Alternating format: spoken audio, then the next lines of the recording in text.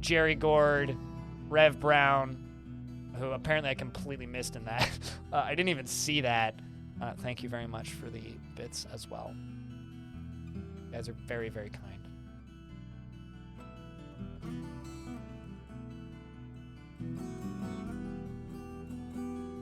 No, the mugs and stuff don't add time. I don't have that functionality. I could manually add time, but they'd add about as much as a resub.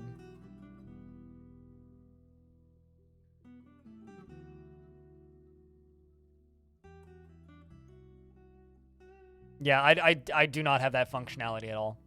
Not automatically, anyway. I mean, I'm literally using this website, if you're curious to see what functionality options there are. All right, well, let's play some Dwarf Fort, shall we? Only 26 hours left on the timer. Easy peasy. It's time for you guys to say hi, YouTube.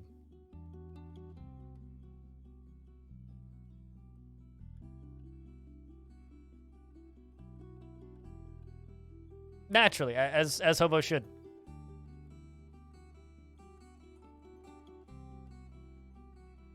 Let's see if we get this one demonetized. The last two have been, so...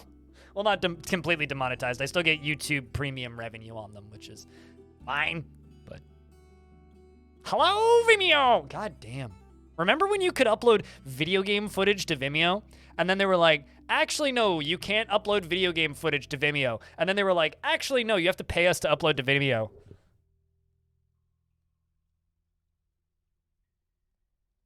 Which, hysterically, is probably a far better business model. But it's being like, we're the student film uploading site. Hold on. I need to adjust this monitor.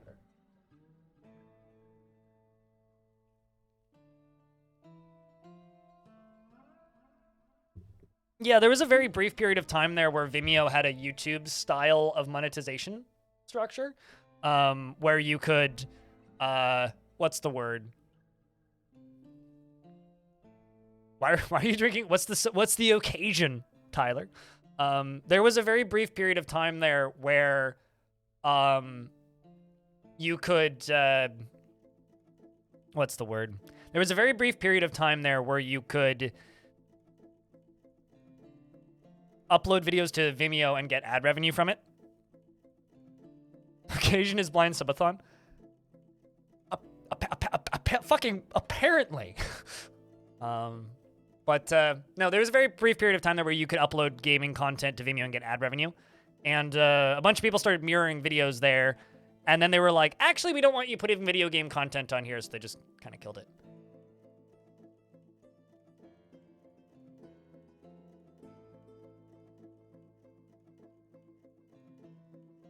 What, for talking about Vimeo? I haven't sworn. I haven't said a swear yet. Why would I be demonetized? It seems like a poor business decision. I would say it seems like a logical business decision. Vimeo exists as a place where like students and like professionals upload their videos and you pay them for high quality to upload. Oh, did I say fucking? Okay, well, that's rich. Anyway, it wasn't in the first 15 seconds, I don't think, so we should be fine. Not that I actually care that much. Party time.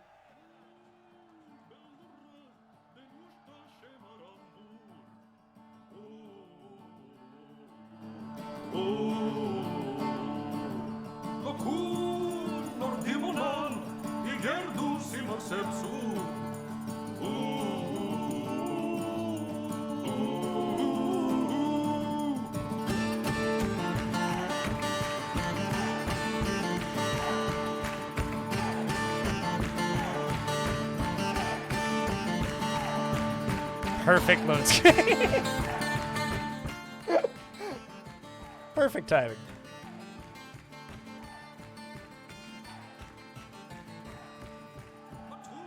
Somebody help Neeks. Their dodge skill is too high.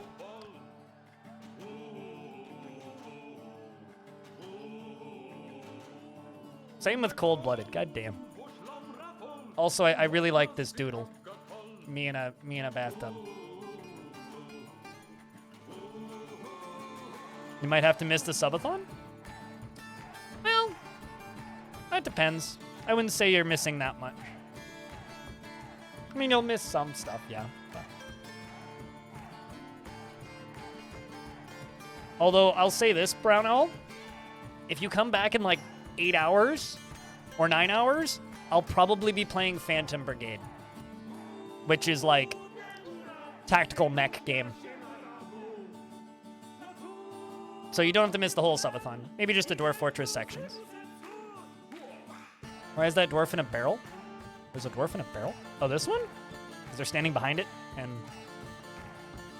you know. That's a direct hit. You got taken out. Here, I'm gonna help somebody else out here.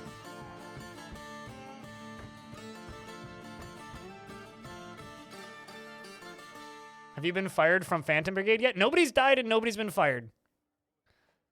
Nobody's died and nobody's been fired. What CPU do you have? i7-7700K. One of the hardest ones to say because it's a lot of sevens. No problemo, dude. Like, chat's paid for it. Don't worry about it. We're doing okay today. Good luck avoiding the giant zombie sperm whales. Won't say anything. Won't say anything.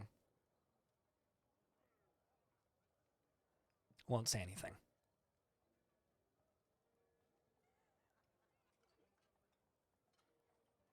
Wait, is the blood actually going up and down through the mist generator? That must have been a lot of blood. Is it making blood mist? Because I don't think I've ever actually seen that happen before. I've been told it's possible, but... Because I know, like, they can get the blood rinsed off of them. It's like that scene from Blade. Sentient. The blood rave.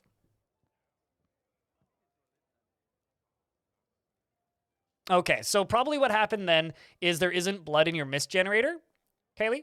Probably what happened is a dwarf had blood on them and walked past the mist generator, and the mist generator washed the blood off of them. I have a i7-4770 in the computer next to me, which is from 1 billion years ago. So, there's that.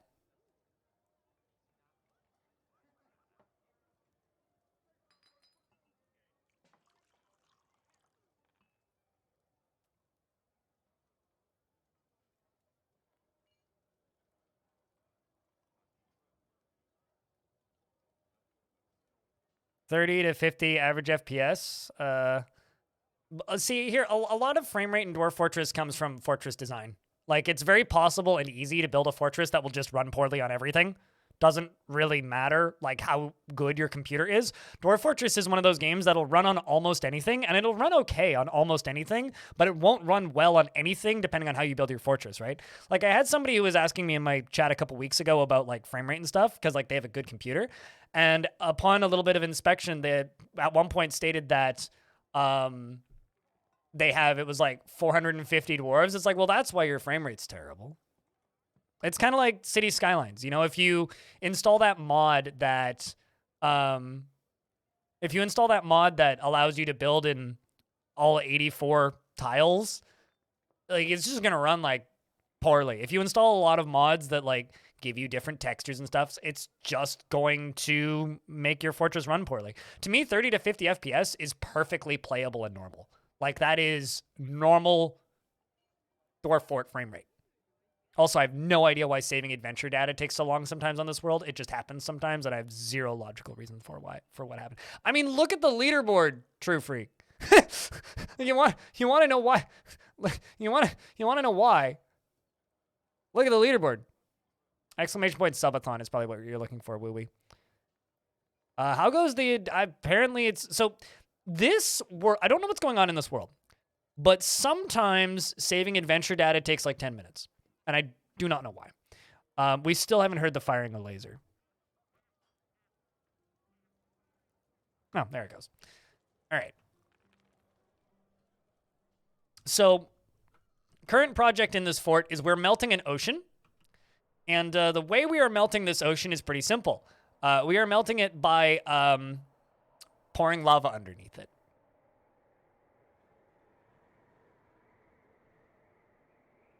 That's how we are melting the ocean. So I dug underneath it, and I'm working on this. So, there are several different ways that I can dig through the back of this. I have several different options. The option that I'm going to try is once this is done melting this whole thing and filling this whole thing up, I'm going to take another magma pump stack, and we're going to go on top of this and pour lava on top of it.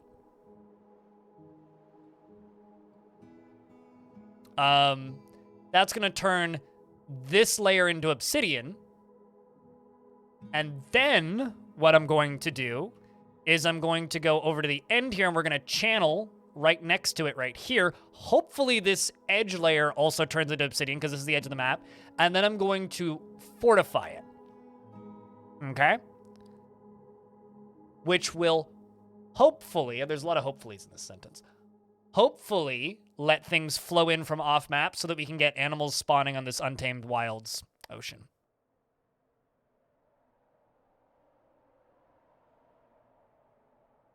So, like, if you look at this, you can see it melting in real time.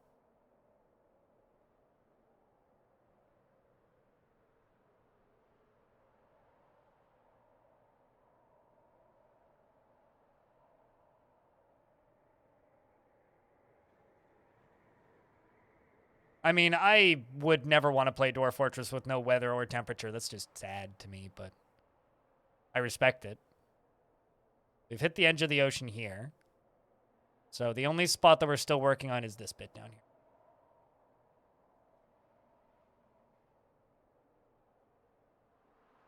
Yeah, weather and temperature don't actually help my frame rate all that much. Although Putnam was saying in the interview that I did with them earlier in the week, or last week, I guess, that Dwarf Fortress's frame rate on their test builds runs, what's the word? 40% faster? Like 40% higher frame rates with temperature off with some optimizations that they've done. So hopefully that'll make it in on the next patch. That'd be pretty rad. Tackle, hello. twitch.tv/usernotice I still don't know why that alert goes off or what that's for, but...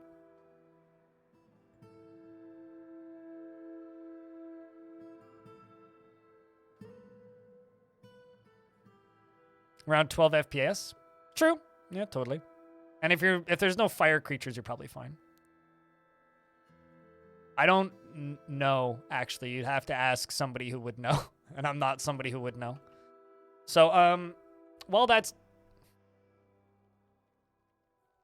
All right, well, we'll just let the surface kill them. That's fine. I'm just going to make sure that there's no way in for them.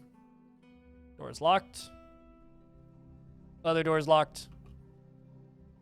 Top gate's locked. Okay. All right, so named dwarves in the fort currently. Booze Hammer, 404 not found, Acre, Ball of Lint, Big Sparn, Blind, Blood Odin, Brokely, Bunch of Rocks, Chow not found, C1 Iborn, Cold Blooded, Commander Honk, Darius Carded, Diamond Destruct, Dr. Linden, Elfie Bean, Farmer Fem, FG Squared, Freehold Boreas, Goth Brooks, Heart of the Taiga, I Am Drysten, Jazz 81, Jelly Belly, Jerry Gord, Joe True, Lee Bot 69, Lightning Roger, Lumi Blade, Lyagushka, Man Horse Sauce, Merlin Buff, Moo Clown, Neff, No Lidino, Nutty Wombat, Earless Old Zwari, who still is old and earless, Backsmack, Pigawatts, Pie Jamming, who got named twice somehow, I'm not sure how still, Raccoon with Matches, Ryo Shincat, Rave Rumble, Rex, Rock Jitsu, Ruby Squeak Bird, Raikalu, Salty Tempest, Sniper, Silanatus, Tacriel, Tellan Artho, the suited giraffe. That's the weirdest way I've ever said giraffe in my life. Tropic Communist, True Freak, Umbra, Eterna, Eurist McFinnigan, Zed Sticks. And I will turn on the dwarf names in a little bit here, but one thing at a time. And then if I scroll down here, let's see if there's any that I've missed here. Aegis is still alive. Gaius is still alive. Hammer Ninja is still alive. Streamlabs is still alive somehow. Hammer Honk is still alive. And actually, I'm going to test something. Wow. Guess what? The alerts are still going in the background that you guys can't see. Let me actually test something real quick. Because there is one screen where they're active. No, they're not. Okay, I don't know. Maybe, like, Streamlabs just gave up. Oh, no. See? They're still fucking going off. Look at that. They're still going off. The hidden alerts are still going off. There's the first one. That's from... Loud noises.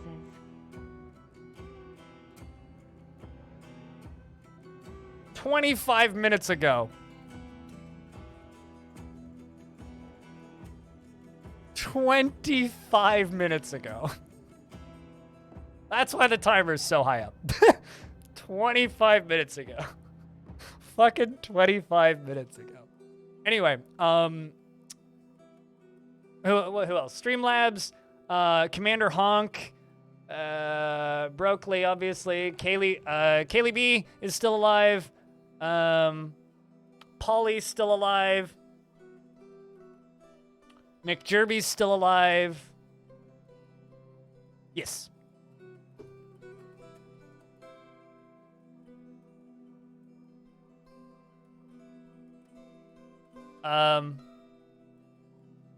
Actually, I'm gonna add something to that subathon.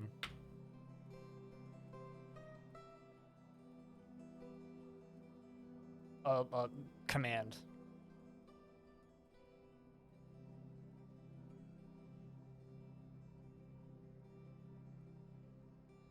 Trimcoff, hello. All right, so let's hang out in the fort for a little bit and work on some stuff.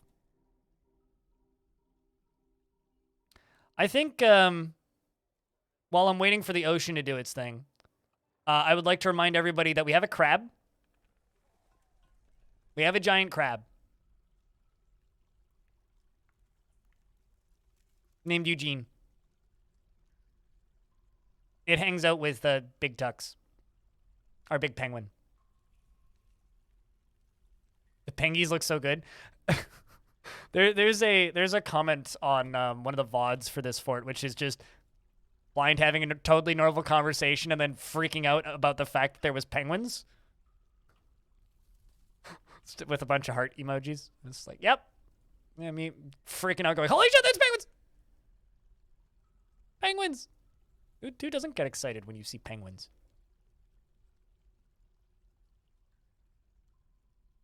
All right, we're gonna go along here, and I think I'm gonna make fortifications.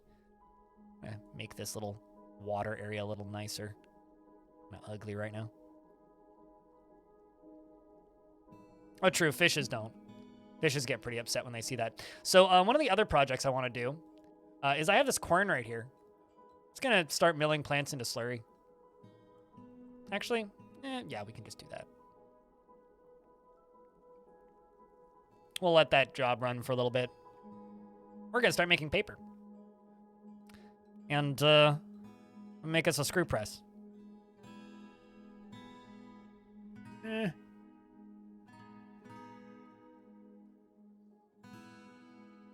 do I put that? I actually put the screw presses up here.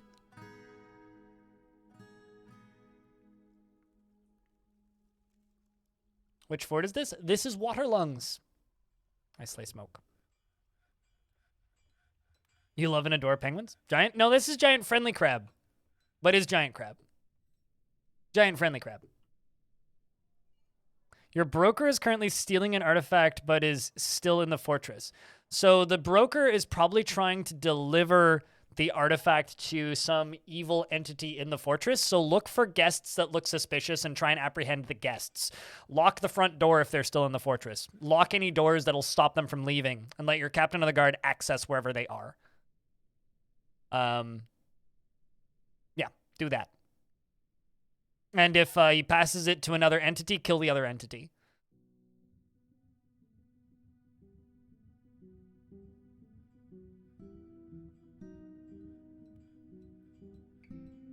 Also, Elfie Bean, do you mind if I screenshot your post from my Discord and tweet it? Giant friendly crab, yes, not enemy crab.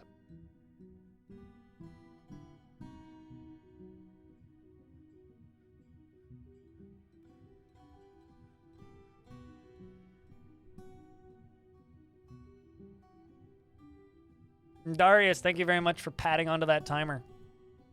Increasing that number. You're very kind.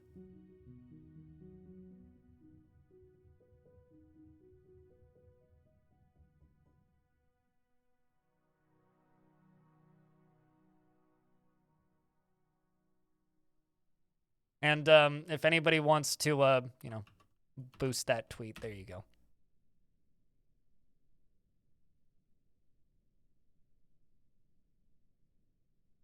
So we've named a silver hammer.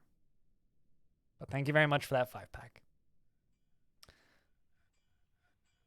1 in every 5 people in this chat has been gifted a sub today. That's, I mean, that's pretty good odds. It's pretty good odds, dude. All right. Something I also might do at some point today is, like... Although, actually, I don't know if the frames are low because the frames are low or if the frames are low because I'm melting an ocean. It's probably because I'm melting an ocean. Yeah, I really like the face in that. That's pretty good. It's like A+.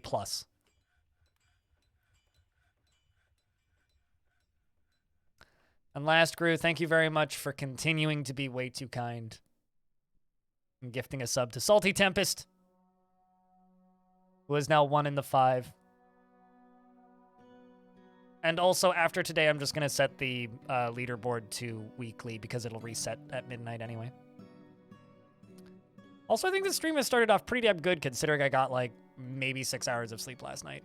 I just couldn't fall asleep last night. I don't know if it was nerves or just brain, but just had a hard time sleeping last night. El Deuterino, thanks for the 2 tier 1s as well.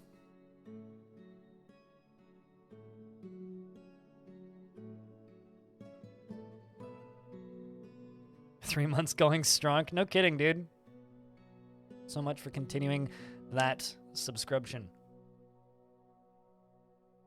3 months going strong, and this is probably the strongest stream we've had since Dwarf Fortress launched. All right, so now that we've got those screw presses done, we're going to make paper sheets. Let me get those repeating. Actually, you know, I'm not going to get those repeating. What I'm going to do is I'm going to go to here, and I'm going to press plant slurry into paper sheet. Whenever the amount of slurry is greater than 10 and the amount of sheet is less than, I don't know, 50? They'll queue up that job. Trimkoff, thanks for the penny. We're not going to be able to trade this season, actually, because we're sieged. Every little bit counts. I think a bit just adds a second onto the timer. Yeah, 1 bit just adds 1 second.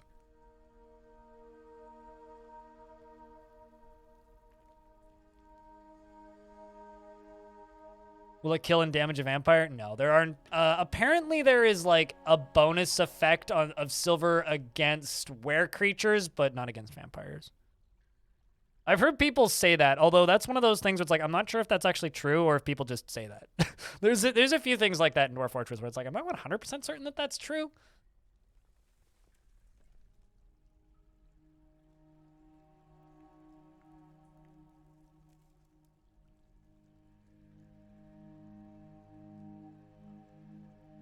It doesn't have to be more than, no. Exported wealth is only important if you want royalty. That's what makes royalty arrive at your fortress, is exported wealth. I'm gonna make, let's make a few more of these, what are they called?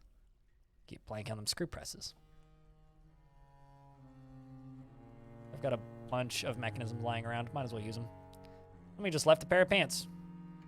Those are some really crappy pants. We can toss those. Ah, yeah. No, I mean, if you just don't trade much with them, with the home faction, you won't get any migrants. Totally missed what the text-to-speech bot just said, because I do actually have my volume really low. All right, well, these can all be deconstructed, because those are old, from an old project that's now...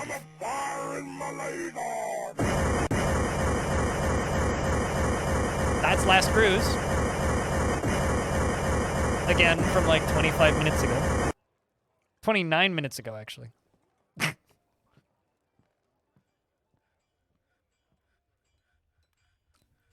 Thank you. It'll catch up eventually. I swear.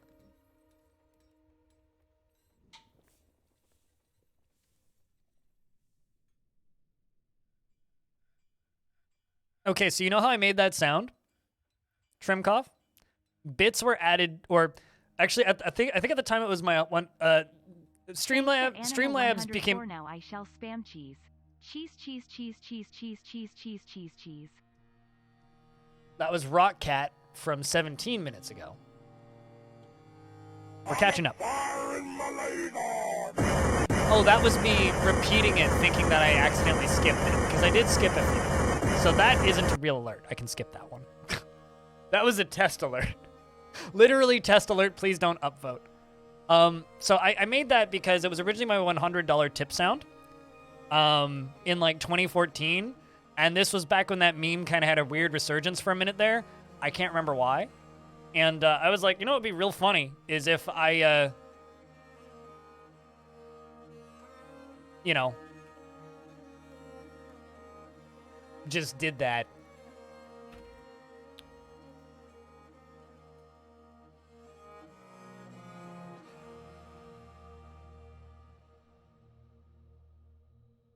Still funny. It's a good meme. Certainly not the worst. You haven't been able to find it and Google has not helped? Yeah, the problem with Googling Dwarf Fortress settings is you'll usually just get settings for the old games or older versions. Like there was somebody using ChatGPT to explain to them how to play Dwarf Fortress. It's in here somewhere.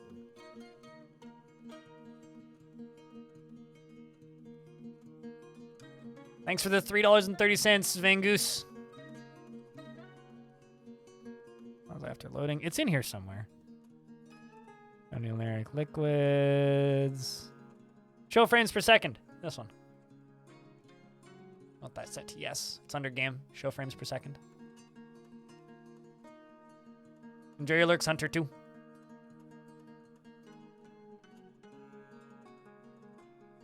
No problemo. Right, so we've now got choir jobs set up. I really need to make an actual Crafts Dwarfs guild, I think. 3 months going STRONK. Yep. Getting there still. All right, so I think it's time for a little bit of... Okay, so I'm going to count these bedrooms. 1, 2, 3, 4, 5, 6, 7, 8, 9, 10, 11, 12, 13, 14, 15, 16, 18, 19, 20, 24, 28, 29, 30, 31, 32, 33, 37, Shamrock 38, 1, 39. Shamrock 1, Shamrock 1, Chat. Shamrock 1. We're caught up. 30, 31, 32, 33, 34, 36, 37, 38, 39, 50, 51, 52, 53, 54, 55, 56, 57, 58, 59, 60, 61, 62, 63, 64, 65, 66, 67, 68, 69, 70, 71, 72, 73, 74, 75, 80. You know what? We'll just estimate 200. I'm just going to make 200 statues and 200 armor stands. Question is, what metals do I have?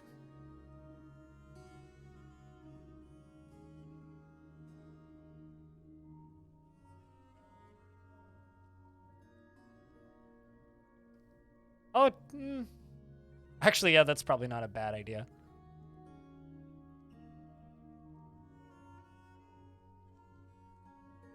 Uh, 184. There you go. That's a genius idea. Well, first off, some of these apparently still need, like, furniture in general. So let's just go through and find which ones still need cabinets and whatnot. Which ones still need chests and get all those sorted. And then from there, I think we are going to go through and give them all a statue and an armor stand. Because I think that would be, that'd be quite nice. I think the dwarves will really like that. Because frankly, we are melting an ocean on the surface. I think these dwarves deserve, you know, some recognition for their very, very, very hard work.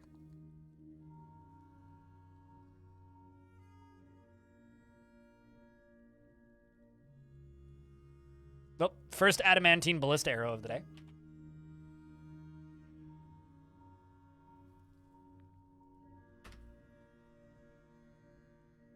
Only took 30 minutes, I would say. I think it was mostly due to Navy. Those 100 gift subs take a while to get through. It's mostly due to Navy. That was you, Frank? Yeah, no, totally. I mean, look, it's like it's just referencing the wiki probably, right? And trying to like explain that, but it's going to stumble on all the different versions because they're all in the wiki. That's quite the emote, Tyler. So rock, coffer, which I've done. I just need you to be... Sorry, I'm a little bit flustered right now due to all of your absurd kindness. And then we're going to do rock statue, 190, and rock armor stand, 190. I'm going to make both of these out of the same...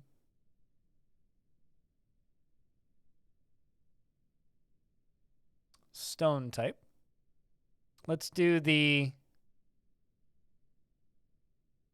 statues out of granite. It can just be whatever they want them to be.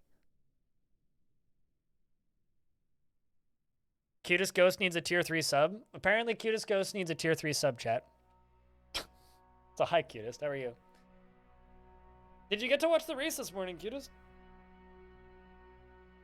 All right, a minute. What minute am I waiting for?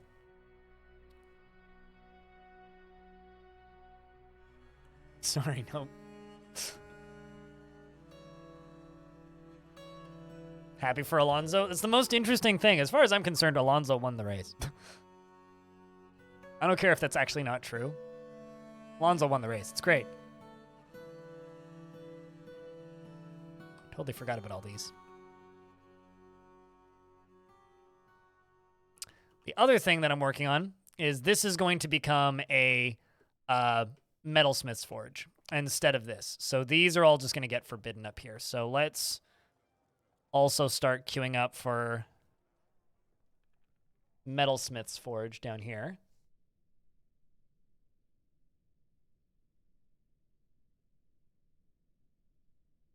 And it's probably going to have some sort of metalsmith's guild built, maybe a weaponsmith's guild built in. That could be kind of cool.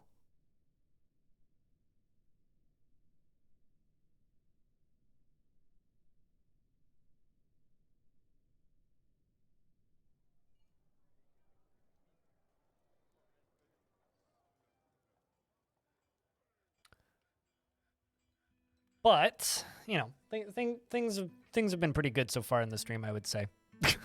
Got a couple hours to stream through. May you spend points to name a dwarf.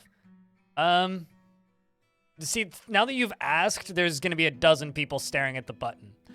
So, I was probably going to turn it on in the next 15 minutes, but the thing is, like, you've just made your odds harder now. But, yes, soon, TM.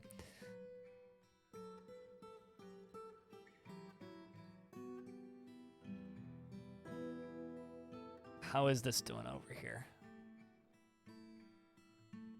Still melting. Renee used to be rich. That doesn't add to the timer, by the way. But it does make me say, hey, check, can I get a round of beers? Only if you click fast enough? Yeah. What I'm doing is I'm waiting until everybody forgets to look. Is literally what I was doing, but the moment you're just like, hey, can I do... You just made your own odds harder.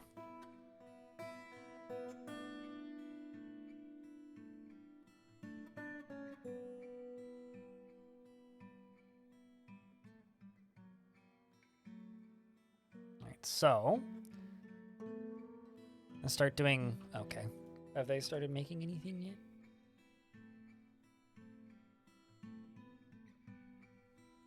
Nope. Well, they started the choirs. The bot's just like kind of having an aneurysm. Bot needs help. Bot needs a hug. Bot's had a rough morning. A lot of work for the bot today.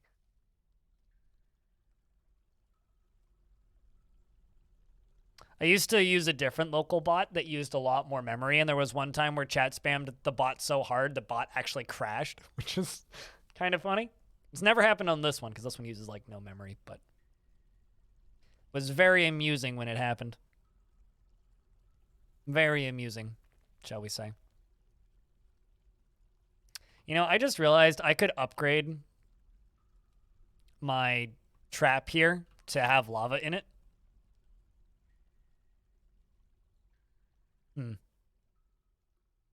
Maybe I should do that. It recognizes other languages.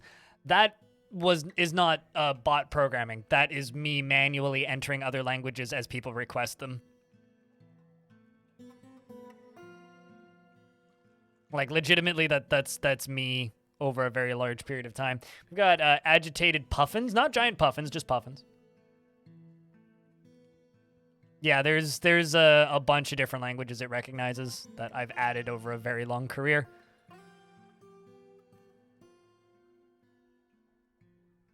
What layer does magma start on? Pretty low. I mean, it's like 109 it went down to, so all the way down to here.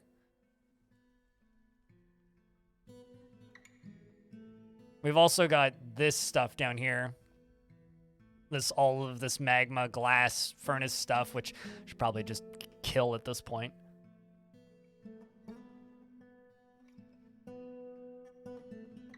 Yeah, no, we're pumping it really far up. But I mean, it depends on the fort that you're on. Down you go. Yeah, you got to go pretty deep to get that stuff.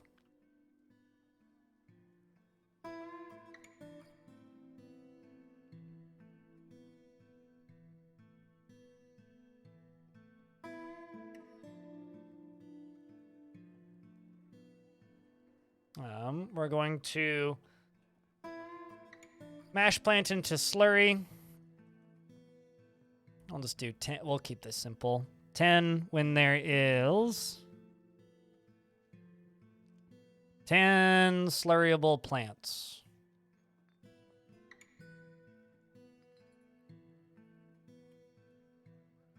Then we can make choirs.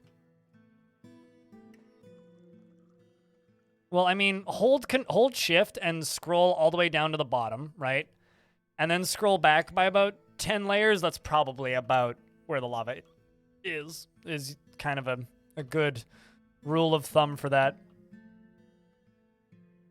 No. I mean, you probably know that by this point, but like, no, it's very much based on elevation and relativeness to sea level. Like Minecraft's world generation is cool and it generates these really large, like kind of believable-ish worlds. But what Minecraft's really bad at is actually generating realistic worlds. Like they just kind of go forever, right? And it just kind of will add more shit. And it doesn't really care if that is realistic or not. Whereas Dwarf Fortress, while it's not perfect, like the biomes are in weird places and like temperature and weather kind of doesn't work currently, and is definitely one of those things that will need improvement at some point. It is very good at like following whether or not something is on sea level. It's like, well, if it's not on sea level, it's not gonna, affect much.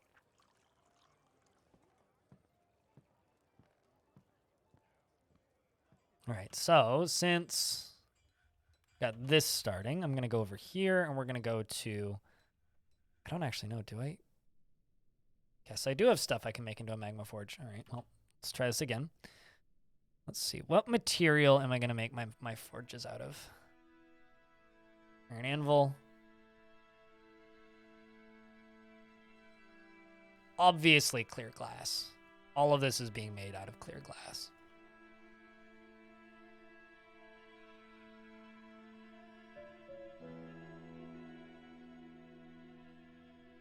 Oh, they do. You just have to actually dig them vertically. They spread three-dimensionally.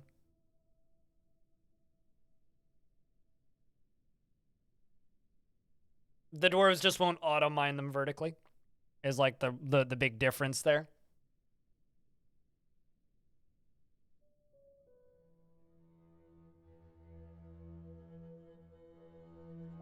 A devilish potato,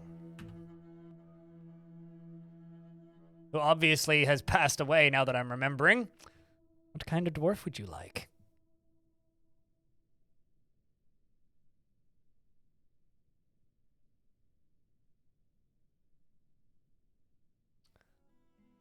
You mentioned plants, and it reminded you, what's the difference between processed plants and processed plants to bag?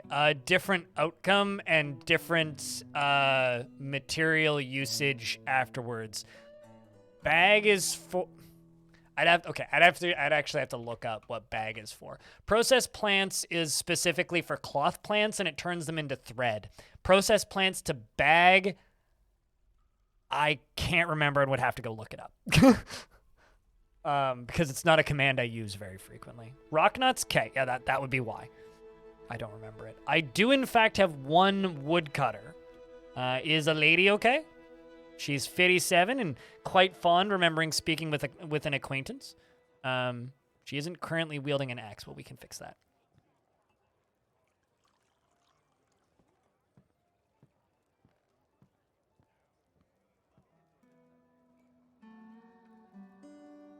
Also that too. Don't take the wiki as gospel.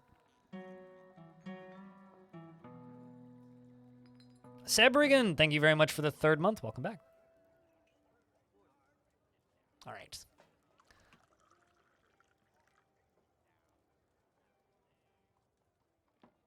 A devilish potato, the first named dwarf of the Subathon, has a very calm demeanor and tends to be swayed by the emotions of others. She is slow to trust others, and she isn't particularly ambitious. She has a tendency to consider ideas and abstractions over practical applications and does not have a great aesthetic sensitivity. She is conflicted by this as she values artwork in its creation, and she tends to consider what others think of her. She has a greedy streak, and she is slow to anger, and she is not inherently proud of her talents and accomplishments, and she sticks out her tongue when she's thinking hard. And she needs alcohol to get through the working day and doesn't really care about anything anymore. She dreams of raising a family and personally is disgusted by tradition and would flout any that she is given a chance. And greatly, if given the chance, there we go, and greatly respects individuals that persevere through their trials and tribulations, but not tradition. Tradition is bad. Dreams of raising a family, likes bituminous coal, nickel, and rubicel, llama wool and the color dark peach, breastplates and scepters and spiked balls and dogs for their loyalty, and penguins for their waddling gait. And the words of the berries of serenity and the sight of the prim sheen, and when possible prefers to consume foxtail mullet beer and finger mullet flour, and absolutely hates toads. And description-wise, she would be very thin, but bears enormous, lardy burden. I don't think I've ever seen that particular line. She would be very thin, but bears an enormous, lardy burden.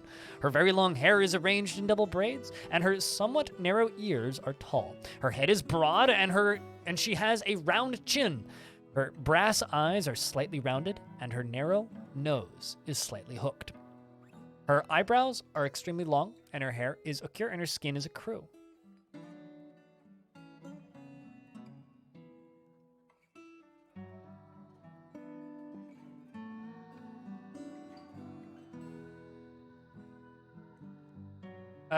Basically that, yeah. Elves are stupidly picky these days.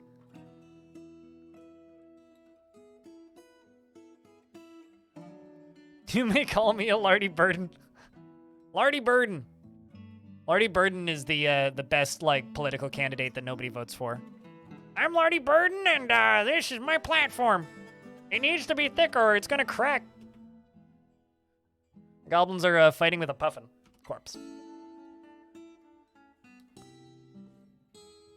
What, with Lardy Burden? Felsner?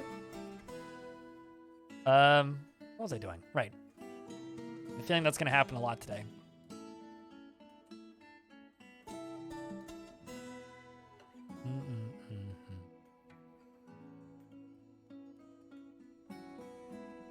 Lardy Bird N. Yes. Also, a Lardy Bird kind of sounds like a weird cocktail I would order at a fancy bar. Yeah, I'll take a Lardy Bird neat. That or like a whiskey or something. It kind of sounds like. Trying to like look at this and be like, all right, how can I improve this layout? Lardy Bourbon. Yeah, there you go. Lardy does sound like a bourbon.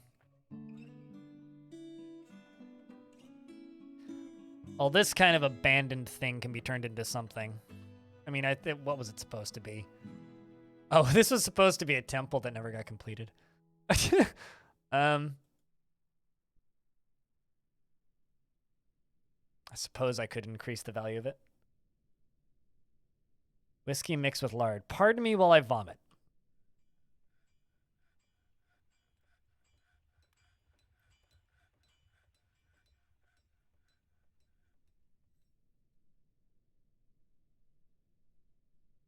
Also, hello, Zwari. Garnished with a stick of lard. That's just butter. Butter bourbon? Remind me, chat, to never trust your taste in alcohol.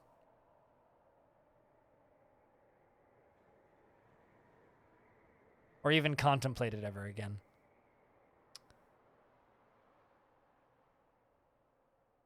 I would say, hi, I'm blind, but I think that would be kind of mean. Why are you in pain? Sorry, what's up?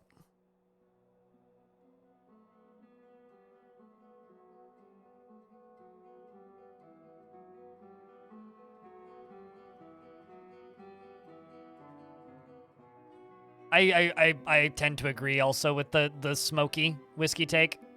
The best bourbon and the best whiskey I've had is smoky stuff. Kind of like when the temperature shifts and then everything just like heals over. It's kind of fantastic.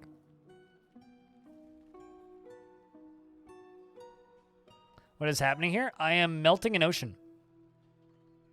You can also, the game doesn't animate it, but like the surface is now sloshy ice, which is, you can actually see the waves colliding with the surface over here. So if I turn on ASCII, you can see the waves flowing up and over and cleaning the beach.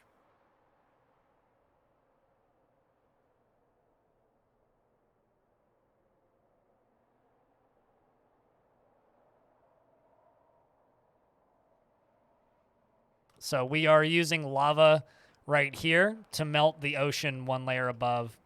And then sentient potato has been found dead. Is there a combat log? Or did sentient potato go nuts?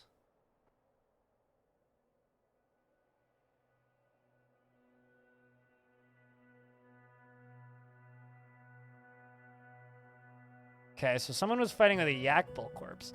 I don't know what happened. Didn't you die? Did you die a long time ago? Oh, yeah, no, okay, you did die. Apparently we just found your corpse. So, or somebody just found your corpse. I guess the goblins just found it. The ones fighting with the undead ice wolves on the surface. Agitated undead ice wolves. Well, I mean, he's underneath the sock. Don't worry about it.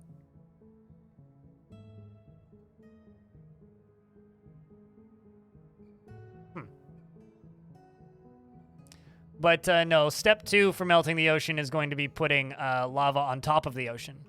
Are those giant? Those are giant albatrosses. That's kind of rad. Step 2 is going to be flooding the surface with lava. So step 1 is melt it. Step 2 is obsidian it. Step 3 is dig into the obsidianified ocean and then smooth it and fortify it. And then step 4 is, step 3 is like channeling the whole thing out, which is gonna be a pain to do because there's gonna be undead stuff attacking us. And then step 3 is going to be smooth and fortify the end so that the lava flows or the water flows back in. So hopefully creatures can spawn in it. And the surface will refreeze. You press escape and you click this button. Use ASCII glyphs.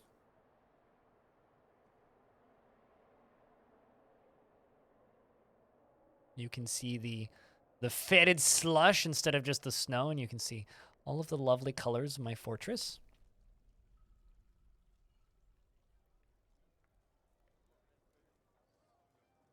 Sounds like I feel like all of the dwarves are basically just a set of comic book villains. Like, realistically, we're just comic book the dwarves are just comic book villains. Well, no, maybe the necromancers are. The dwarves are just trying. All right. And the rest of these are going to be magma smelters.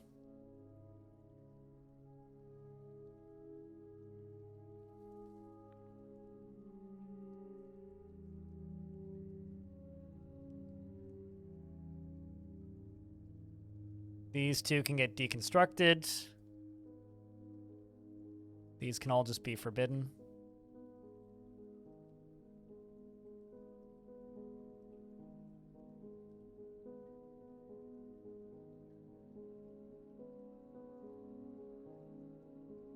No, you can't zoom in ASCII, which is why I don't use it.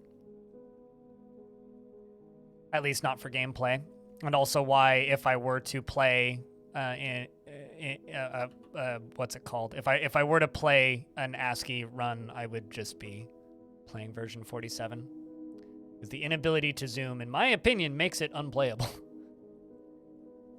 Which is not something I'm thrilled by, but kind of is what it is.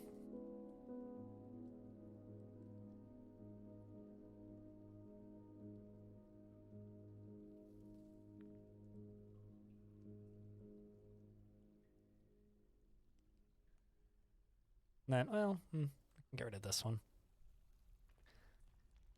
And actually, we can just do Magma Forge. Anvil, clear glass. Iron Anvil, clear glass. And Iron Anvil, clear glass.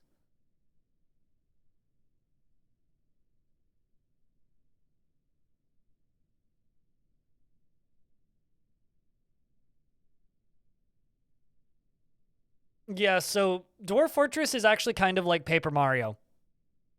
Neeks is a very easy way to describe it. It's a lot like Paper Mario. So items are flat.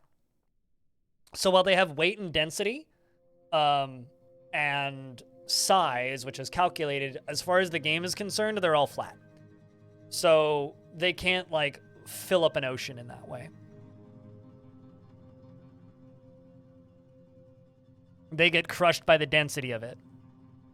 But they don't pile up, right? It's like the classic Dwarf Fortress line of you can... What's the word? You can place... you can put 1,000 dragons in one tile as long as 999 of them are lying down.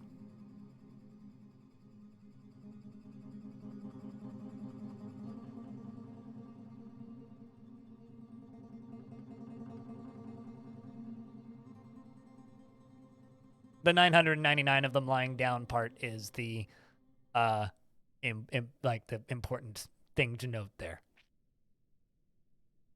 It's a 3D game populated with 2D critters or 2D entities, I suppose.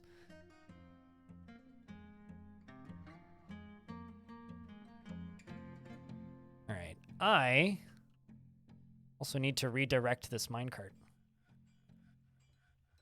which currently is up here, which now instead should just go, oof, right from like there. Didn't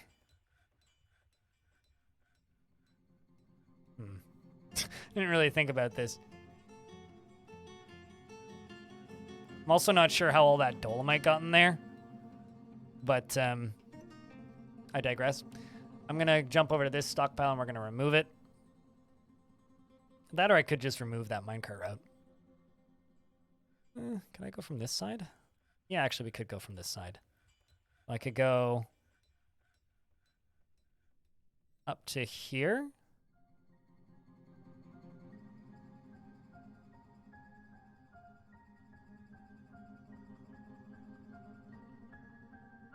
So we're going to dig into this wall once.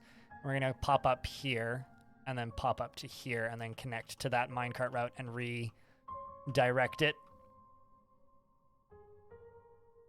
I mean, that's just tile set related. They're not actually looking in that direction.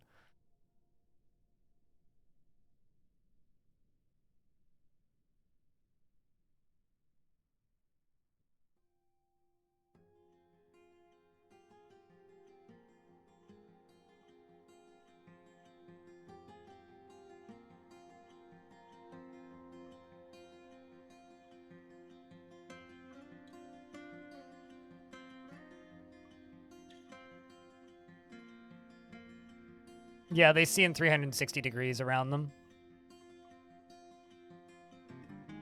Also, there is no fog of war, even though the game looks like it has fog of war. The fog of war in Dwarf Fortress is a lie.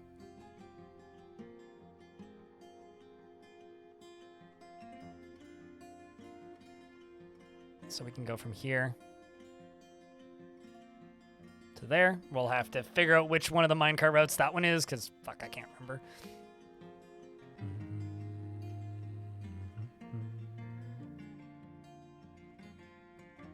And ask you, they're always looking into your soul. Yeah. Yeah, that's definitely a thing they could be doing.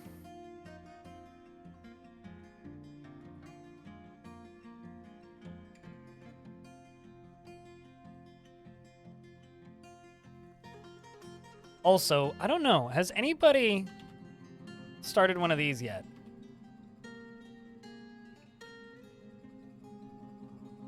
I don't think so. No, they haven't. How's the Great Thaw going? I mean, it's going. I mean, you, the mayor, are overseeing the Grand Thaw.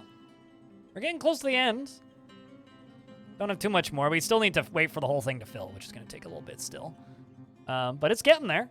It's certainly getting there. Once this is thawed, we can then work on part 2.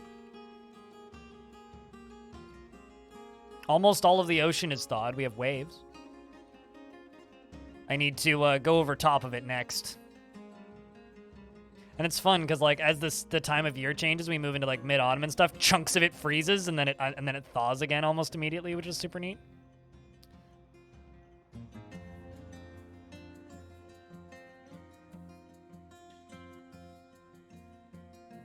Part 2, yeah.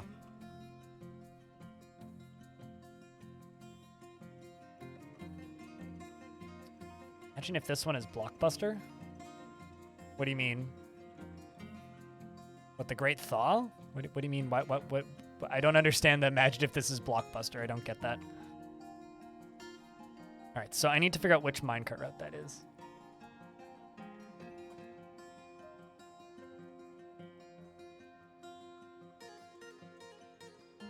Stockpile 18 is the one that one takes from. That's 9. Which one is this? Stockpile 8. So the one that takes from stockpile 9 is the one I need to reset.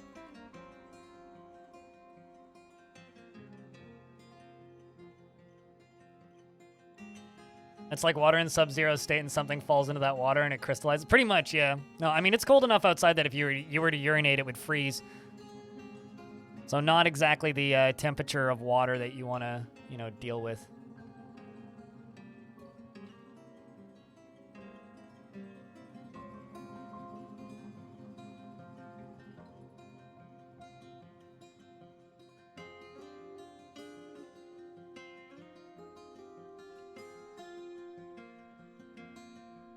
this one.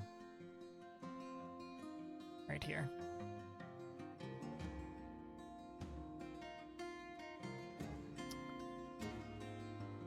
I'm going to actually remove that route, which is this one.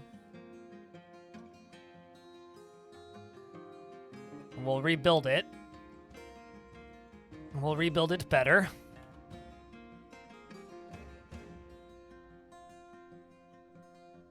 Now the question is, do I leave the old track there? I'm kind of thinking I just wall it off.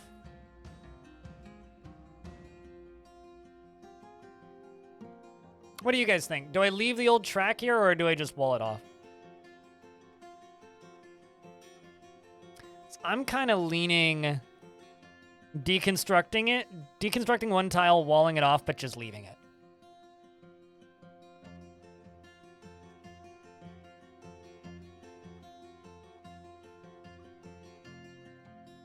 They can't read slabs in Fortress mode. Or rather, they don't read slabs. They theoretically could, but they don't. I usually put them in a library or a tavern. Here, although the thing I will say about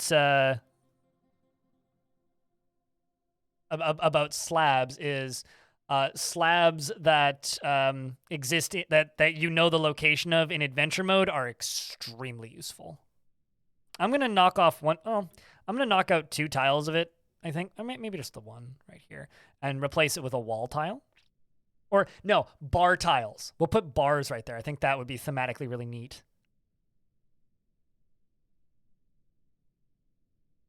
Okay, I don't know if abandoning it would do that, but I mean, I've abandoned and reclaimed and had weirder things happen than that. Yeah, knowing the location of...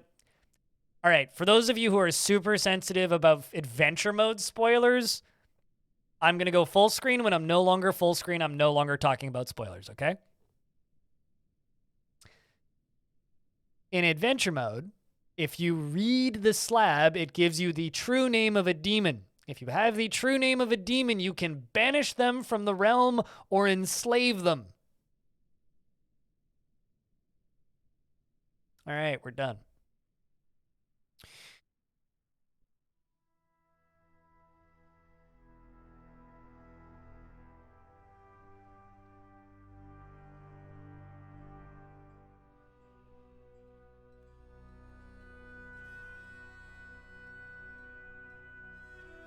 It's a different from the god of murder than the one that created the slab, but you think that still counts? Oh, yeah. I mean, that's close enough. It's still the same sphere.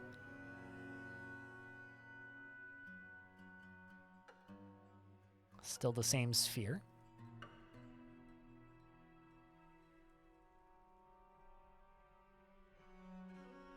I think that looks pretty cool.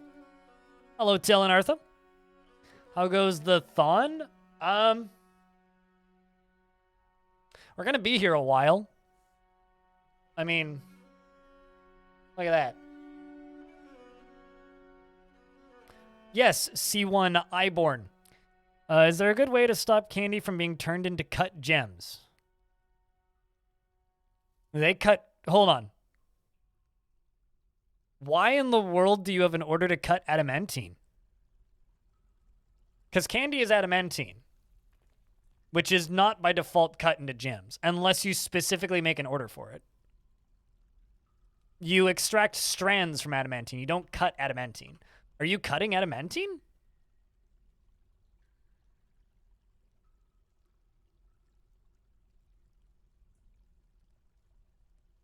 Don't have a constant order to cut stones and gems. That would solve your problem.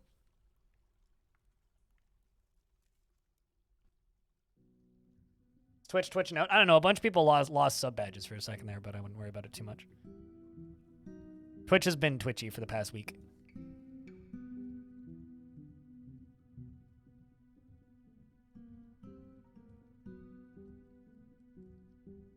Do you, like, is cut... Hold on. Is cut stones in order? Do you have a mod that lets you cut stones?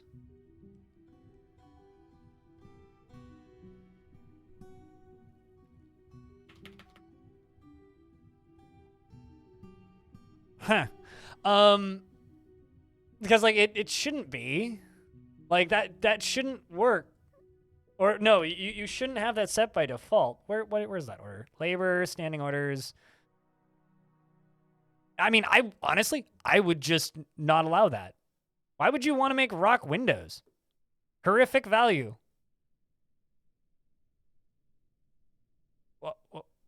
Why would you do that? I mean, you can force it, yeah, but you have to you used to have to, I guess I didn't realize that they because the way it worked in older versions was it was a specific job, so you'd have to type in a specific stone type. So you had to be like, cut tetrahedrite into gems was the way it worked previously. And I didn't realize that it was generic now. So I guess what you would have to do, because I never use that. That's a complete waste of fucking time, cutting rocks into gems and a waste of rock. So I would, if you insist on doing such a stupid thing, I would go to stone use and remove it from this list. And I mean, it's under other stone, right?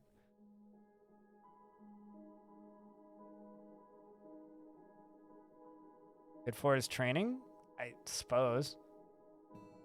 Yeah,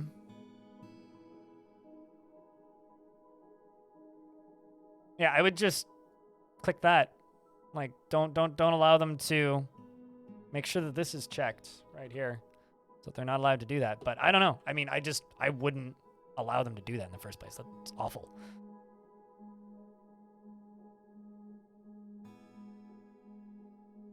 If you actually care about gem encrusting, which I don't. Palidorus. I do not care about gem crusting in the slightest, so.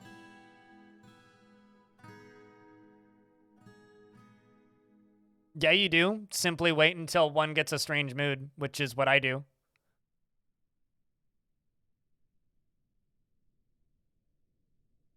I mean, this is why when people ask for, like, specific, like, make any stone into block orders, like, I just wonder, it's like, why would you really want that? You're just going to end up, like, borking your stuff. It sounds awful. Also, this stockpile's not supposed to have stone in it. What?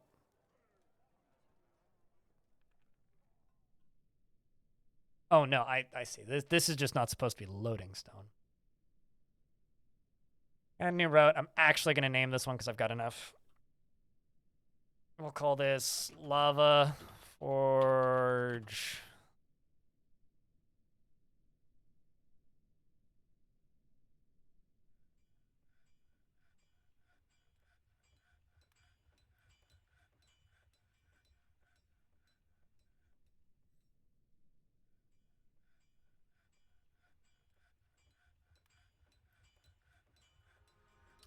And I'm going to allow you to have, yeah, all types. And then you, wrong button.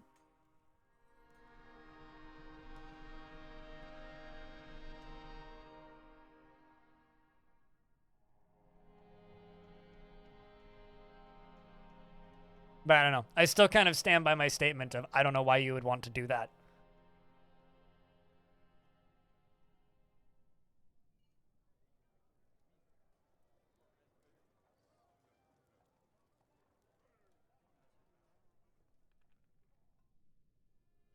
In hopes of finding weapons grade material. See, now that makes sense.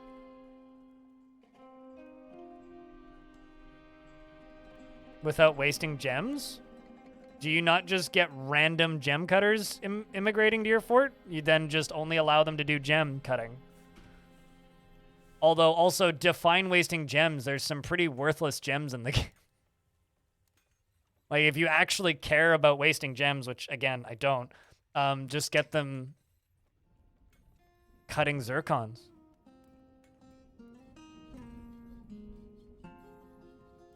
Who suggested Wildermyth to me? Is that because I said I like 50-50?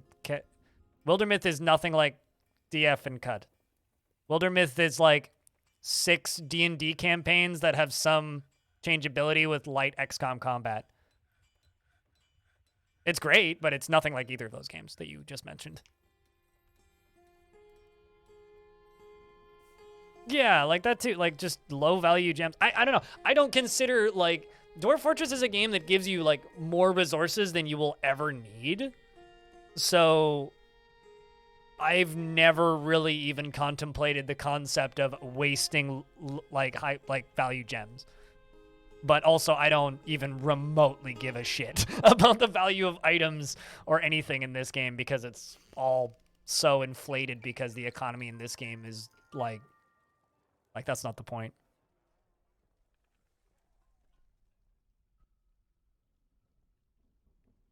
Sure, like, something can be pretty, but it can also be worthless, right? Like, a polished stone is worthless, but it's pretty.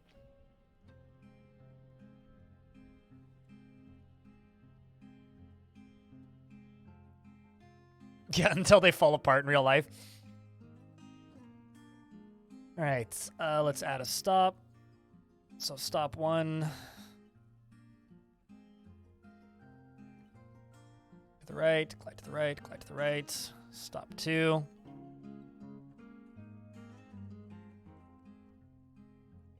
Glide back immediately. Copper minecart. And like all metal.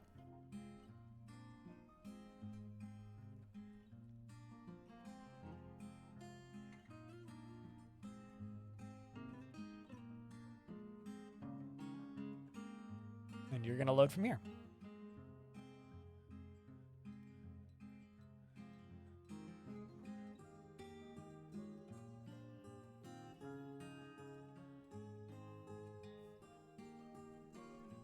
Well, in a world where one high-quality meal sells for more than a diamond, yeah, I don't care about the economy in this game. Now, weaponsmiths I do care about. Like, the quality of, like, crafted weapons, that is something I care about. But the quality of, like, crafted gems, no, I don't care.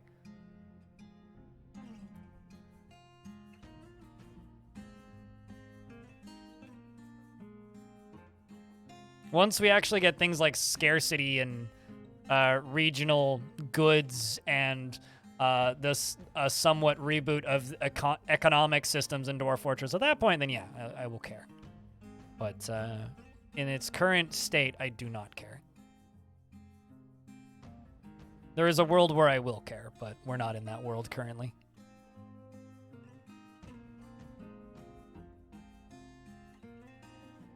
The first statue I place is a purring maggot. Never change, dwarves. Sucks to be the dwarf that gets the purring maggot statue in their bedroom. It's like the creepy great aunt that has the clown statue or clown pictures in the bedrooms that all the grandkids and nieces and nephews have nightmares of when they see it. Oops.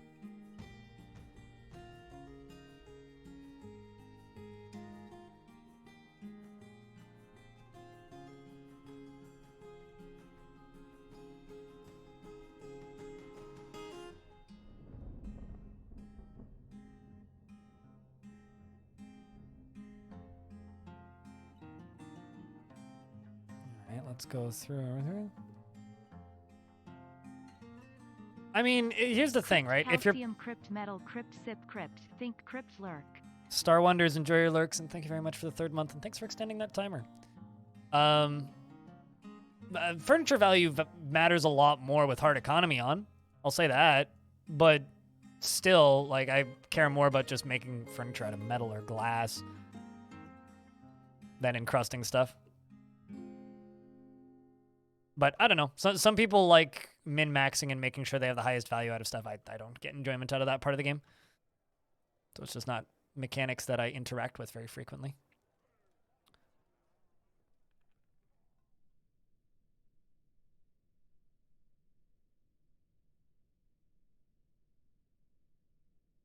Let's see if they get it done this time.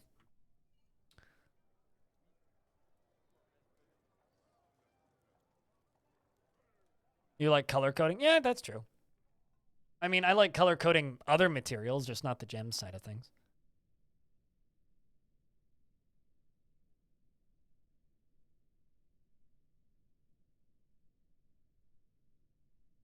Yeah, that part is fun. I like making gold goblets because it just feels right. Gold and silver is my favorite material for goblets. So you can cancel it again. Yes, you are.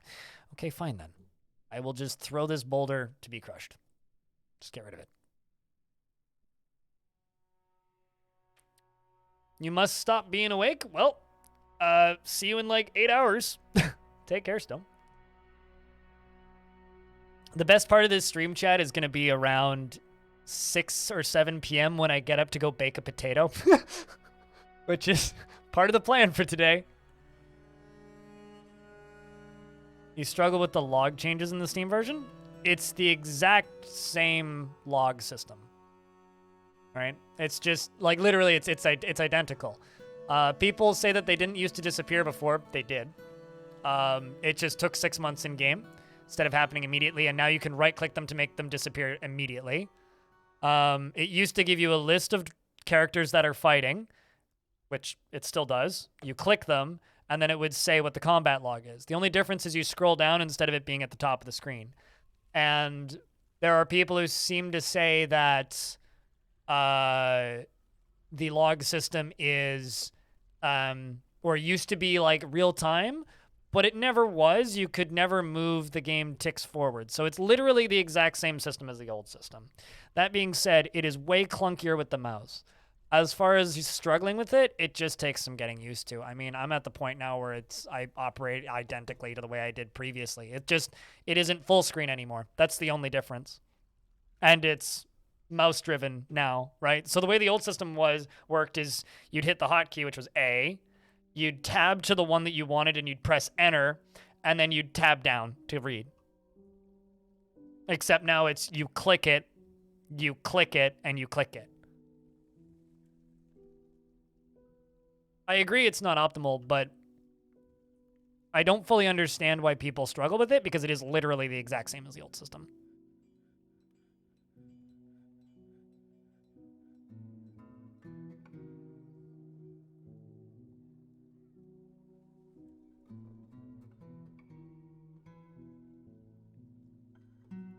I don't know if that helps at all. I know that that one mod that lets you move through it in real time that some people really like is supposedly helpful. I haven't used it myself.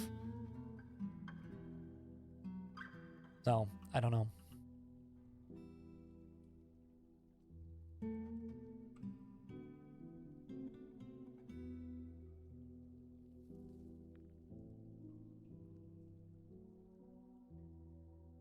Oh, I too would like them if they were more persistent. I just don't want them in a mod.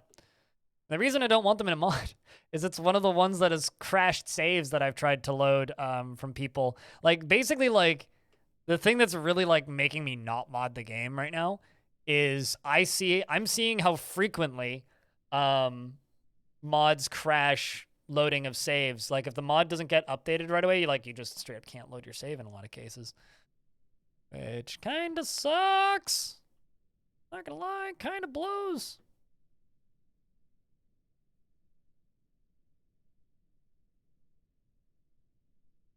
Mercury's a planet. It can't be that bad, right? For me, like, the one piece of UI that drives me insane in this version of the game is this, and adding dwarves to squads. Not because it's bad adding dwarves to squads, it's actually kind of fine. The part that sucks is you used to be able to click on a dwarf, and it would give you, like, so it would just say the new beard, the mechanical drinks, and the massive tomes. There used to just be, like, a list of the different squads, and theoretically, you'd just be able to click one button and add this dwarf to a squad without even opening up this menu. That's the way it used to work. I used to never interact with any of the military screens ever for, like, adding dwarves and removing dwarves from squads. I would literally just click on a dwarf that I wanted to add to a squad, click on the or tab over the military tab in the old UI, and then click one button, and it would just add them.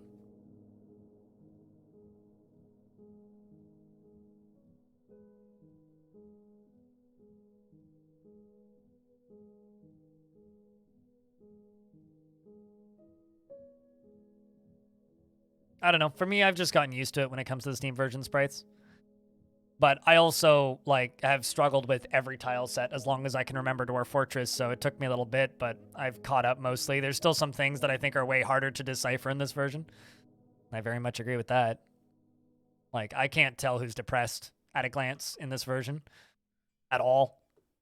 And I know that, like, they have those little thought bubbles above their head. I still don't know what the half heart means.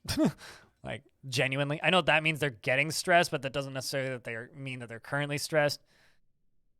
The little flashing red down arrow was so much easier to decipher immediately. But I also am not the sort of person to care, really. I just play with it and get used to it. From your old forts being their squad still? Huh? That's funny. No, I don't believe I've seen that. That's kind of interesting, though. I have had people migrate from old forts, but nobody's still in a squad. That seems interesting. Wonder what's causing that.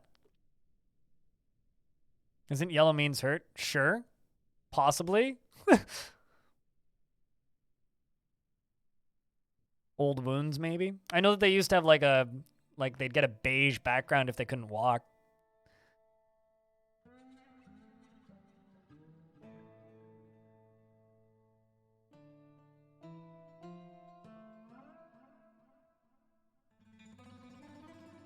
There was that time when I think it was Claiborne's wife migrated over, which was kind of neat.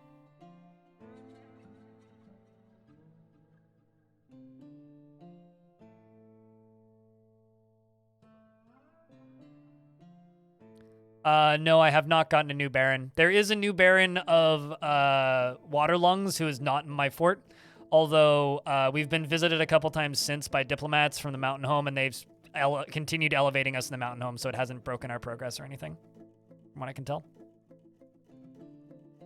Progress is still working as it should.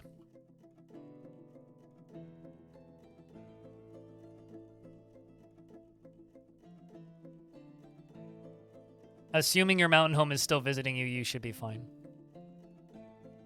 A Baron for your fort still exists, they're just not necessarily in your fort. No, you should still get wagons. At least I am still getting wagons in this fort. Although they still can't get into the fort. But if you've stopped getting wagons, I don't know. There's enough systems in Dwarf Fortress that I, like, can have an idea sometimes of, like, what would cause a thing. And then sometimes I'll just, like, literally all I can say is, I don't know. And this is one of those instances where it's like, if you've stopped getting wagons, I don't know. Because I'm still getting wagons. It's weird. I mean, it's Dwarf Fort. I mean, sometimes you'll just, like, randomly stop getting traders entirely for no reason. Ooh, rutile. Kind of fun. Straight up native silver. We'll mine out that too.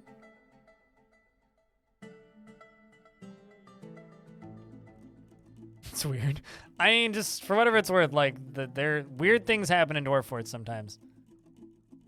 It's kind of the way of things.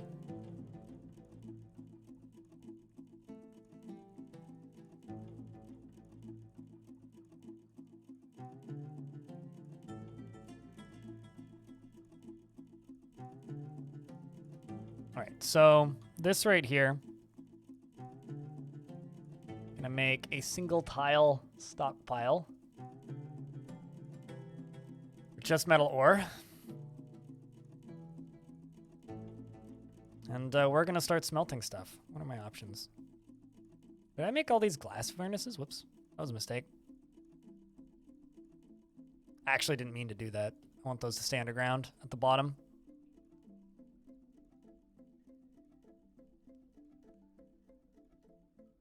They might not be, like, here's the thing. They might be not showing up because they're pissed at you. They might not be showing up because you didn't trade them enough value. They might not be showing up because something is killing them. They might not be showing up because they're under siege back at the mountain home.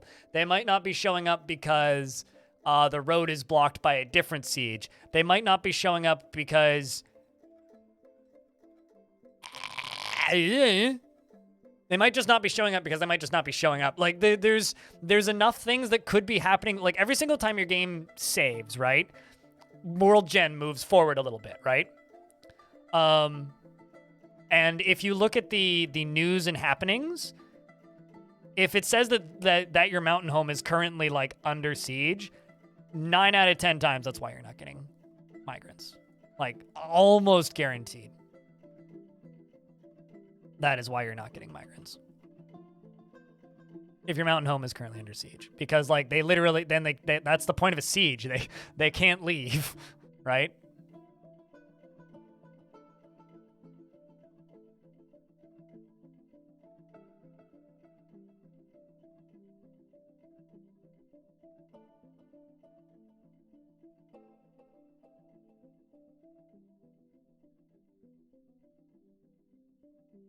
That's not the only way to make the elves stop showing up, but yeah.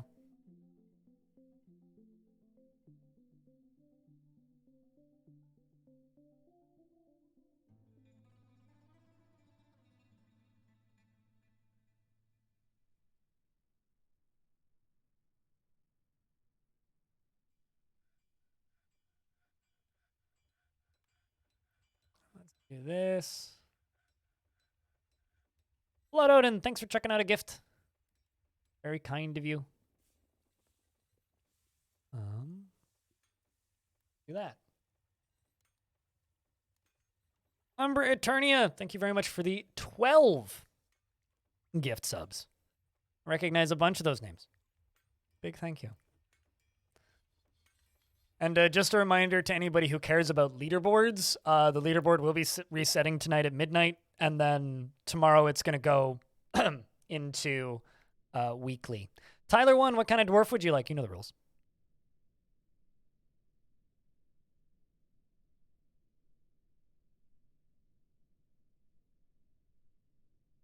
Set you to melt native gold. I'm not going to bother with repeating jobs. I'll just do it until they cancel. You native gold. You tetrahedrite. You native silver, and maybe you tetrahedrite. And I think I need like 1 or 2 more of these. Oh. I think we actually jumped above that because Blood Odin. We're at 1301. I guess next one's 1337, right? Do I have any mathematicians? No, but I can maybe assign one. Or I think they're all named, actually, because I really only make scholars and such when people request them. Yeah, like I got Nutty Wombat, but Nutty Wombat is named already. Hold on. Hold on.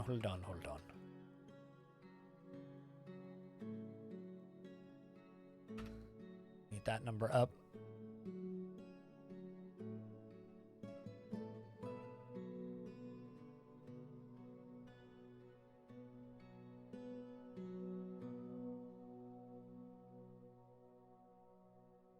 Apparently my vampire is a skilled critical thinker. I should give him a room in the library. We should actually do that. I don't know. Do you want a beard or no beard, Tyler?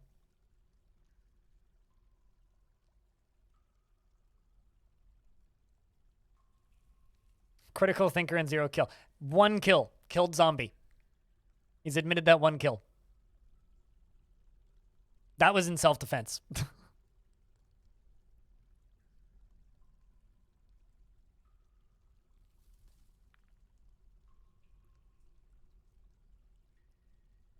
Beard or no beard, Tyler?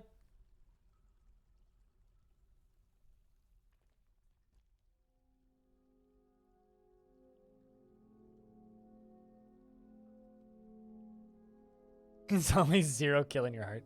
Oh, I missed the beard part. Okay. You get this cheesemaker.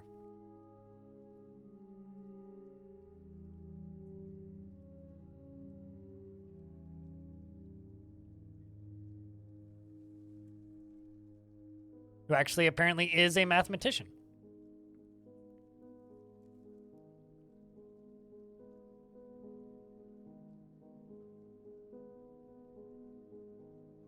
Just so I know who you are. Never feels to seek out the most stressful and even dangerous situations. He is conflicted by this because he considers tranquility preferable to tumult conceptually. He is impervious to the effects of stress and is often inflamed by hatred and easily develops hatred towards things. He does not often feel the slightest need to pay back favors that others do for him, and no matter how major or he feels no need to pay back favors that others have done for him, no matter how major the help or how much he needed it.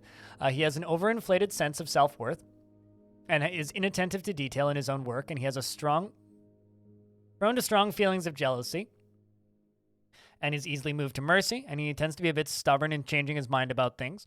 He likes to take it easy, and he often feels lustful, and he is curious and eager to learn.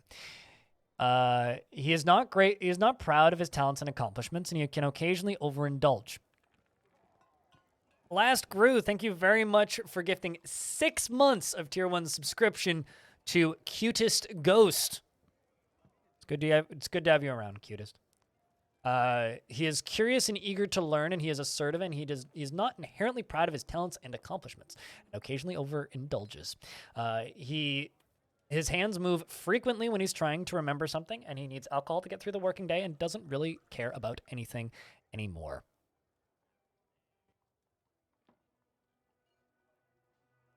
Personally, believes that perseverance is one of the greatest qualities somebody can have.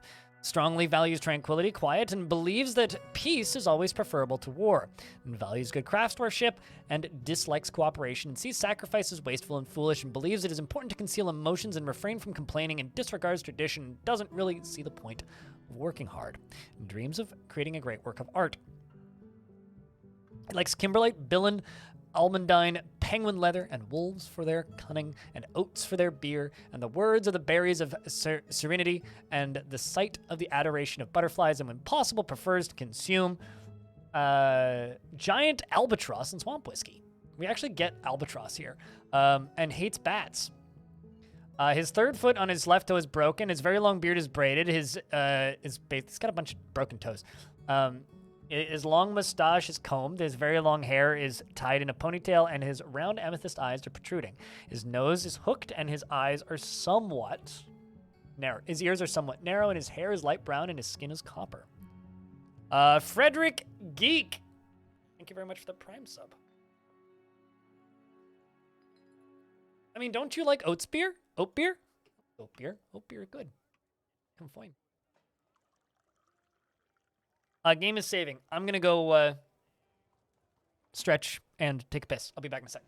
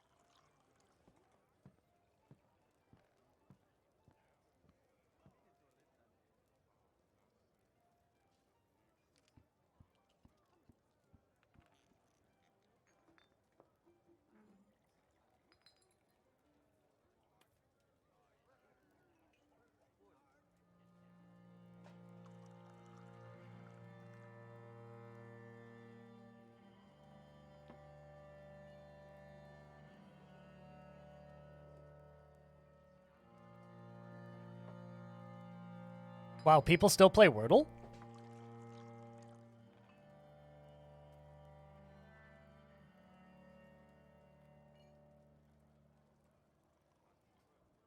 I have a feeling I know what it is, too.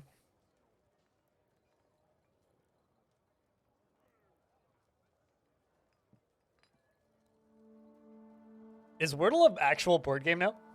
I know that the guy, like, sold it. That was kind of the last time I really heard about Wordle. I have an undead rooster. Apparently this one is... Apparently this giant puffin corpse is in a cage with a bunch of plump helmet spawn. Oh, it's because they're giving it... They're trying to train it. Whoops. I kind of feel bad about that. Well, I should connect a new lever to a bunch of these.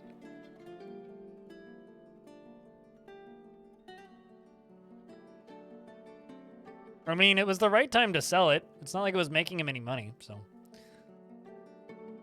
Seems like a wise sale if you were to ask me as somebody who's not a business person.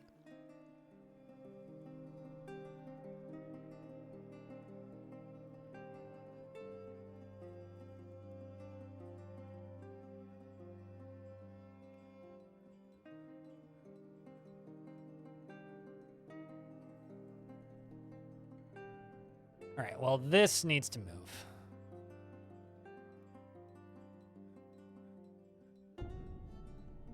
This part here needs to move. I have to remake this.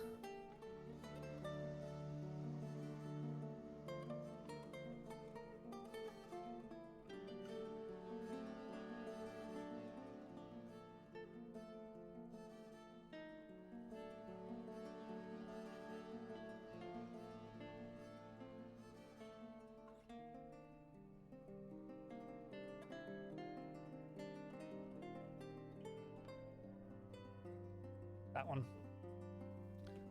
And down here, we're going to remake this.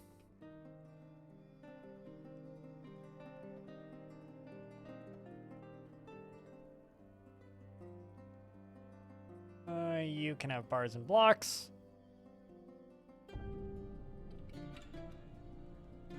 None of you. None of you. No wood. There we go. And then right beneath it, we will go backstop up one. Make it out of slate. Or slate. Not slade.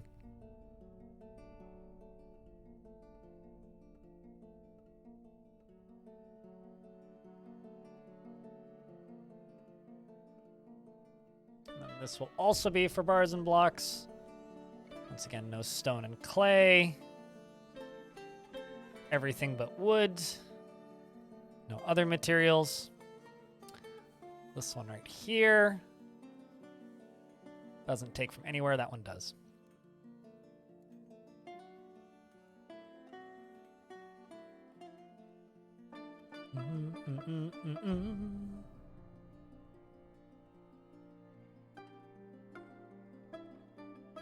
Also, Al, it's good to see you. Hello. Okay, so you, up here, we're going to start making other things. Apparently, I have gold. Which I didn't realize initially. Or rather, I'd forgotten about. I think I found those gold veins, yes, like the last time I streamed this fort, and then just completely spaced on their existence.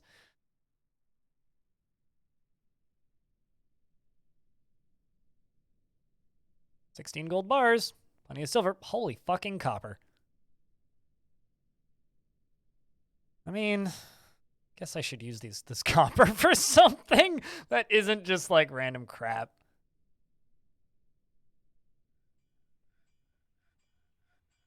Guess I can make black bronze.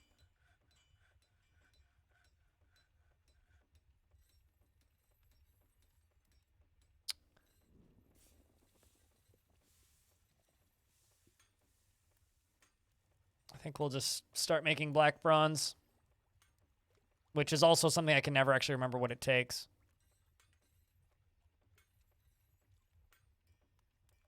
Oh, I know. I'm well aware. Not that I actually care about trashed copper. I think I might just start making black bronze furniture if I end up with enough of it.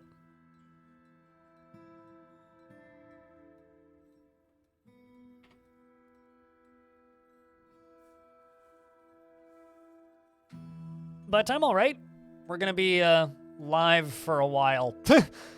Yeah, Navy went full Navy. He does that every so often. He's an extremely generous individual. Who's very, very kind. It's copper plus gold plus silver. Cool. I always forget what it's actually made out of. So seems like it's 2 copper.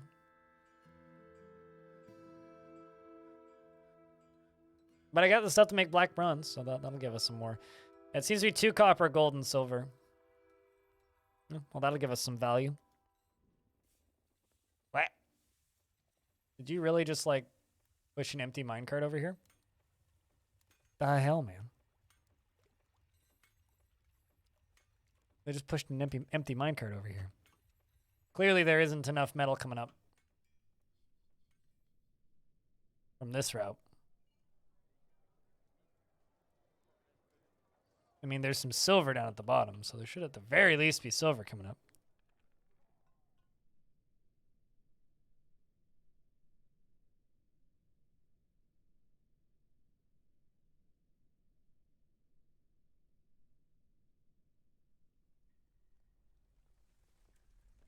Huh?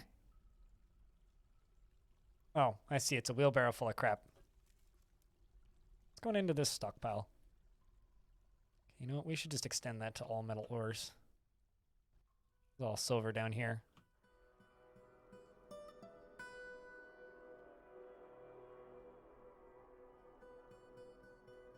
You're out of town and vibing. That sounds pretty nice.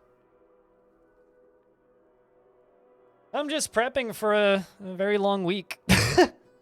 A very, very long week. Bought a lot of groceries yesterday. It's kind of funny. I went into the grocery store yesterday, and I go to a pretty small grocery store, so it's usually the same people working every time I go. And so I'm kind of a regular, and the lady at the checkout looks at all the stuff I was buying. She goes, "You having a party or something?" I was just like, "No, just prepping for a long week at work." So I was buying way more food than I normally do. I normally go grocery shopping like every 3 days. I usually go on Mondays and then Fridays usually. But I bought a lot more food than I normally do. Small grocery store in Canada. Yeah, no, I mean, it's got 2 checkout tills and no self-checkouts. That's how small it is. And the second checkout till is technically their customer service till, so they don't usually use it unless it's overflow. They usually only have 1 checkout till open. I'm not going to say, it's a local chain. I'm not going to say what chain it is because there's only like a handful of them and one of them's right in front of my house. But kind of is a party? True. Yeah, it kind of is a party. It's a party for chat.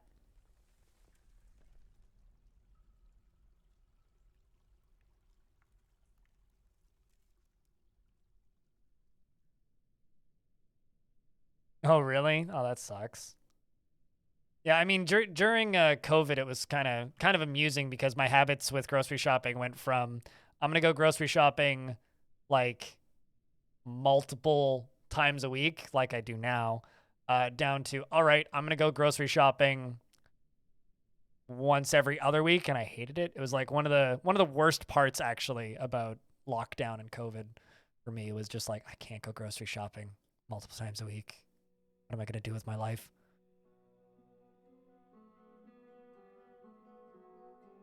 It's like the only format of real recreation that I have. You must be really injured.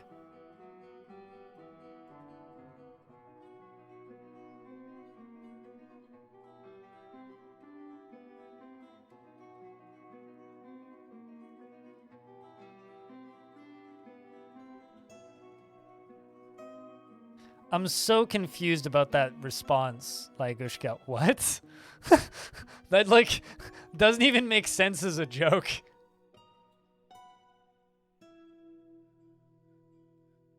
Like, you know, there's some shit chat says where I'm like, yeah, that's funny. And then there's sometimes you guys just say shit where I'm just like,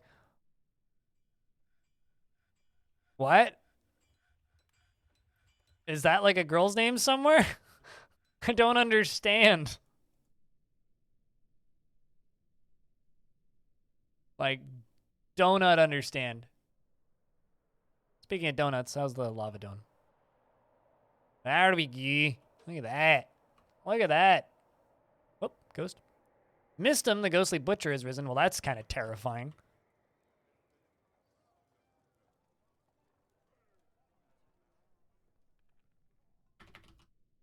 Yeah, someone was asking the other day, like, why don't you just search by ghost? It's like, because it doesn't work.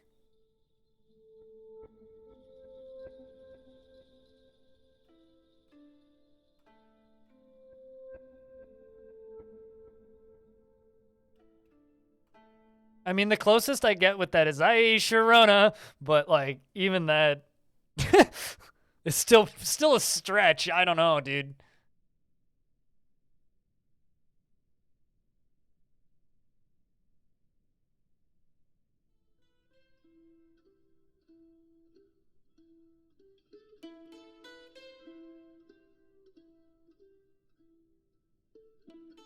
Oh, did I add a second route on here by mistake? No, I didn't. Block remove. Lava forge.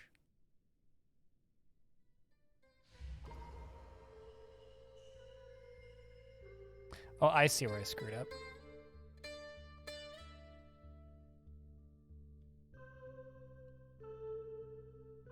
I see where I screwed up. I see where I screwed up. Didn't actually permit the right thing to be put into it. I renamed the wrong thing and it threw me off. And we've got an artifact getting started. One of my miners has been taken by a Famood.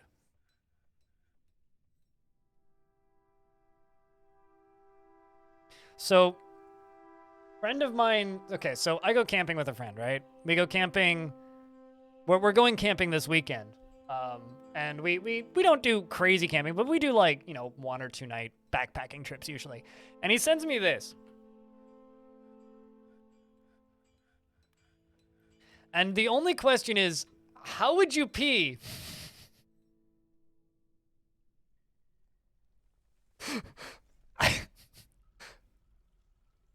How would you pee?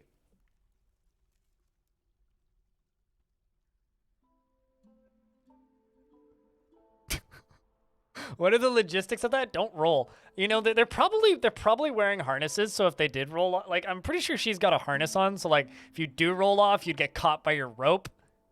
In theory.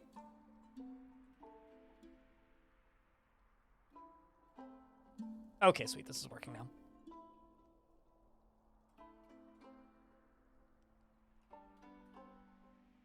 You just... Yeah, but how do... Okay, allow me to rephrase this. How does she pee? I'm sure he can figure it out.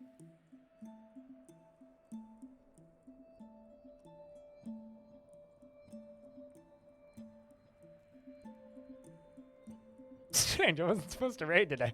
Pretty much, but like, even more careful. Like, So I... Like, I go backpacking, right? My strategy is just take a dump before you leave. Is this Minecraft? This is very flat city builder Minecraft, yes. Harness and squat, actually correct. I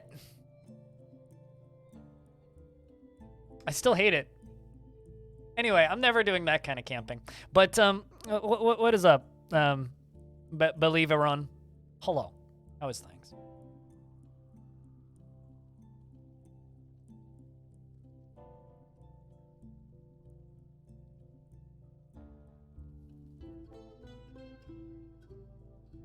The more pressing question is how to number 2. Well, it's technically like very, very, very bad form to go backpacking in the wilderness and not carry your number 2 out with you if you make a number 2. So yeah, I don't want to even consider the logistics of that. As somebody that goes backpacking, I don't want to think about that.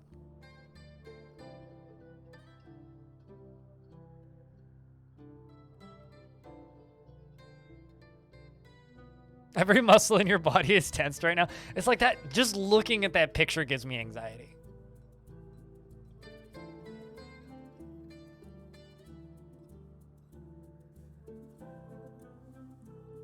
Some allow cat holes. Well, I mean, if you're in a public park, at least where I'm from, around this area, you have to pack it out. If you're in backcountry, anything goes.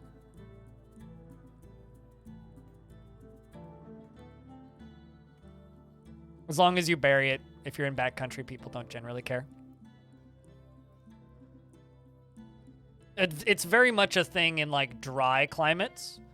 Like in deserts. Like if you're camping in a desert, it's like, yeah, you pack your crap out.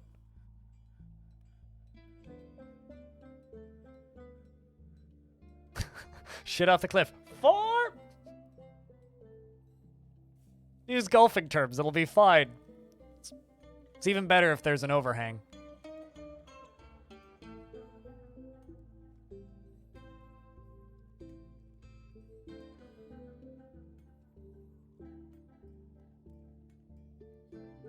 If they didn't require... Yeah, no, absolutely.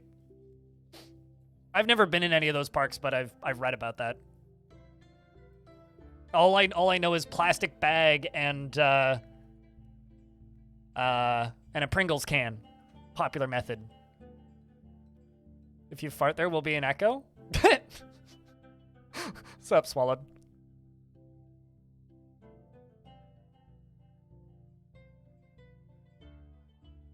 Damn, Zori, you got a lot of tickets.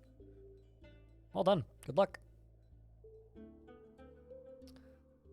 All right, let's get another one of these places, at least. I got 2 hanging around.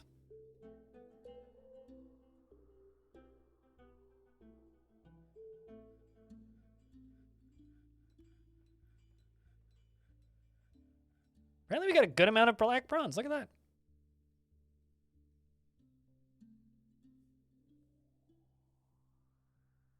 Yeah, I don't know enough about Everest, but I do know that like O2 cans and bodies are a concern on Everest. Well, something like 1 in 10 people that goes up Everest doesn't come back down. It's actually like kind of a pretty high attrition rate on that. All right, let's see what some black... Chat, what kind of furniture should I make out of black bronze?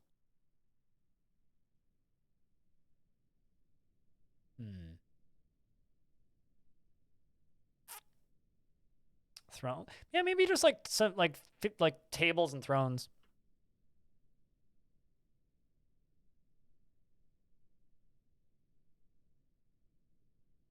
I'm thinking I'm gonna make a weaponsmith's guild down here.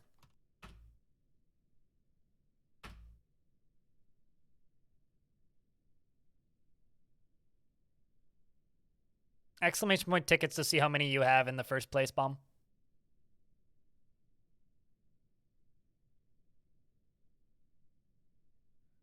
Are ticks ever a concern where I go camping? I mean, in the summer, on the way up, yeah. But that's not too difficult to deal with. Wear white socks, roll them up over your pants. Wear breathable socks, and do a tick check every so often. But where I actually sleep, usually, we're above, like, tick territory, usually. So it's not so much of an issue. We generally end up camping above where those little biters are a problem. Migrants have arrived. What end of the map? Top side?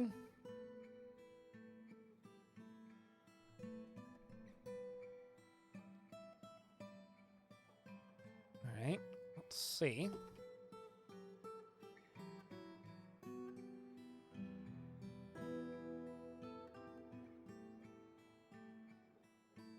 Everest is just big and long, and there's a lot of it.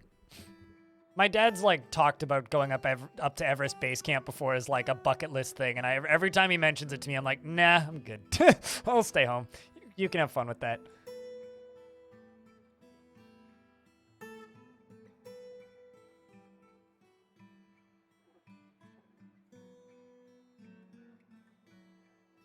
Well, I mean, like the areas that I hike through are tick dense, but like literally ticks are the least of your concern in that part of town. The biggest part of your concern when it comes to bugs where I go camping, and there's no bugs in the winter, obviously. That's actually why I prefer winter camping. It's deer flies and horse flies that you have to be concerned with. Because the ticks, like if you want to get a tick, go roll around in the grass. Just don't go roll around in the grass. I'd have to Google that. Is that like a disease or something that you get from bugs? Lucky Soft? I'd have to Google it. Probably. But yeah, if you go... Puffin head! Puffin corpse, so that's not good. I will send the military squad... Actually, let's just send all 3. Let's go stand here, boys. Deal with these puffins. Do you know the puffin head, chat? It's like the Muffin Man. They might get caught in cages. I don't know, maybe they're trapovoid. Oh, there they go. It's 1. And... Perfect. Yeah, no, ticks are not the biggest concern, generally. Unless you go roll around in the grass. Oh, yeah, okay, yeah. No, we do have Lyme disease. Yes. You can, in fact, get Lyme disease here. Apparently things are fighting. I'm not sure what. Oh. A giant eagle, apparently, is fighting with something. So, that new migrant, well. So much for that. They're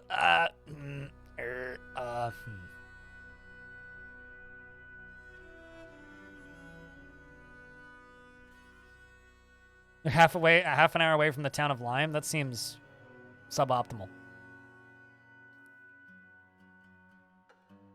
But yeah, no, got another giant eagle that's undead in a cage now. Cool. Another one for the collection.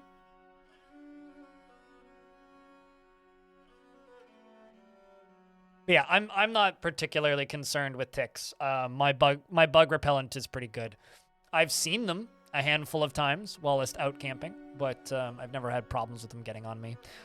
Mostly because I completely overcompensate. When I go camping in bug areas in higher altitudes in the summer, I have 4 long sleeve shirts that are super breathable and lightweight that I wear. I have, if it's really bad, I have lightweight summer gloves, and we wear long pants with light-colored lightweight socks over top of the pants. So basically, you just do a bug check every 45 minutes or so, and keep hiking. And just don't roll around in the grass, and keep your shoes on. And keep your socks on. And don't be an idiot, basically. Like, I don't know. It's use common sense and don't let the bug on you. And like I said, the thing that really concerns you is deer flies, because they will just, like, they don't give you diseases, but they fly really fast and they bite and they fucking hurt.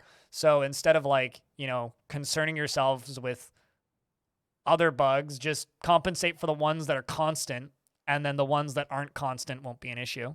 And that's what I do, and it's generally worked just fine for me.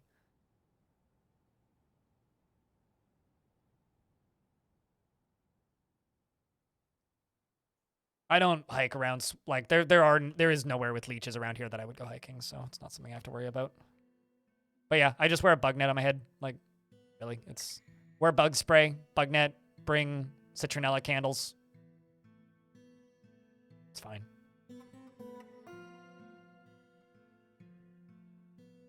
Okay, I think we can lock this.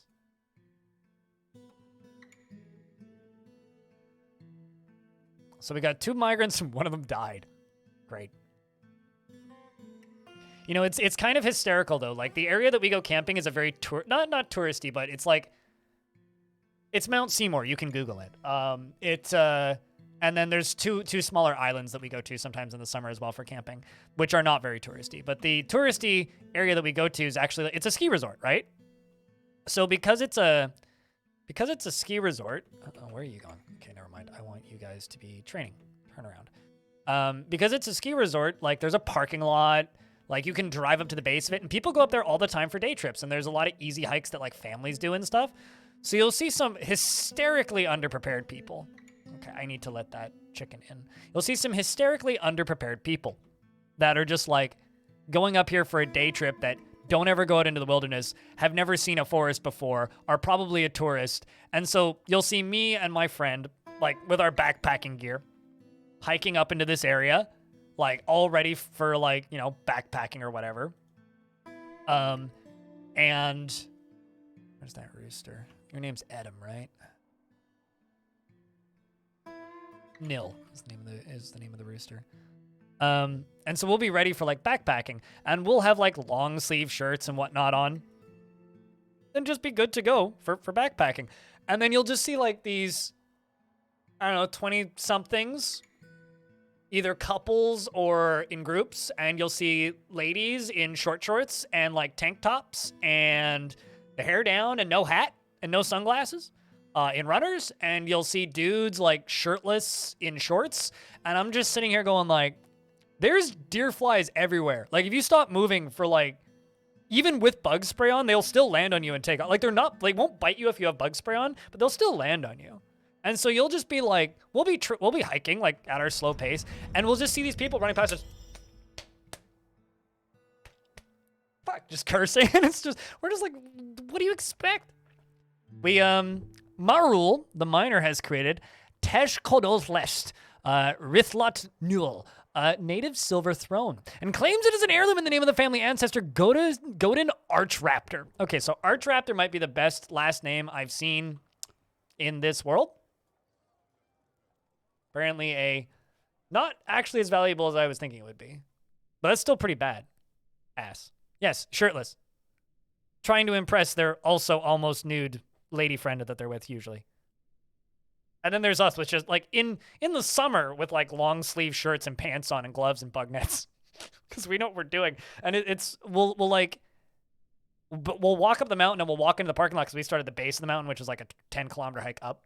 And we'll walk into the parking lot and like the park rangers will be like, they always like double check to make sure that you've told someone that where you're going and whatnot. And they sit at all the trailheads and they're like, oh, you actually look prepared. Good.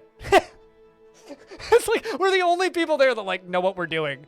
And then everybody else out there is just like, you know. Apparently it's not so common. This is a native silver throne. All craftsmanship is of the highest quality. It is encrusted with rectangular native silver cabochons and decorated with pigtail and encircled with bands of silver. This object menaces with spikes of black bronze, sard, and copper. On the item is an image of diamonds and sard. On the item is an image of trillion cut gem in red zircon.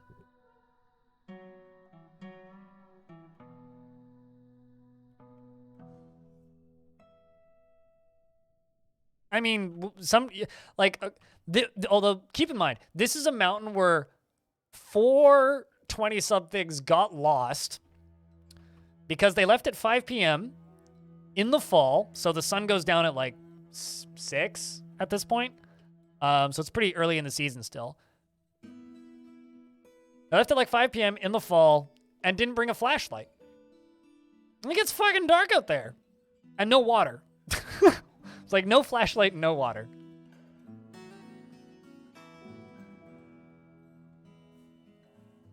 I mean, here's the thing. We've gone up there before overnight, and we leave at like 8 p.m. But we know the trail. We bring multiple lights. Also, Animal, it is good to see you, by the way. Sounds like city people.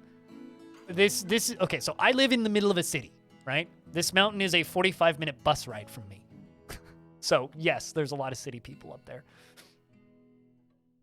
Also, chat room, I want to say thank you for all of the craziness at the start of this hype train because you guys just paid for all the camping gear that I bought this year. You guys paid for my sleeping bag liner and my new tent. And then some, so you guys are very kind. Let's fucking go. Yeah! Growlcore, thanks for the raid. How was your stream? How was Dwarves? Mods, could I get a shout out for Growl, please? I know that there's one here because he just tuned in. I think Cutest is also lurking? Yes. Rith, the diagnoser's been missing for a week. Never even made it into the fort. What are you on about? We're doing a subathon. It's kind of uncapped. Exclamation point subathon if you're curious. On the docket, we're going to be streaming Dwarf Fort. We're going to be streaming Phantom Brigade. And I'm going to be streaming until it runs out, although I have a doctor's appointment on Thursday if we make it that far. So I don't know what the fuck then. And then I'm going camping this weekend. So I also don't know what the fuck then. Yeah. Candy hard to get to? Yep, it is. How you liking Dwarfs, though?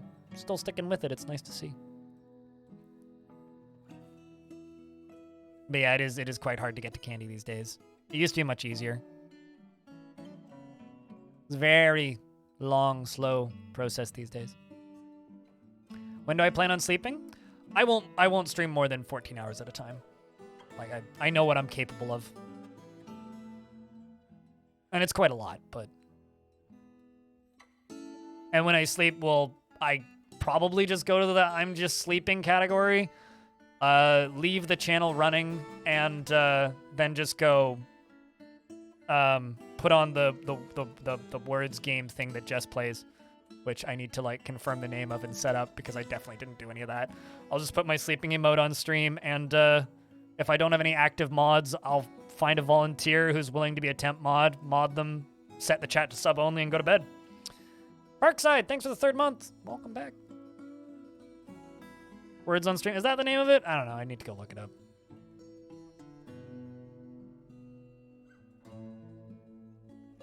And then I'll go sleep for like 6 or 7 hours and then come back.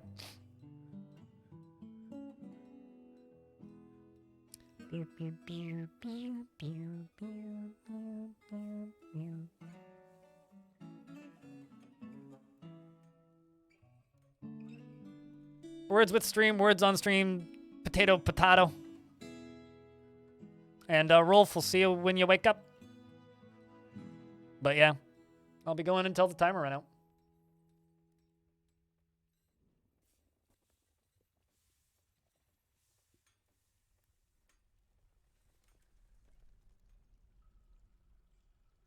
Oh, really? You have Tuesday and Wednesday off unless they bring you bad news to show up. What do you mean, like sick? Oh wait, are you sick or are people at work sick? Regardless, I hope whoever's sick feel better.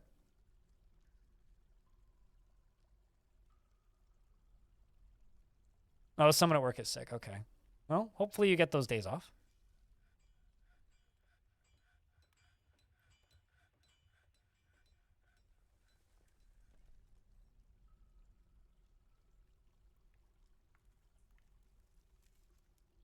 But things got a little crazy at the start. Things have quieted down a little bit, which has been kind of nice. So. But we'll see what happens.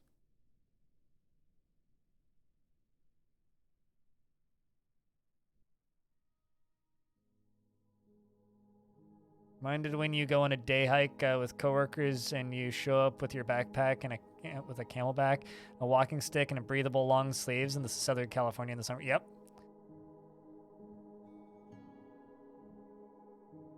That didn't last long. What did they? Yeah, very very quickly people just start to. Yeah, no, there are people that are used to walking in the city, and then there are people who know how to go backpacking, right? And it's like.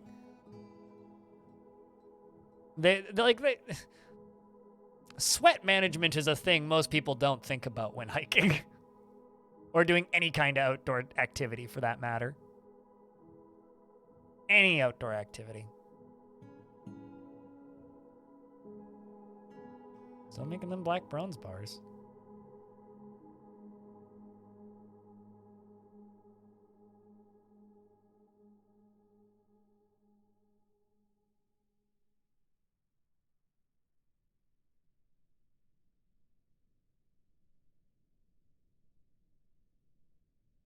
Oh.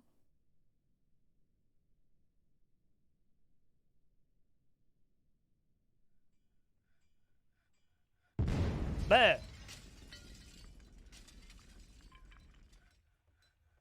My 3rd ever direct donation thingy. Thanks for the $10, Animal. I hope that worked. It should.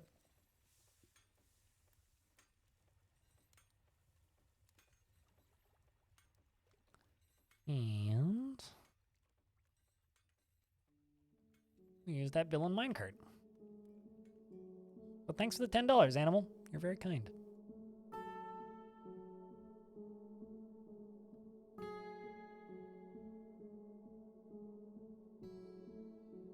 Well, not comfortably cold, but it's important to be like. So, it's important to be properly.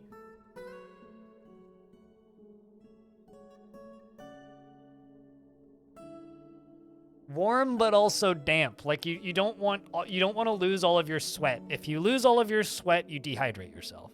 Way faster. Way faster.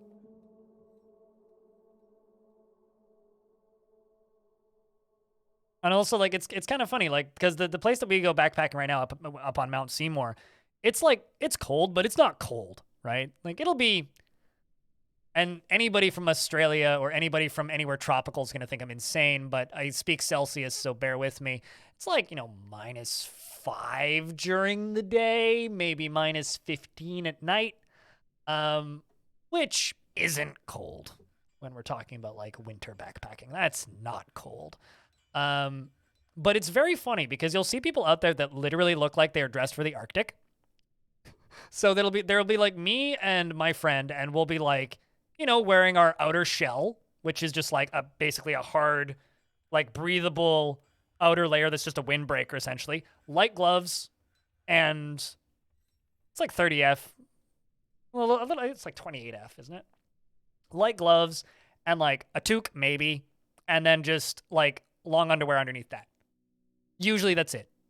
It's just like long underwear, top, like thin underlayer, and I use my wool layers, and then just like a windbreaker over top. Because we're carrying like 50-pound backpacks, or like, I don't know, 20-kilogram backpacks, and walking sticks, and we have snowshoes on.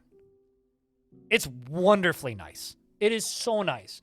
But then we'll see people that just have like 15 layers doing the exact same thing. They'll have like a parka, a sweater under the parka, a toque under the parka, which doesn't help at all because it's made out of crappy cotton, and then just like cotton t-shirt underneath that, and then maybe long underwear underneath that. And they're just like huffing and puffing and sweating, and they're probably colder than we are. Trimcoff, what kind of dwarf would you like? If you want, I can run through the list. It is a whole lot of miners because of our very large miners guild, but I'm trying to convert it a little bit more over to weaponsmiths. We do have some available military dwarves. There's children. I can give you a scholar if you would like.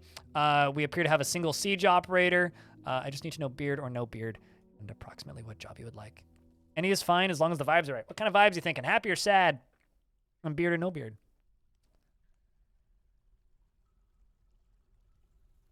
Yeah, also they're just like sticky and covered in sweat, which is why they're cold. Beard? Okay. I will give you Happy Durf with beard. Gold Bludgeon, thanks for the 5-pack. How about Doosim over here, who's ecstatic with their life, although bored after being unable to practice martial art. And Gold Bludgeon, thank you very much for staying subscribed for a 3rd month, as well as that 5-pack. You are very, very kind. Here's, dude.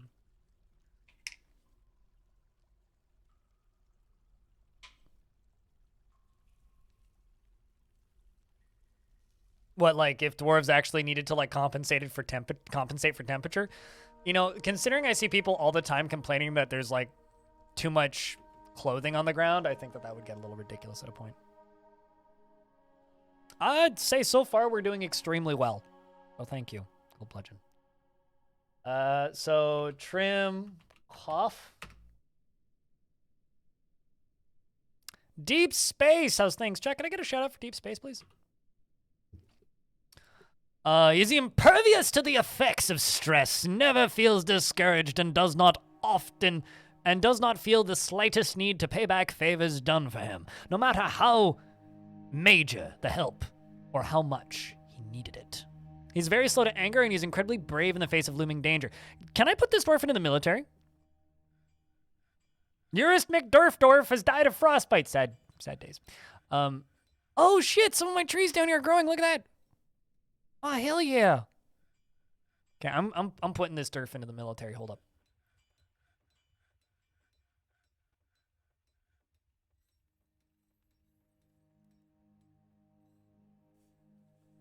He also wants martial training is like his only sad thought, so.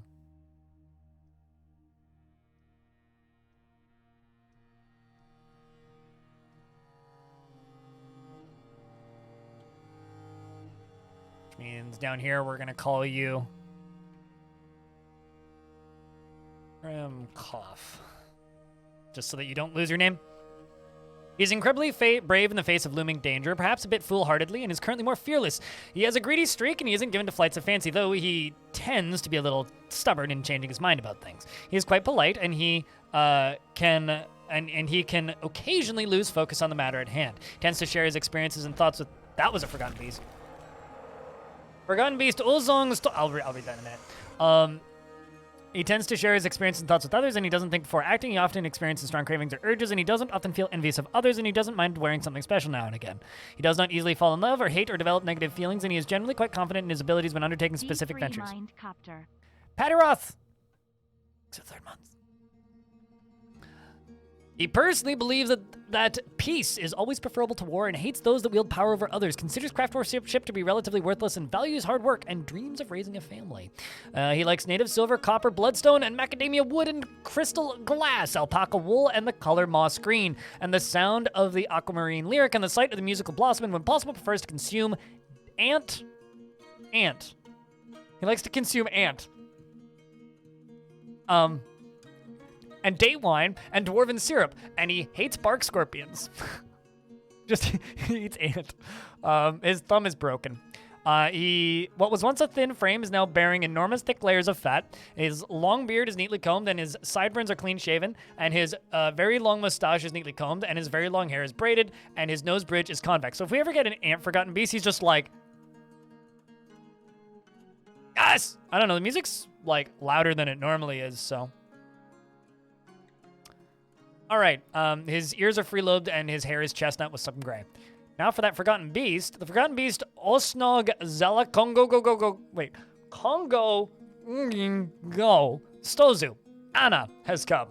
A quadruped composed of cat's eye. Ooh, it has large mandibles and it undulates rhythmically. Beware its gas.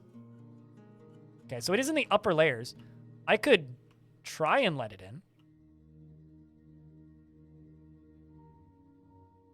Let's try and let it in, chat.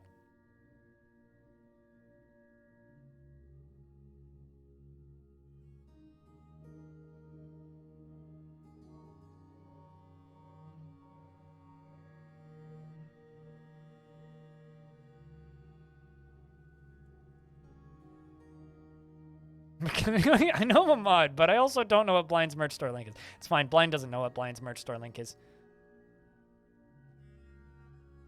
All right, I'm just going to station them down there in case anything else fun runs in.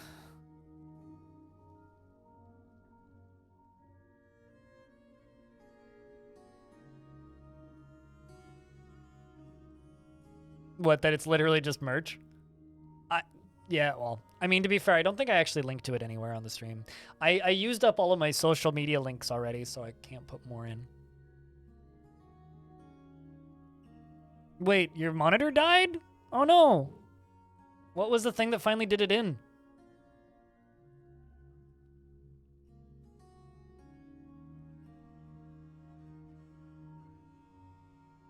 Deep space. Person I said needs a shout out. Deep OX10.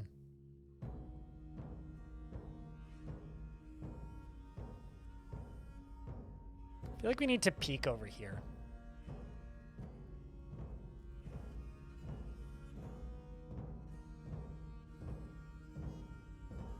What are you doing?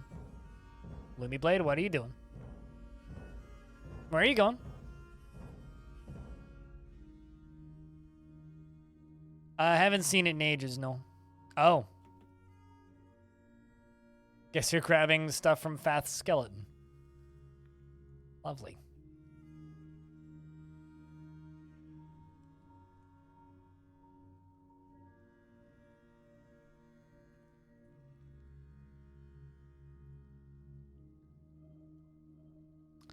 Well, I'm going to assume it just left, so we'll go back to what we were working on.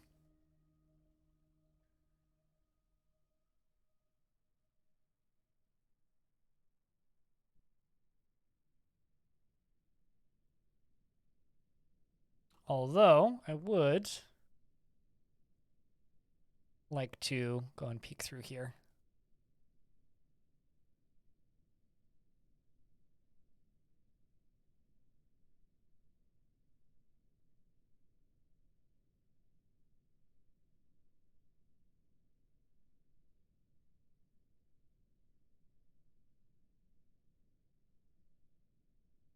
Reemergence. Didn't I make a patch before? Yeah, but it's not for sale. Those are literally sitting in my drawer, and I haven't quite figured out what to do because the logistics of shipping is not as easy as it sounds. So it just kind of never happened because things got busy because I bought them, and then Dwarf Fortress got announced to have a release date, and the whole idea just went out the window. I literally have 200 of them, and they're sitting in my drawer. stick a label on them. I don't drive, so I would have to manually do every single one of them. I'd have to buy envelopes. So I would have to buy envelopes, and I'd have to probably buy a shipping label maker. Or a printer. And I don't own a printer. If I owned a printer, I could do it. But I'd need to buy a printer of some sort. You would make an angry noodle? I mean, if you could go grab the screenshot of the description and cram it into some AI art thing, you could use that. Or you could ask somebody to make it, or do what that one viewer did once, which is commission somebody on Fiverr to draw it. Which somebody did for me once. Like, there was a thing that happened in one of my forts, and somebody did it via Fiverr. My initial... No print shop in town? Well, I mean, obvious... Yes, I could go to the library and do it. There's many ways I could do it, but the amount of time it would take to ship out potentially 200 stickers at this point, for me... Or, not stickers, patches for me is, like, kind of not currently worth it. Will I do it? Probably at some point. But currently the way, like... Here, I'll show them. These things. These things. Currently what I'm doing is I take them to conventions and I give them to people who recognize me. Did that at PAX and that was fun. So that might just be what I end up doing. I don't know. Maybe I'll throw some of them on the merch store. I could, but that would be a lot of work. So get Orange to do it? No. No. Somebody help Felsner out.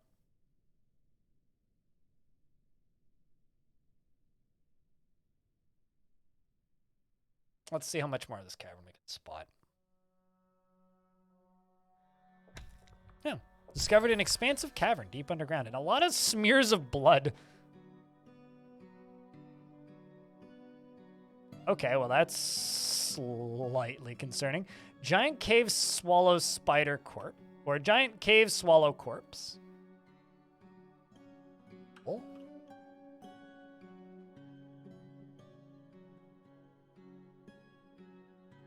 No angry noodle sightings.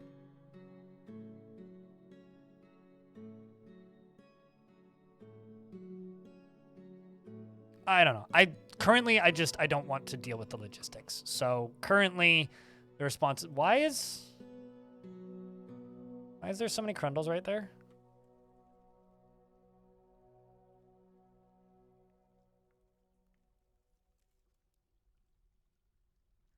So no, I kind of just don't want to sell them currently. I'm just keeping them and I bring them to conventions. I really kind of just want to drop a boulder on these crundles.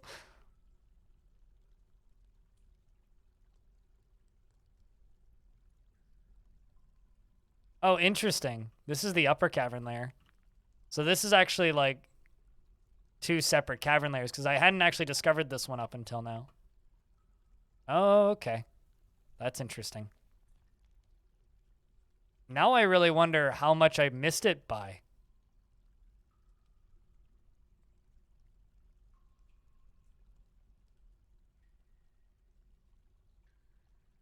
That's something called the League of Throats? Huh. Maybe it's a professional chugging team and they chug barrels of mead.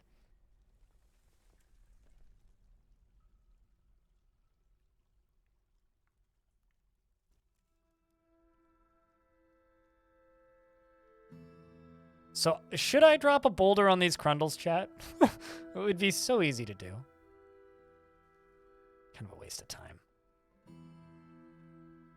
Yeah, no, they really are super scary. They're much closer to what they used to be. And way back when the 3D version was first implemented.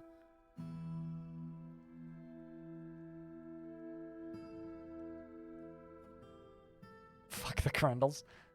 Don't fuck the crundles.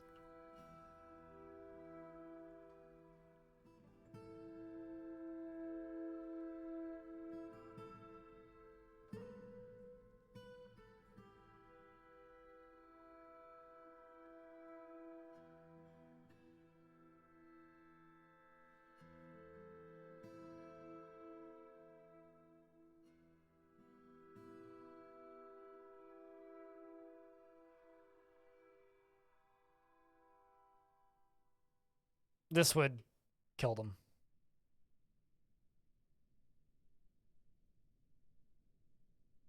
But also we'll leave an ugly boulder here for forever.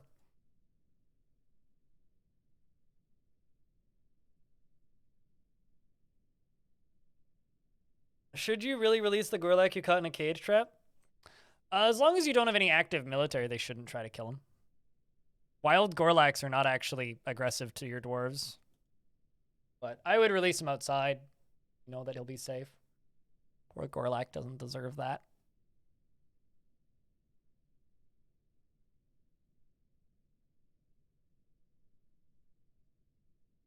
Like, really? Poor Gorlak doesn't deserve that?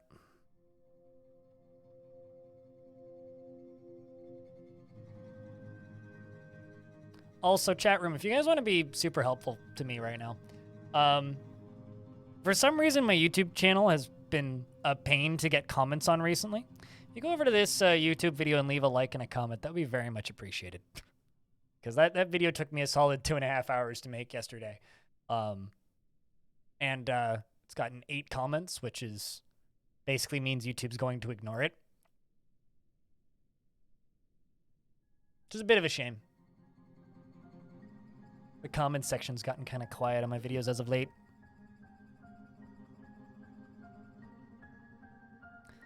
We found a Gorlak child in the caverns once. I'm sure that's a sad orphanage story. Yeah, they're just stuck there.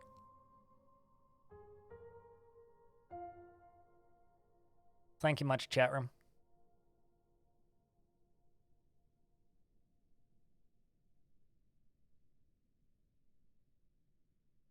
We'll do have to watch first. I mean, you don't have, you can watch it later, but.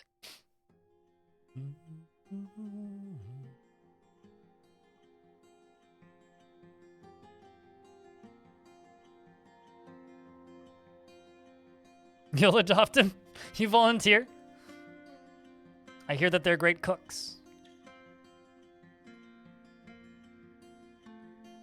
I do love the fact that Gorlaks are one of those very misunderstood animals. It's kind of like, or creatures. It's like a trap in Dwarf Fortress. It's like everybody kills the Gorlaks because they look kind of scary, but like they're actually just the only like lawful, good, kind creature in the game.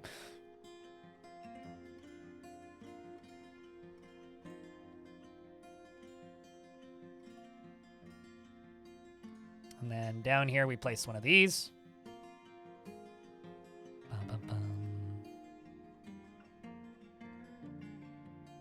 He's just built different? No, they're like smart. They have higher intelligence than dwarves, and they have maximum empathy. They all have the maximum amount of empathy.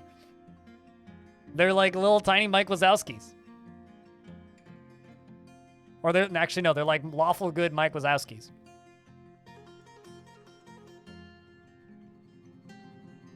Yeah, they're supposed to.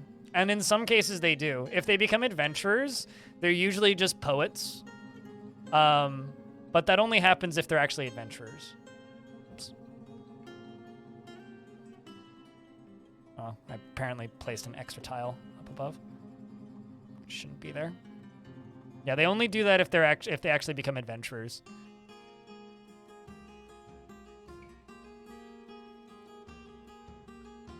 So let's get this placed. Oh, you're taking forever to build that. Guess I can start digging out the top, though. There, that's placed now. Going to place a lever right here.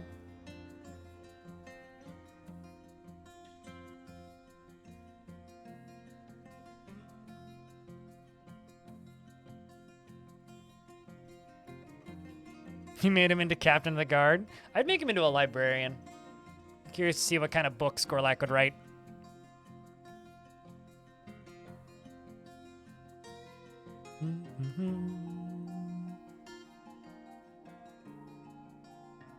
Just under. Don't need to do it over.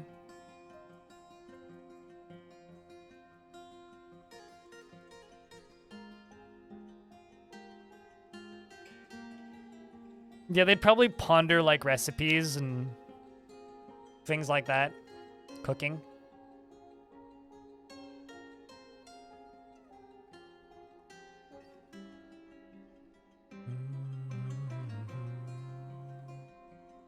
I could also probably just follow this boulder, but...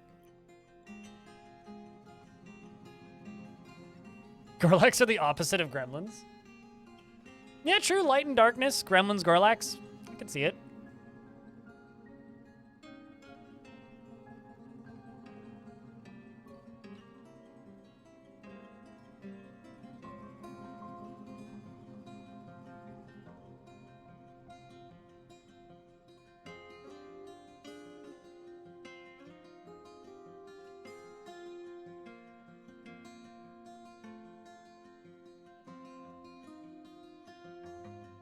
Hee hee hee.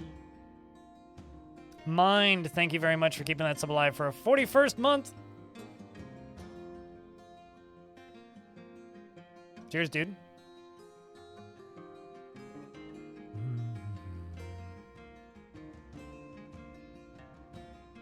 Vote Gorlak win. Gorlak would probably be a better mayor than Gremlin, to be honest. But thank you much, Mind, for keeping that sub alive and helping extend that timer by a little bit. I'm crushing some crundles right now. You know, extracurricular dwarfy activities. There's just this little stack of crundles right here, so we're putting them out of their misery.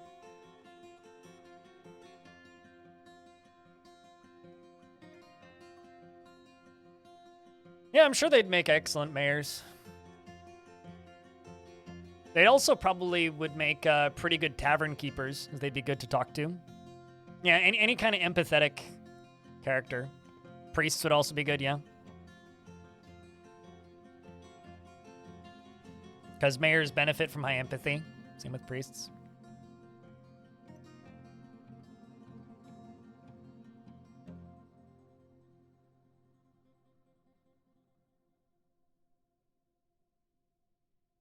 Tell the Gorlak... Well, I mean, all barkeeps do that.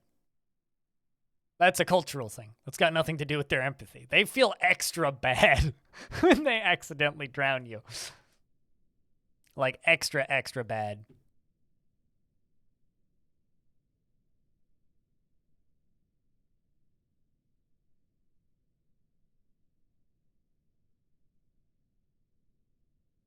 So now we are just waiting for this.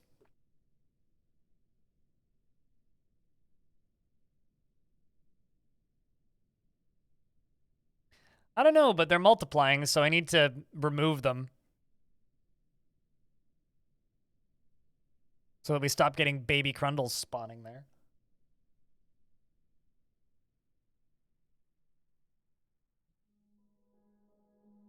Done with analysis. So time to watch Strem. Hails ya.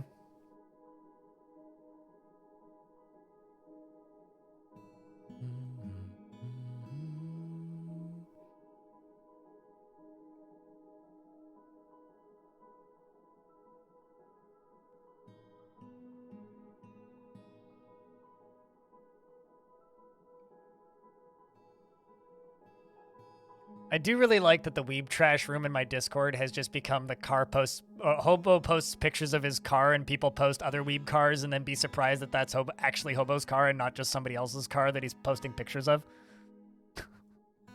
Like, that's what the weeb talk room in my Discord has become. My crundles, they're multiplying. Yes, the streamer needs to remove the crundles.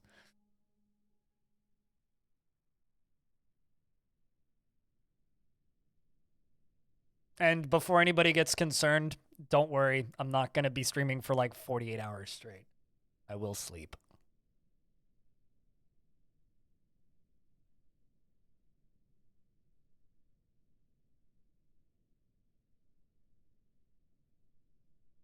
Like, there's been a number of times in that room, Hobo, where people are just like, wait, really? Like, there's definitely been like some like virtual double takes in that room so far, and it's very amusing to me.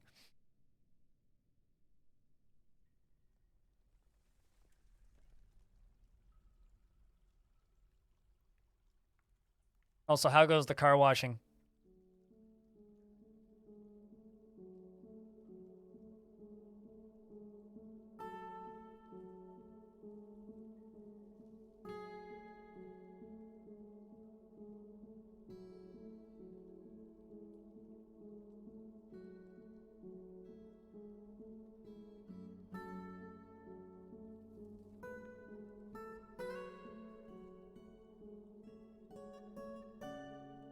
Okay.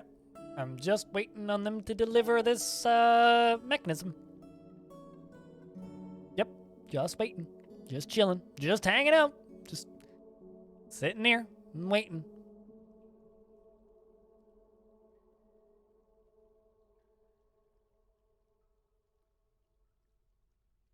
Last one is your brother flicking off? Wait, what? Hold on, now I need to go look. I didn't look at them particularly closely.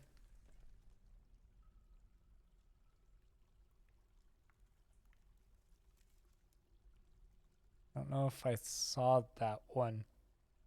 Where did you post that one?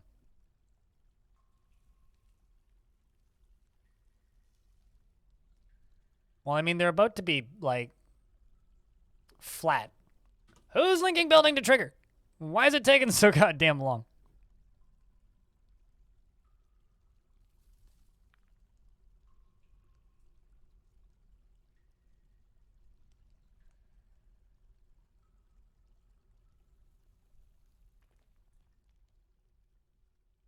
There you is. Follow you.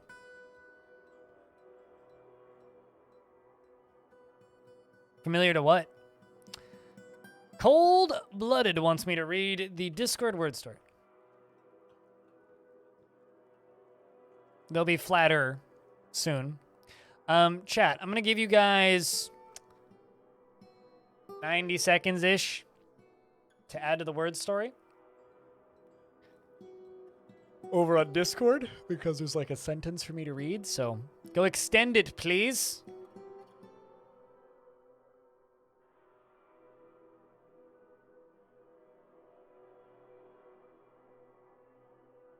I don't know how else to say this. I'm looking forward to like 10 p.m. so I can go to bed.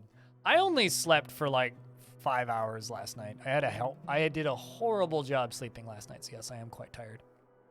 So yes, that probably was a yawn you heard. All right, let's squish some crundles.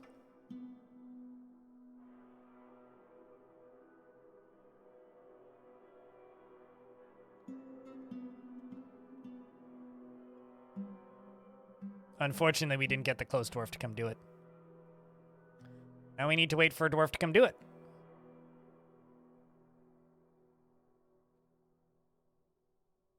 But I don't know. Worst case scenario, I just go to bed at like 8. And wake up at like, I don't know, 6 in the morning and start streaming again.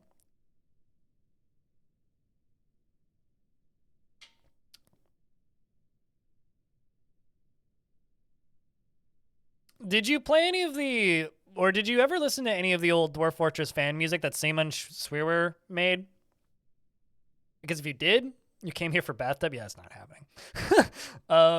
That's not planned. That was just a joke from earlier.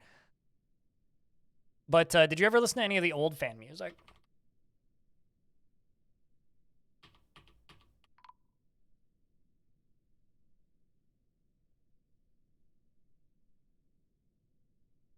Well, we got him. Crundle's dead.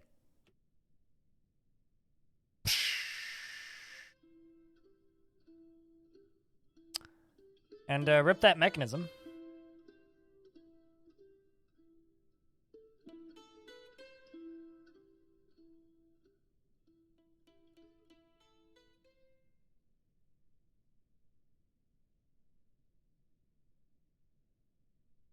You didn't even know DF existed until lunch? Well, I mean, here's the thing about Dwarf Fortress's free music, right? Its old free soundtracks got pretty renowned and are available in all, because it was just like free to use, right? Like the old SoundSense stuff. And there's some stuff that's pretty reminiscent of the soundtrack, considering Simon was one of the 2 composers largely working on this version of the game's soundtrack. So a lot of music that's very... Ooh, actually, I don't want to dig all the way through this. There's a cave swallow corpse right there. But a lot of the music in Premium is very reminiscent of that stuff. And also things like RimWorld's soundtrack. And there's various other games that have been inspired by Dwarf Fortress that as far as I'm concerned, literally just like listened to the Dwarf Fortress fan music and went to their composers and were like, make that. There's a couple of cases of that, in fact. So you might have just like unknowingly heard Dwarf Fortress music without actually encountering or playing Dwarf Fortress even. That an obsidian cube? What, down at the base of that? Oh, probably, yeah. No, there's definitely like fun boxes in there. Or Kinder Surprise eggs or whatever people are calling them.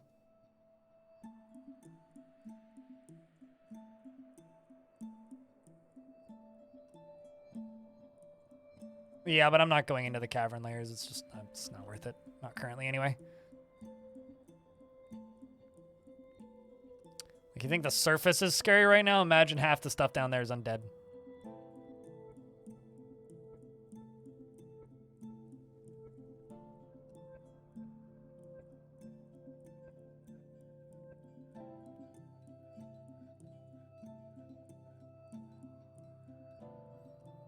But let me know when you figure out whatever you think it sounds like, because I'd be curious to hear it.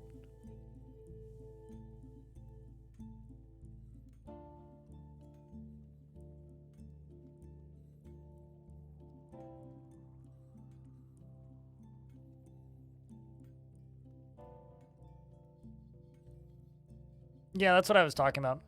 Helidoris. As that old SoundSense soundtrack got used in a lot of places. You may have also, like, heard Simon's music. Like, he's not a super well-known artist, but he's also not a nobody. Known in folk music circles. It's interesting that this corner is cold enough that it is staying frozen. It's kind of crazy, actually.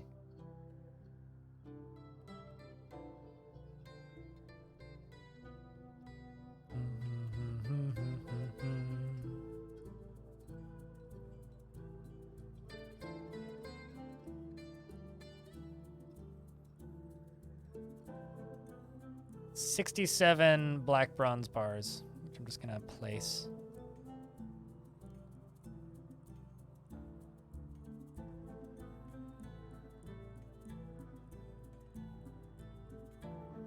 Around these a little bit.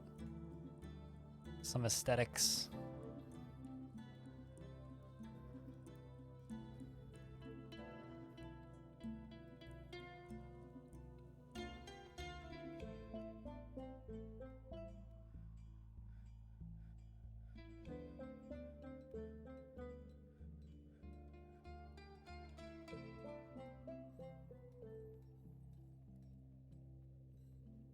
Because they tend to have steel spears. It's not the spears that are scary, it's the fact that they also have 3 shields, like Scoots just said.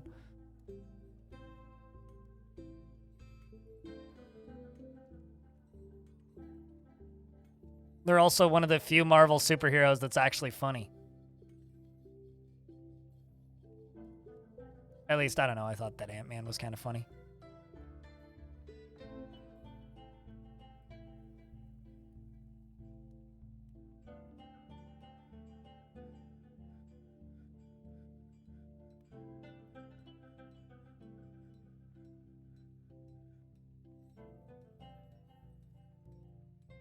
What's up, Zilliard? How's things? I didn't see the new one. I've been on pretty much, I don't want to think about superheroes ever since, I don't know.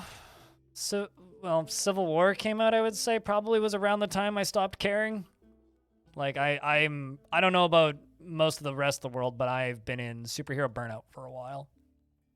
It's going to be a long time before I care about things. I'm okay. No, things are good. I wasn't sure how the subathon would go, but that number is very big. So that's good. The numbers in the leaderboard are also very big, so that's also very good. It's been pretty great. As a Marvel fan, you're getting that. See, like, if you were to ask me like 6 or 7 years ago, I would have described myself as a Marvel fan. Like a fan of Marvel. Well, maybe not 6 or 7. If you would have asked me in 2012, I would have said I was a fan of Marvel. Would watch anything that they'd put out in theaters. Like, they could do no wrong as far as I was concerned. But they've just, they haven't changed the formula. Like, it's exactly the same formula. So it's exactly the same formula still. And combine that with also, like, not only is the formula not really changing, but, like,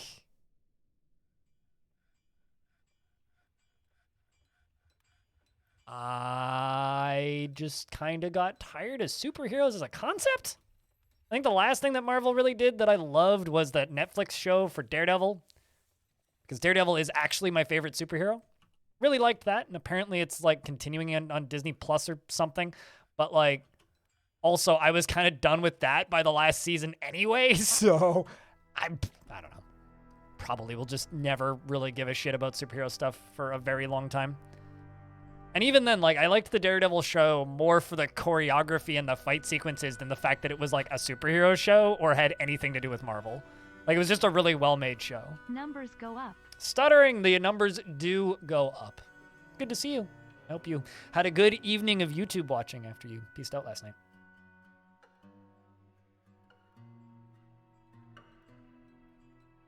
You think it's just... I wonder if it's also just, like... You know, people got really attached to those characters and, like, they recast a lot of people, Fetty Wap. And also there's, like, a lot of new characters which maybe aren't as strong. Like, they've definitely... They've gone into the well a little bit on that stuff.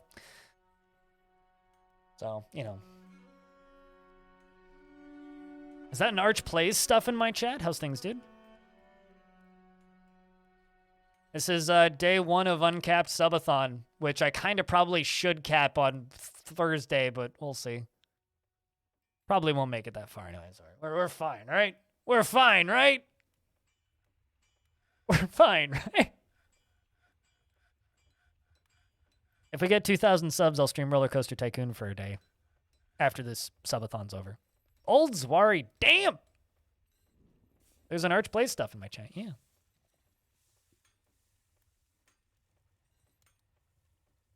That room looks like a whale. Looks more like a submarine to me, but yeah, I guess I kind of see the whale. Needs a tail. Thanks, Anonymous. Cheers.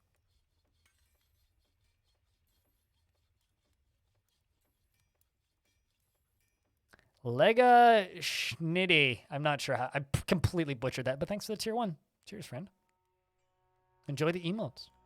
You see Bunny? If you look at it sideways, it looks kind of like an Among Us with a really big nose.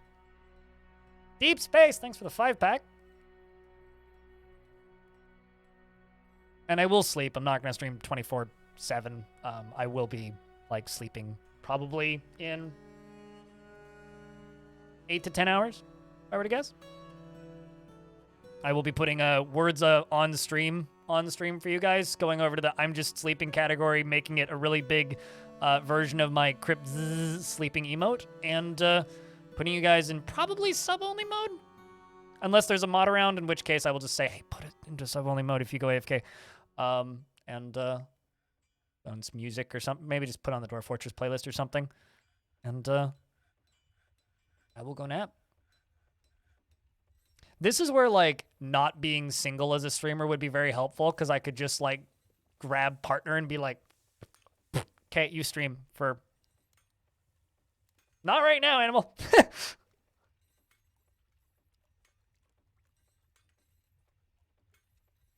Put on a playlist of the podcast? Yeah, could do that. Could do that.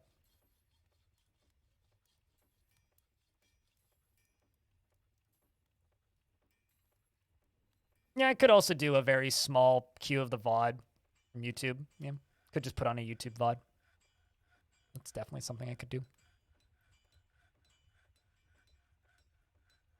Keep on thinking I'm hearing a phone vibrating, but I'm not. Also, thanks for the hype train. I only just saw it. Cheers, guys. Let's play Ferret Walk. Look at my horse. My horse is amazing. 10-hour version. There you go.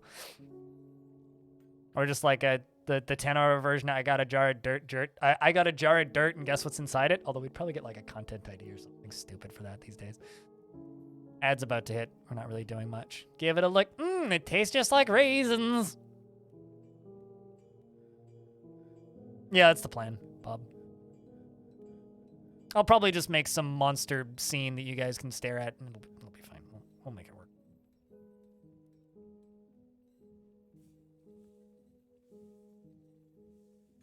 Because I totally, like, definitely set up everything, including, like, the subathon timer and, like, amounts and stuff this morning. I definitely did all that during the Formula 1 race, and, like, absolutely did not prep this in the slightest. I also kind of expected nobody to show up, so... Blood Odin, thanks for the $2 and the 200 seconds on the clock.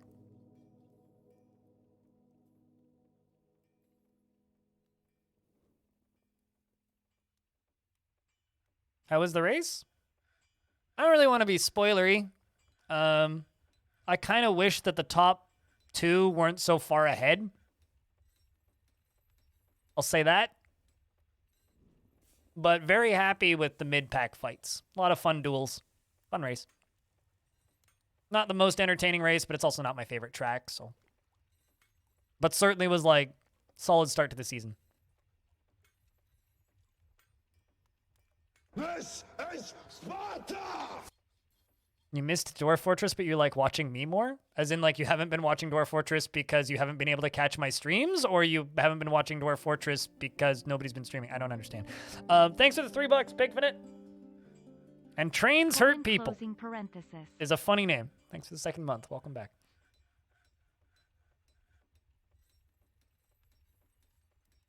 I like trains. It's like saying Bloody Mary 3 times in a dark bathroom. On one team stream, whoops.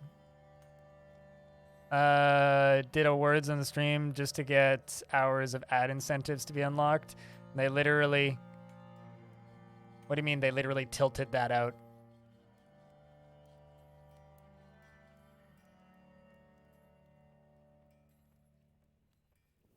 What's the water and lava doing? The water is powering this. The rest of it is just for aesthetics and looking cool. And then the lava is up here. The fuck was that? Oh, there's a ghost in here. Oh, that's awkward. And then this is melting an ocean. So this is a frozen ocean normally. So the lava is melting the ocean and keeping it melted for me, so that I can turn it all into obsidian. No one tried to swim in the lava. Nobody died in there, so. Ognet gem tubes. So I don't know, actually. But thank you very much for that little hype train chat with the 9 subs and the $5. Adding to that timer.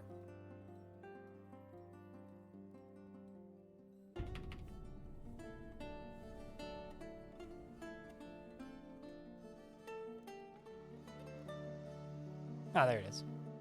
It's Onget, not Ognet.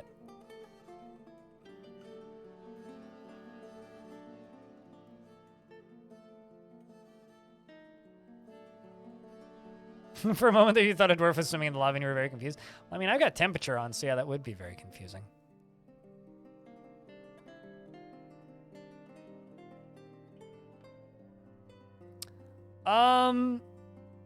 Maybe? I don't know. Windows, yes. Fortifications, I don't know. But they'll get, like, happy thoughts about seeing a tastefully arranged item. Potentially. But they might have to walk right next to it to see that. I just got a weird cramp in my elbow.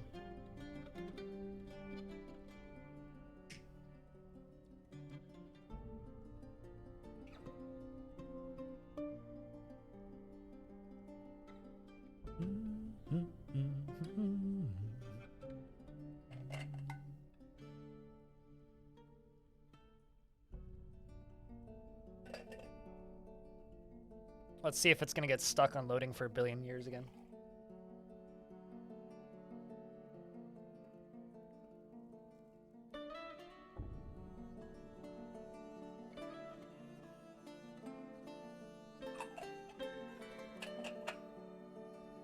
All right.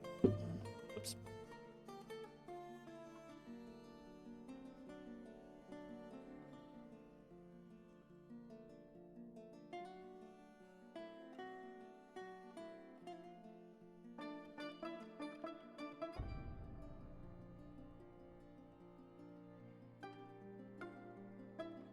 Yeah, also, if you don't see them popping up, then, like, yeah, you can always dismantle them. I'm pretty sure windows or gem windows would work, but you also might just end up getting happy thoughts about gem windows.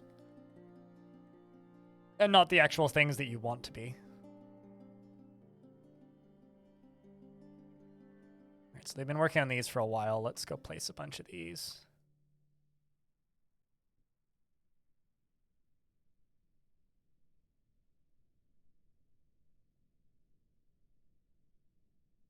Also a bunch around here that require chests still. But hey, at the very least, I'm sure these dwarves are quite happy with their bedrooms. Horselet, you finally got one. Congrats. What kind of dwarf would you like? Although I will ask you to just be patient with me for a minute while I finish placing these until I run out.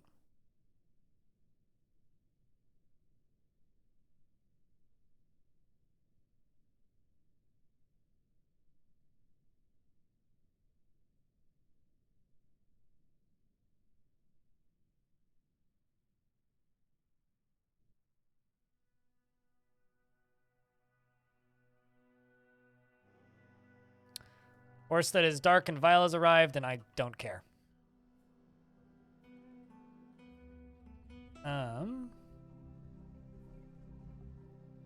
We'll actually start fighting them pretty soon, I think, though. Once I get lava, the second lava setup thing, I'm also going to have it double as, like, a defensive structure.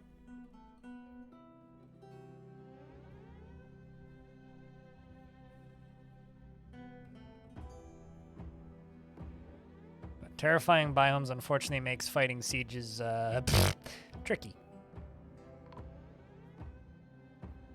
Snatchers, I think? It's barely a siege, then.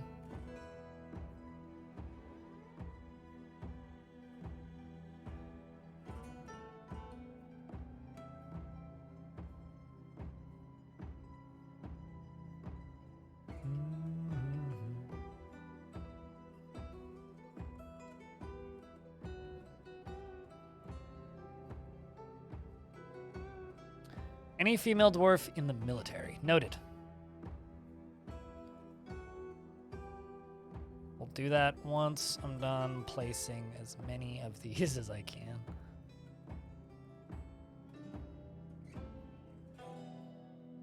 All right.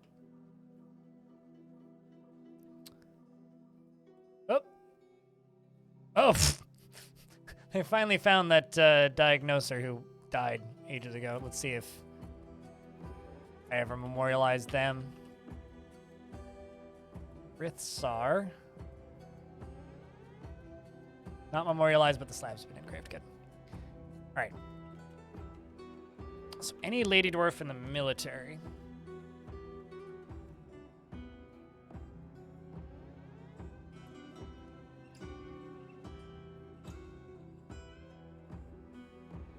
How about Toulon, the Hammer Lord?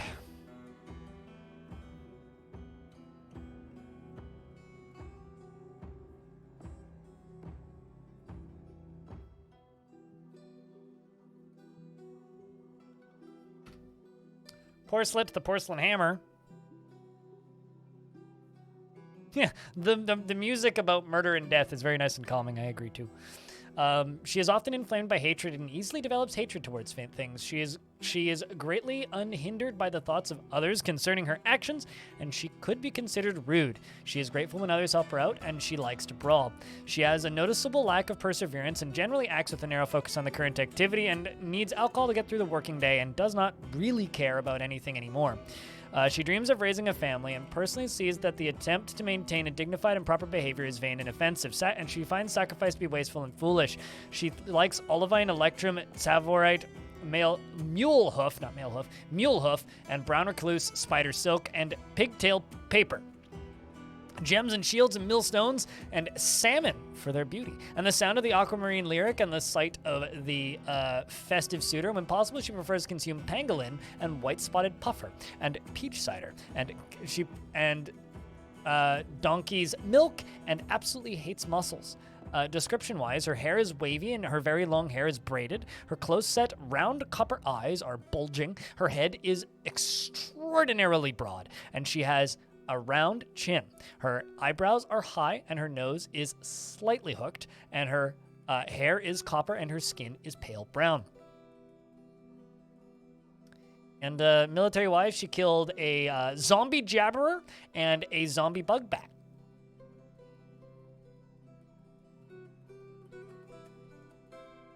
Yep, she'll do well.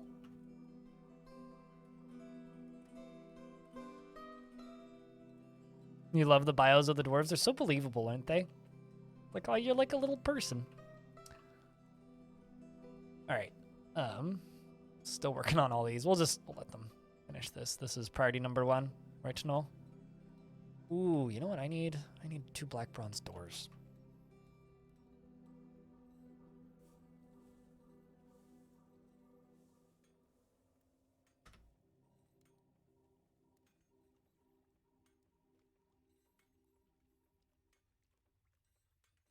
You need to hop off to beds. We'll see you when you wake up, animal. Take care of yourself. Snooze good, dude. Probably be playing Phantom Brigade when you arrive again. And also, I was supposed to read that that Discord word story 25 minutes ago from Cold Blooded. So let's do that now, because I completely forgot.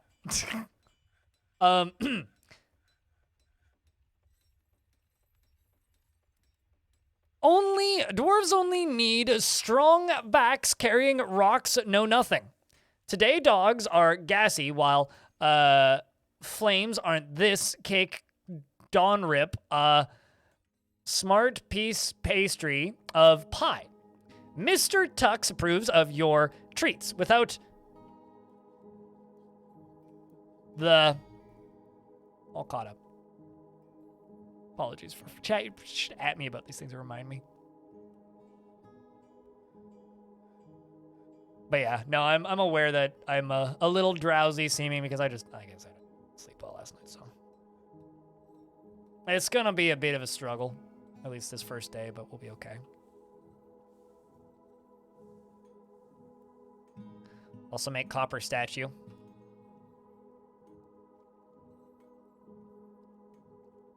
Just make like 80 because I got tons of copper.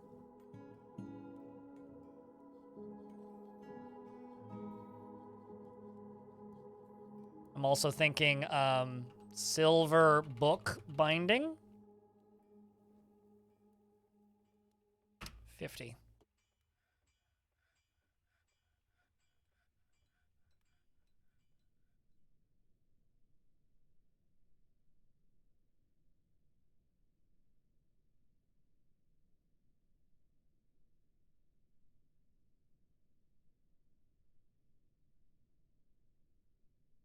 Oh, sweet. We're actually getting copies of books written. Pigtail Choir. We need to get those bound.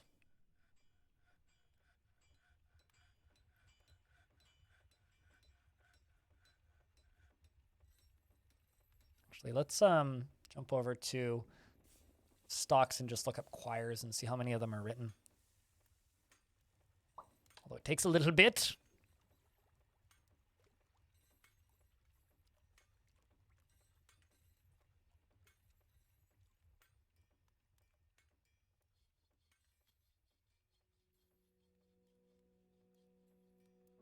So, For the Love of the Elf, rotation in the definitive guide, exploring clever trades, the formula and more, discourse in the gutter. Got a decent number. 1, 2, 3, 4, 5, 6, 7, 8, 9, 10, 11, 12 choirs have been copied.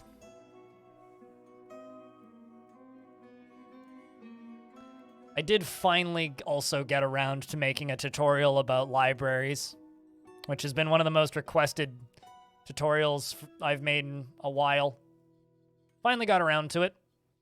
I think people are happy with it. I think it still has 100% positive likes ratio, which is good. Oh yeah, no, that's why I've been building floors and walls everywhere. It's not for aesthetics, it's because you can engrave them, and it vastly inflates the value of them. When they have, it massively inflates the value of them when they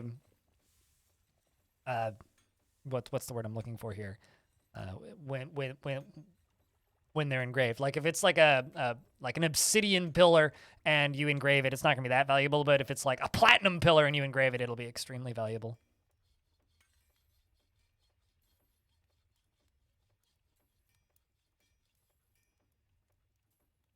And also, chat, I just checked the YouTube channel. Thanks for all the comments.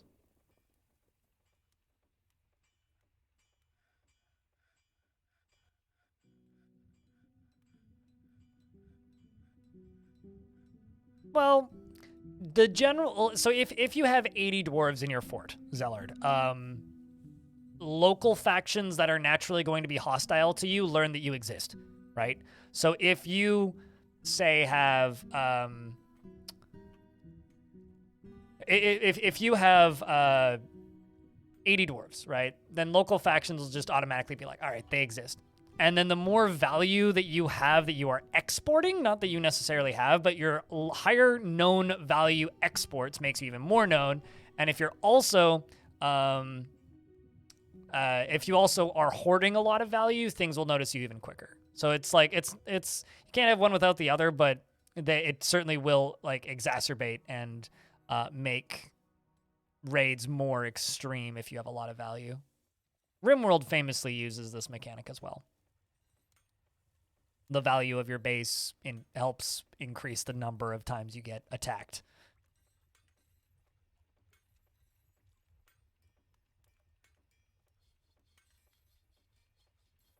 But it's specifically like a good number of things. It's not just the value of your fortress. It's the number of dwarves you have, the value of your fortress, and also the amount that you're exporting. And the amount that you're giving away as gifts and all of that.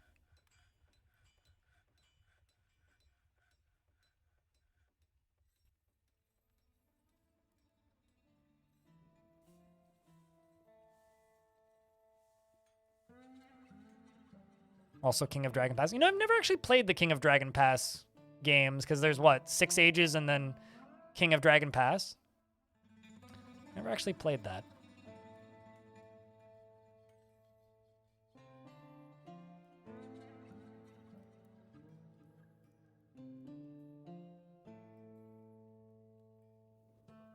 Probably could just do this by distance, but...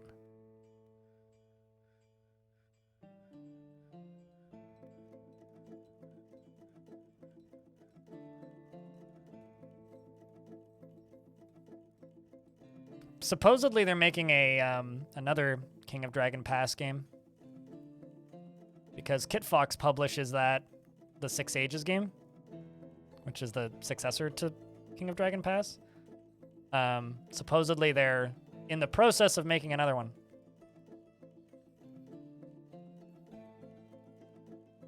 Or like some large expansion to it or something.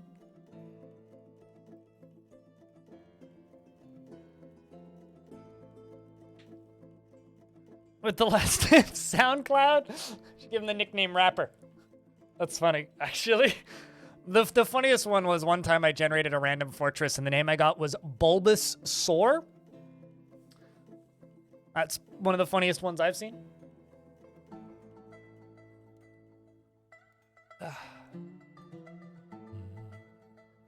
Left a comment on the vid. Thank you, Frank.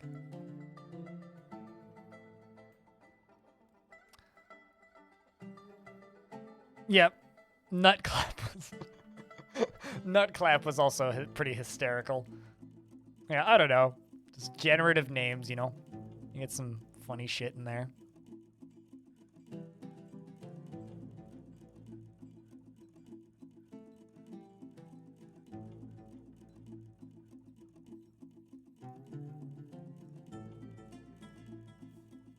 Tontoonment? Thank you very much for the raid. I don't know if I have any mods currently, but thank you very much for the raid. Cheers. Welcome to the screen. Stream. Oh, I know Dark Sora. When is this new account or just new username? But yeah, I know you. What's up, dude? But chat, could I get a round of beers for the raiders? What were you playing?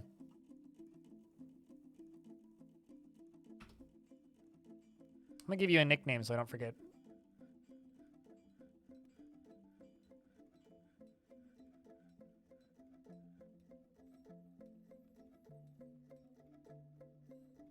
go. No, I won't forget.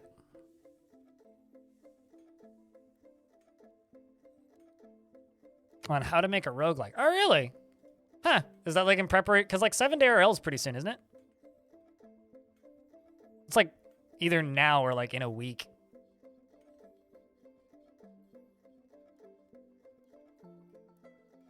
But yeah, sounds like a bit of fun. All I got is wine. Well, no one's gonna whine about that.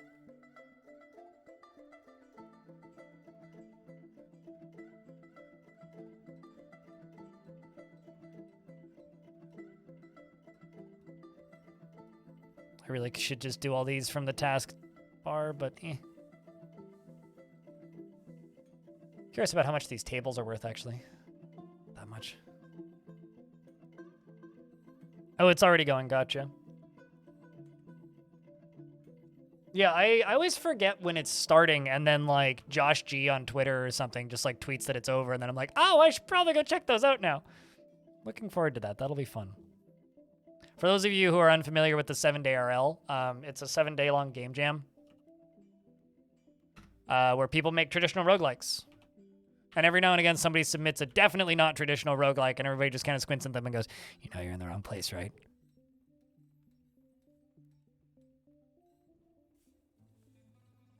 Apparently, they have the best join number ever for this year. 1337, that's pretty fantastic, actually. That's actually pretty, that's kind of great. That is kind of awesome.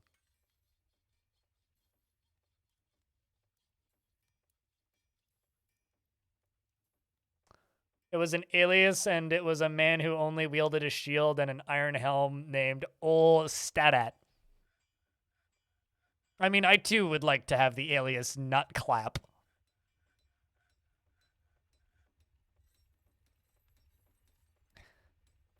You'll probably try to do one next year. You're getting started with the dev of a roguelike in Rust. Gotcha. What kind of thing you working on? Like, do you know theme and stuff yet, or is it just like you're trying to get mechanics working?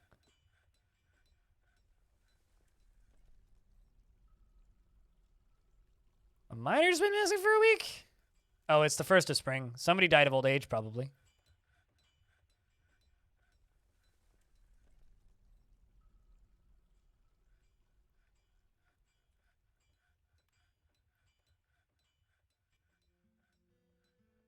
It ran like 100 cats in DF. That's not too bad. You really need like 1,000 cats before it starts getting really bad, but...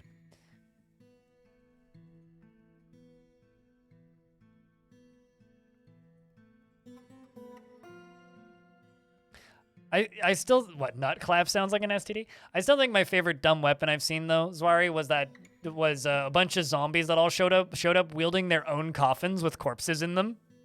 This was like the first day this version of the game was out, and I settled somewhere kind of mean just to see what it would be like. And we got sieged by an army of intelligent undead that were all wielding coffins with different bodies in them.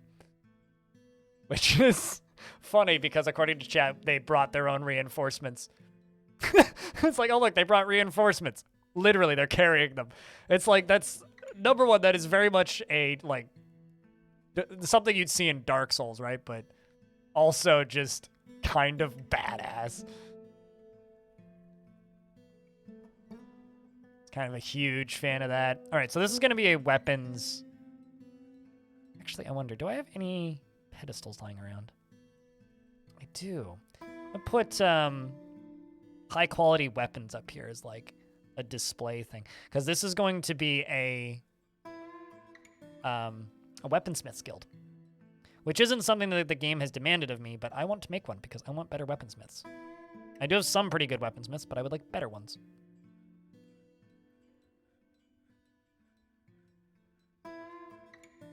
But yeah, you picked a heck of a day to raid, because we're doing a subathon, so I'm going to be streaming from now until this timer runs out. Although I will sleep because I'm not a stupid person.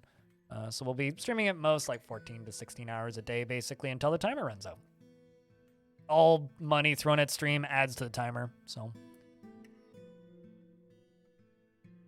Weaponsmith hall. We have got one weaponsmith right now. Yeah, we need to improve.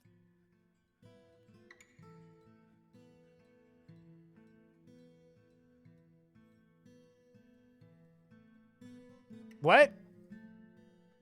Oh, man. Dwarf drowned. No idea how you got in there. Well, at the very least, they will climb out. Pretty quick. I assume. I don't know how they got back there.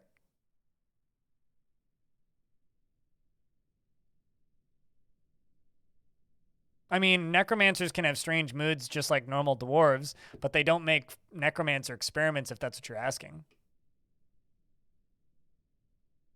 I don't want to station the military there, but I'm also kind of afraid it's going to just climb out.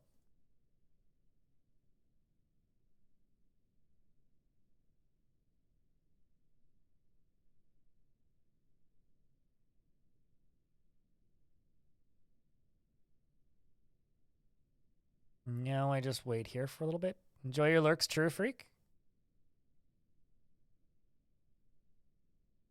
I don't actually know. Maybe they were going for the siltstone?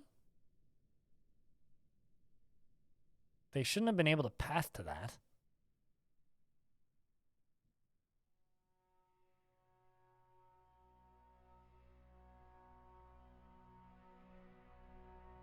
I just want the zombie to climb out.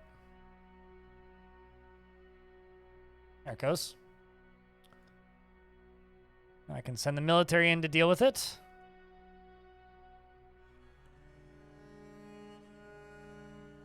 Although, watch them all fall into the river right here.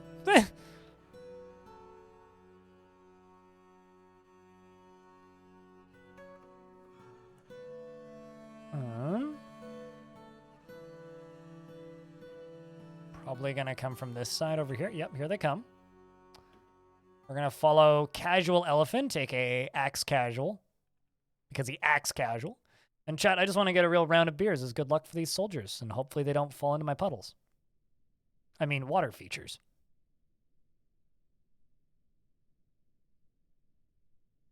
Come on up. All right. Tussling begins. Axe Casual runs up and strikes the corpse in the lower body with his hammer, with his axe, bruising the muscle and bruising the guts. I think it might actually be a hammer, not an axe, but.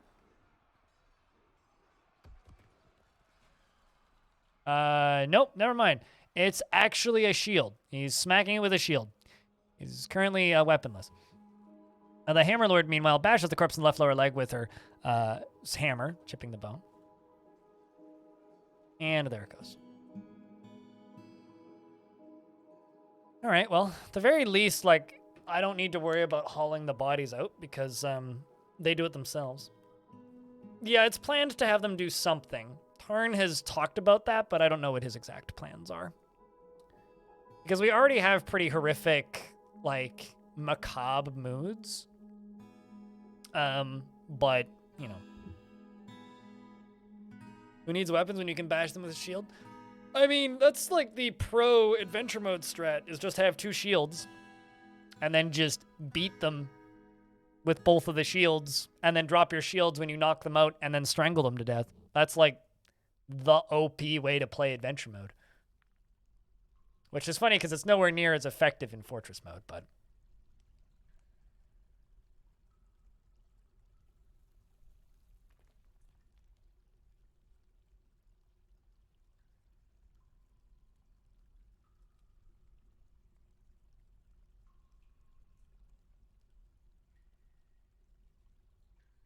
I'm really kind of curious to see what ends up getting included in the next patch, though. I know that Tarn was saying something about like baby sprites and various other things, but I'm really curious to know or see how much of that stuff that Putnam's been working on gets worked into the next patch. Very excited. Very hopeful, too. Massive finger crossed here. Because I would really, really, really like to see a lot of things worked into this game. Also, it's party time, apparently. Remember when leveling, wrestling, and throwing... You remember when throwing bugs and mud was an OP adventure build? I mean, just bringing coins with you and leveling, throwing things, just constantly throwing rocks and stuff is still OP. As of last time I played, anyway.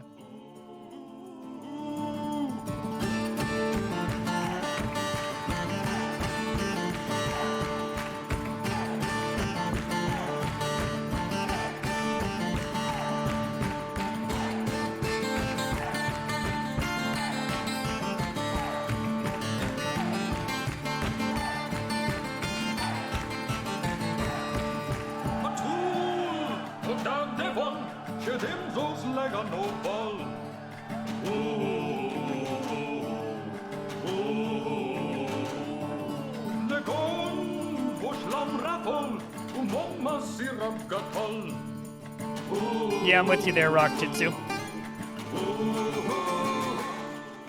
I too would really love just more variations in Forgotten Beasts and colors in Forgotten Beasts.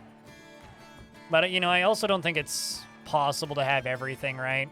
And there's a lot of stuff that I don't see us... I don't think will be in the game anytime soon. There's a lot of things I don't see that will be in the game. There's plenty of things that I think will be, but... And we'll get there with a lot of stuff, but...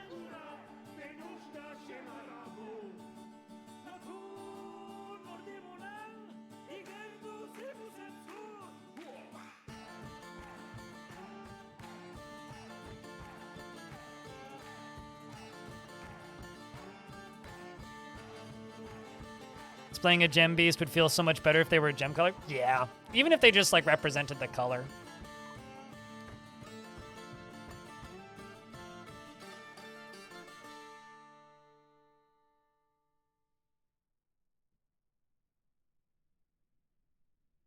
All right. And a stone carve has been missing for a week.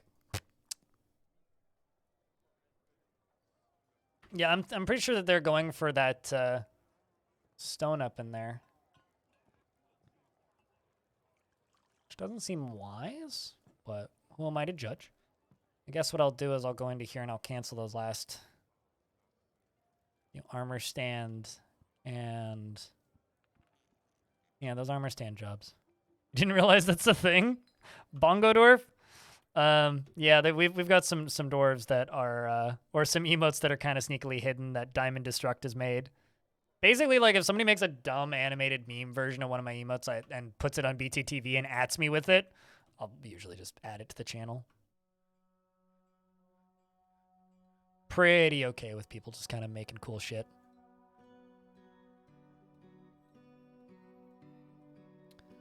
These... Let's just put a... Just a silver warhammer.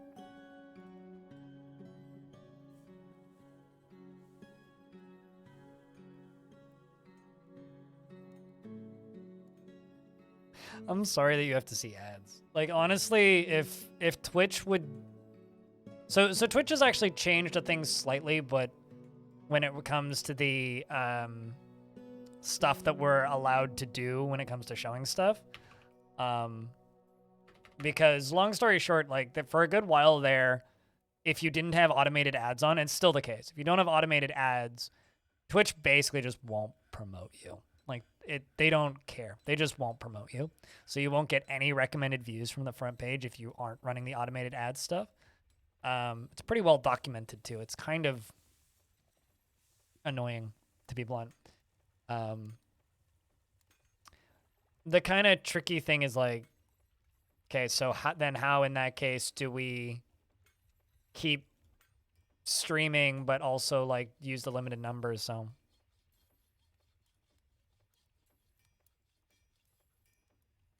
it would just be nice to have more diversity. That too, you know. Although I think that's like I would say actually all platforms are kind of suffering from that right now. It's not just Twitch. Twitch is suffering from that, sure, but like YouTube's also in a similar boat currently, where there just isn't enough advertising variety. Which is why I just pay for YouTube Premium now. I'm just a shill like that. Although I personally kind of consider YouTube Premium to be a pretty decent investment, at least at this point. It also, like, gave me a legitimate reason to unsubscribe from Spotify. Not because YouTube Music is good, but because Spotify sucks and Spotify's gotten weirdly expensive. Kind of like, what's it called? Netflix has. How's the fort? Pretty goddamn good. How's life, amateur? Are things decent at the very least?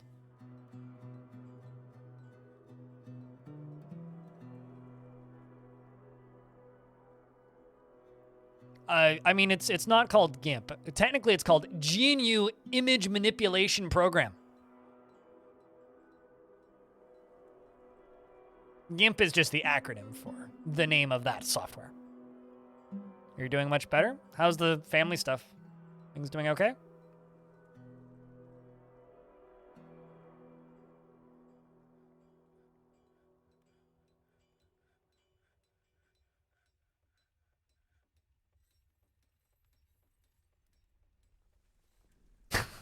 Any account that showed up as a promoted tweet. Add this to the list of reasons why I like Mastodon. If you start posting ads on Mastodon, outside of like, links to YouTube videos and stuff, like if you start taking money for ad posts, you get banned from, or like blacklisted from the platform. You can't technically get banned from Mastodon, but you can get blacklisted, which basically means only the instance that you're on, people can see your posts. So servers will just start blacklisting you, which is kind of hysterical. That's good to hear. Amateur, that's good to hear. I think that's one time where it's okay to demonetize YouTube videos is by saying fuck cancer. Oh wow, Bastet, when you say that monitor died, you weren't joking. Boy. I mean, it's just old Twitter. It's just old open source Twitter, except don't use DMs unless you trust your instance. That's the only like wrinkle with Mastodon. Don't use DMs. All right, so it's now officially a Grand Guild Hall. Hell yeah.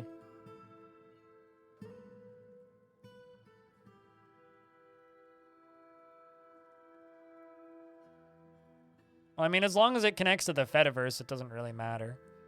But like, this is what Mastodon looks like. It also has a dark mode. I just don't use dark mode. Except for me, it's like 91% F1 because I followed the F1 Bahrain GP hashtag this morning, which I'm going to unfollow now. But like, it's mostly just it just looks like old Twitter, basically. Well, it's just me people posting about this stuff, but yeah, it's pretty great. It's just kind of a pain in the dick to set up. Make an account, flashbang, you'll be fine. That's what it looks like normally if you just want to see what my account looks like natively. Looks a lot more like Twitter. All right, Dwarves all socializing down here. You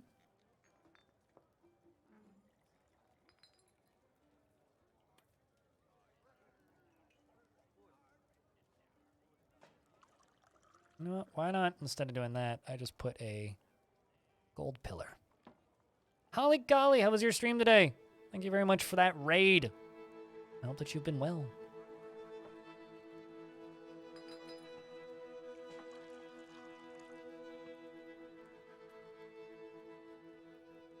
And Romulus as well with the second month. Welcome back. We're doing a subathon today. So I'm going to be streaming around the clock until I run out of time on the clock. But I will be sleeping, so I will be taking breaks. Not that crazy. Well, welcome Holly Golly and Raiders. Holly Golly streams Dwarf Fortress and other things. Definitely worth checking out if you speak German.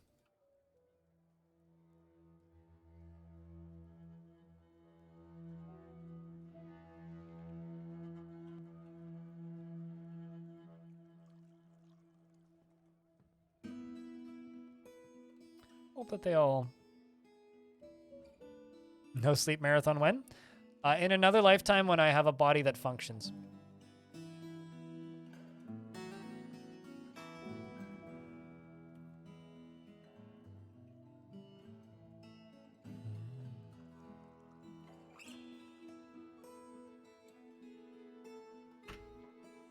$250 lavish meals.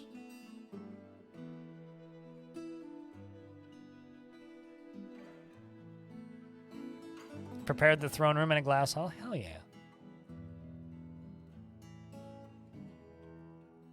Thinking that the weaponsmith's hall needs a lava spot over there on the corner.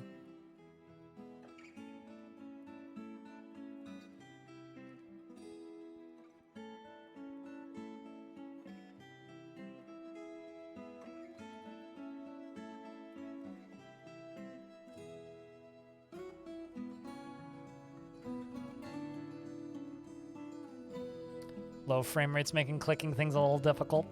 We're getting to that point.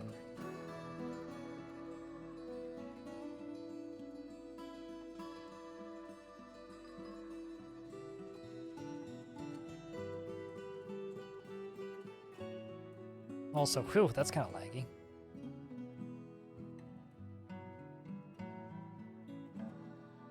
I think before we start up again tomorrow, I'm gonna... Whoa! Alright, something's stuck somewhere, never mind. Is it this?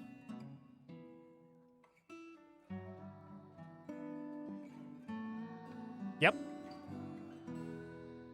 Okay, is somebody stuck somewhere?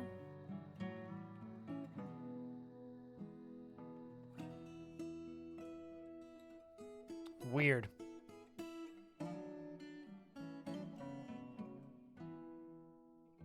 How do I start my labor menu? What, you mean like this menu? I don't, really.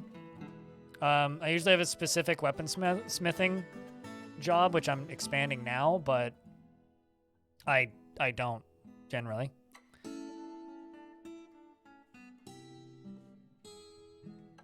Because it doesn't need to be sorted, really.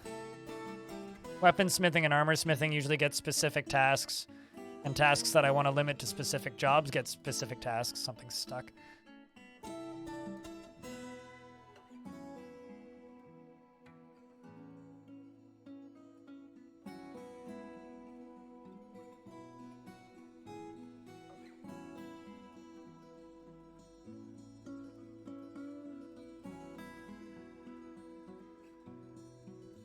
Which eye? I mean, welcome to my life as somebody who only has one working eye.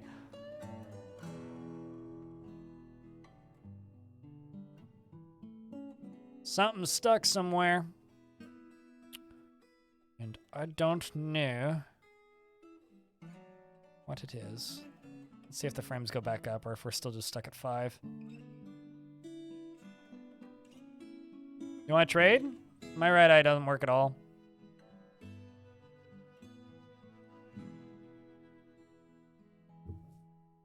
My left eye is barely functioning.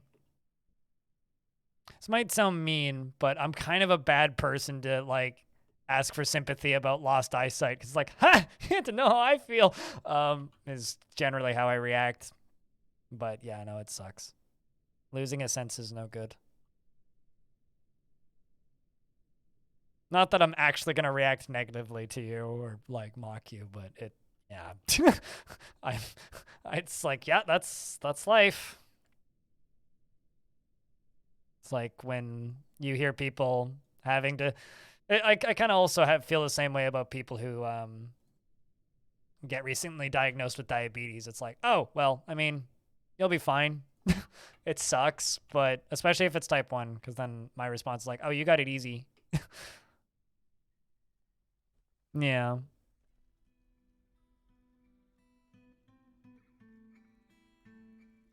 Yeah, no, I'm not the best at remembering all conversations. Don't know why the frame rate tanked down to nothing for a second there. This appears to be full. Not entirely, because this is still pumping, so... Still got a little... Actually, it might be this. This might have been what it was. That's a lot of temperature changes that the game's calculating.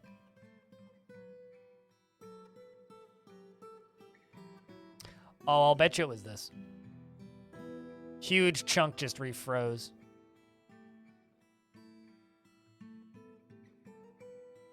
Huge chunk just refroze right there. That's probably why the frame rate went down to like 5 for a second. All right, let's start digging out a pathway for our...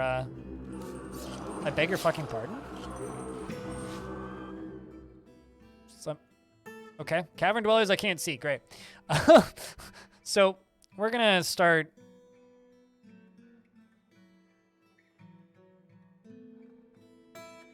I'm going to start digging through this down here.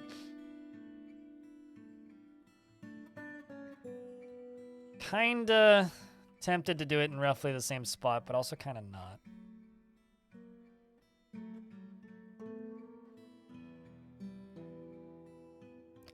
It's real temperature, which is why it's frame rate intensive. Like, the reason it's... This is on a cavern layer I can't even see. Well, not totally true. I can see a tiny part of it. They're up here somewhere? Bizarre. Yeah, it's because a neutral entity discovered them, so like a forgotten beast just found them or something. Nope. There we go. It's full. Look at that.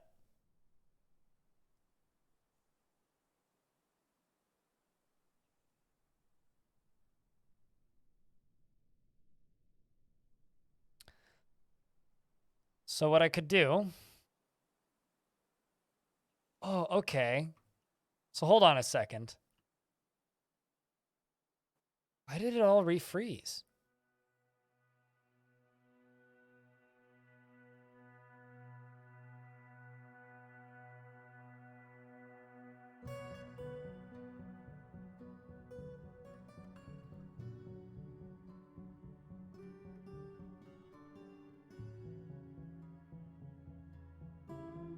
Mm, 5,400 people? What? I'm sorry, Bobby Wolf. What are you talking about? Exactly?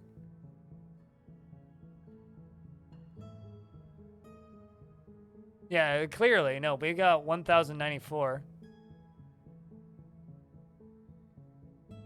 So hold on. Did it refreeze because it's full?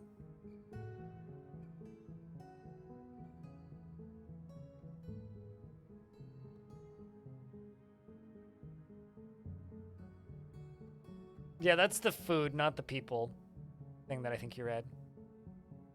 No, because well, previously what it would do is it would, like, it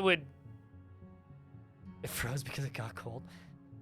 Yeah, but I'm thinking that the reason it's considered cold now is because the lava's full.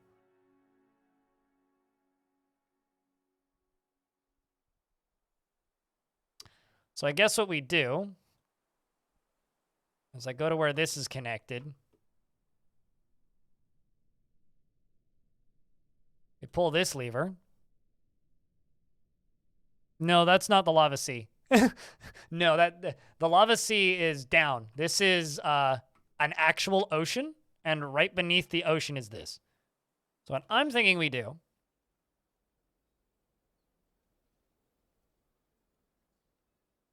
Hold on, where the fuck is the aquifer? Or where the fuck is the ocean? Okay, so let's go right here.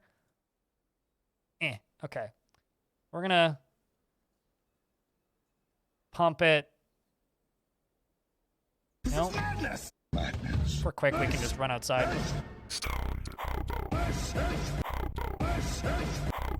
Yeet. Welcome back. Hoblo.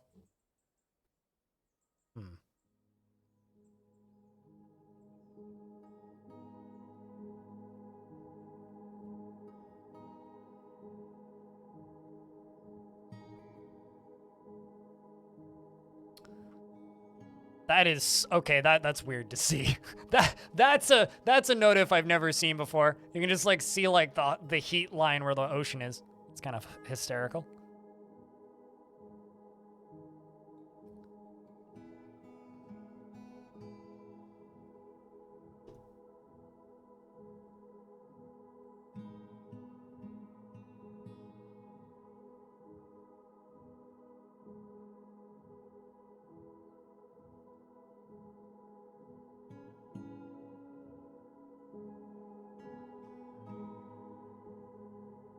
Yeah, we can just do it this way.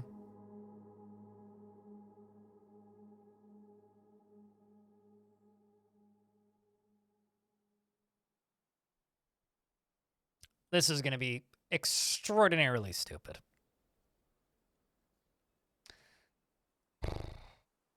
No, yeah, so this is literally me trying to melt an ocean, but apparently it froze again. And I'm thinking it froze because it filled up with lava and the game's like, all right, it's full now, lava not moving, I'm not processing your heat temperature changes anymore, is my assumption. But that might be completely incorrect. I'm not totally sure. So...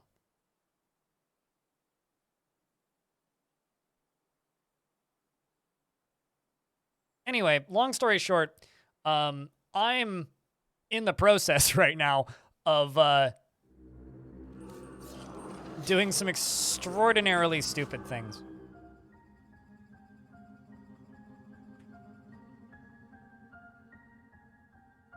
Yeah, it's probably exactly what happened indeed. All right, so where does this go to? No, not new burrow. I want the burrow to go, oops, down to here. We may have to open DF hack in a minute and exterminate some cavern invaders, which will be okay.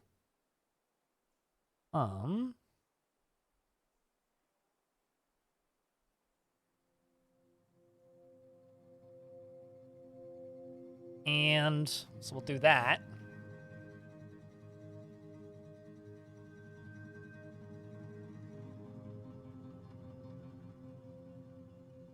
Ocean snapped from all the heat. Kind of appears that way, though. Like, we're kind of joking about this, but, like, it very much appears that way.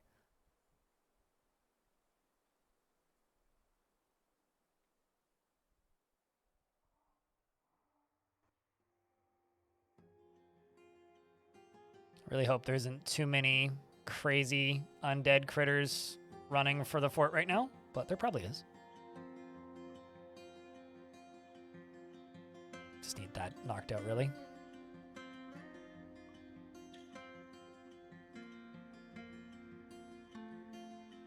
Opening the fort, damn fucking right, son!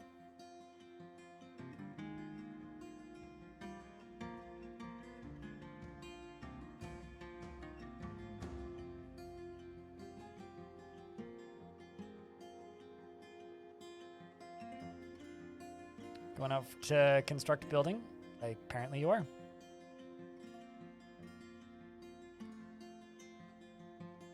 Oh, that'll definitely be something we'll have to do, but I want to do a test run first.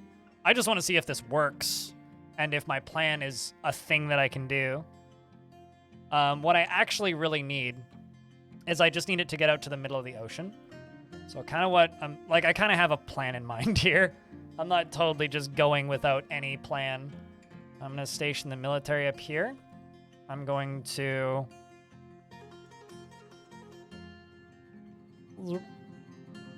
Oopsies. I should have done that half the distance, but fucking whatever. God,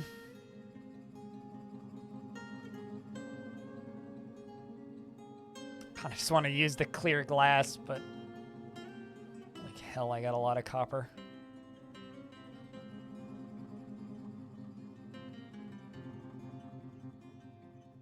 Yeah, last I checked, your dwarf was still alive and still pissed. Let's just do it this way. This will be the easiest way to do it.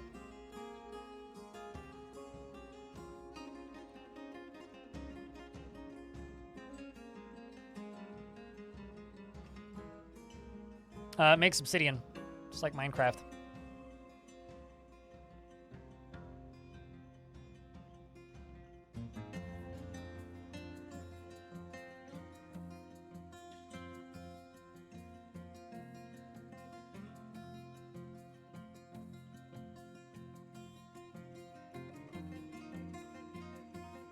Oh, we'll use Gabbro. That'll fit.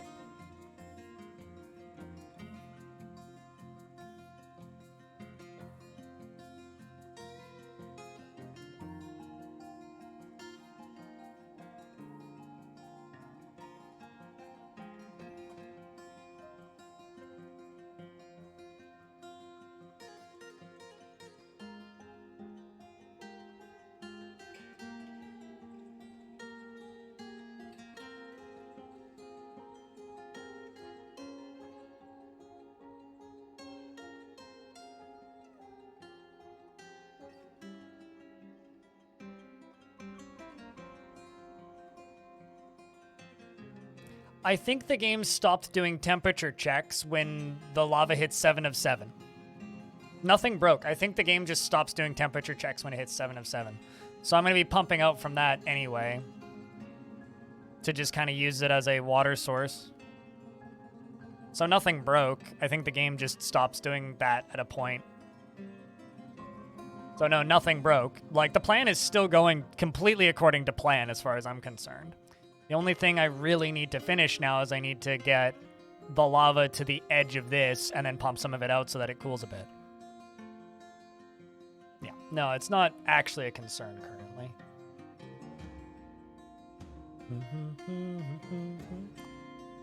I don't know.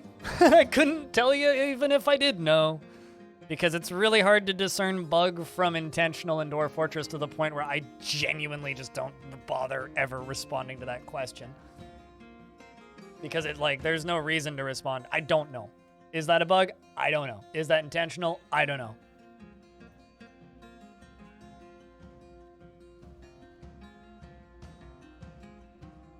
I couldn't tell you.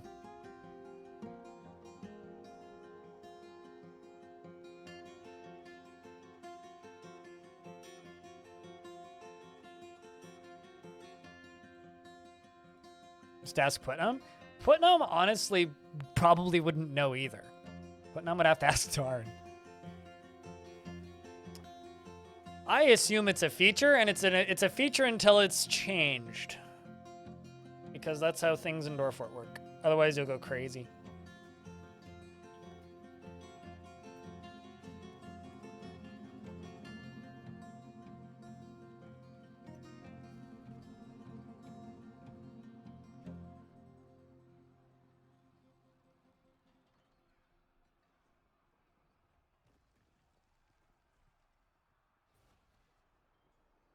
Should probably also put flooring into this.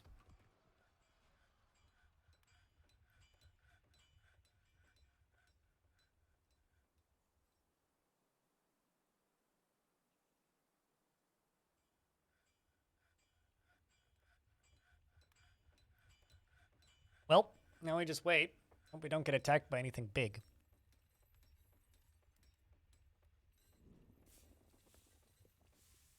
Like, as in arrived this morning, or as in it got shipped initially? Yeah, whoever they're contracting for local areas, they're really good at finding people that are fast. Jobs are getting canceled by invaders. We're also going to suddenly get a lot of really depressed dwarves because there's fitted slush everywhere, which is basically just like, it's raining mucus vomit, or it's snowing mucus vomit. It's like snow made out of vomit, basically. Rotten bodily fluids. Let's go!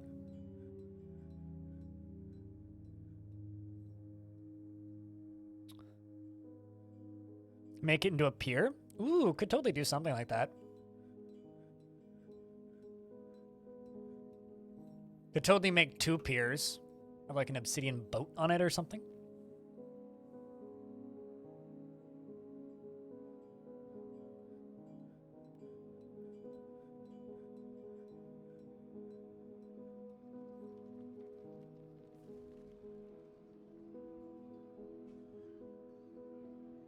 Well, unintended consequence of the way the temperature system works, for sure. Okay, so we're currently under attack by agitated puffins.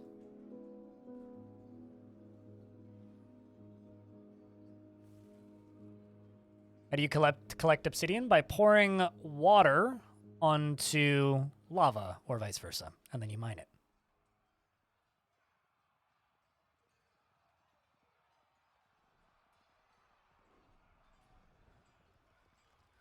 Yeah, but now they're going to be undead in a minute, which is abjectly worse.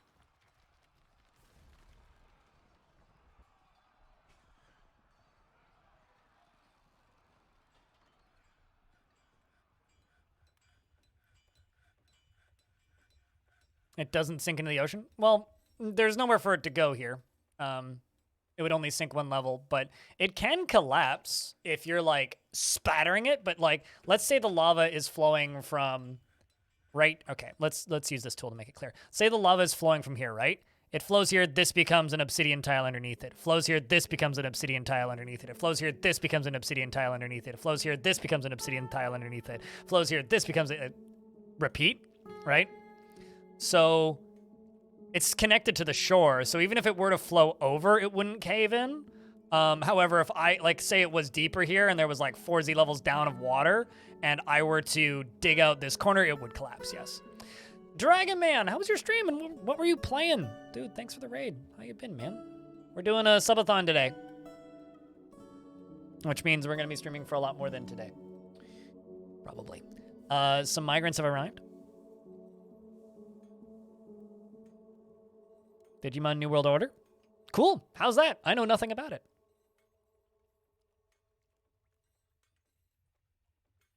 Digimon is one of those properties that I know absolutely nothing about.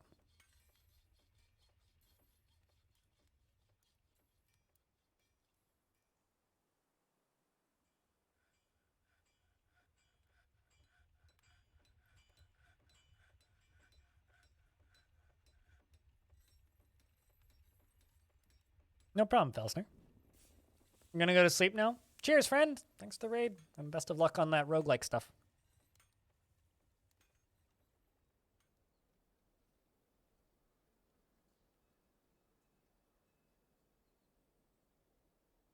Definitely the same franchise, right, Zeliard? I get, you know, I never played either of the Wolfenstein games, but those soundtracks are phenomenal. I love the fake or like versions of songs in German and slightly different styles. It's like apocalyptic in a way that I love. And some of the music in that second game was also great. Really wondering what Machine Games is working on. Supposedly they're making a an Indiana Jones game, but I wonder if that'll ever actually see the light of day.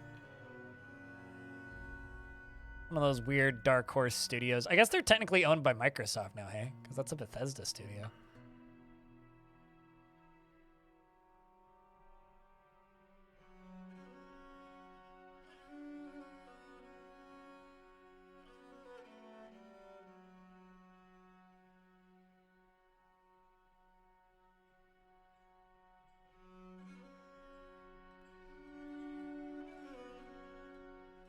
We'll have to get those ghosts dealt with as soon as we get this walkway thing done.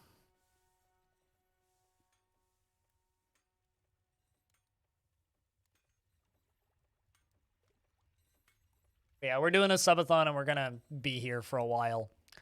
Gonna be a long stream today, long stream tomorrow, etc. Should be fun.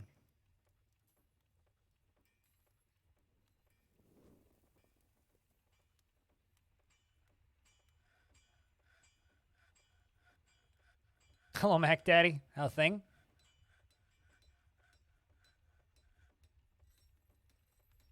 Hope things have been good. We're still working on this ocean and pissing off the entire population in the process slowly.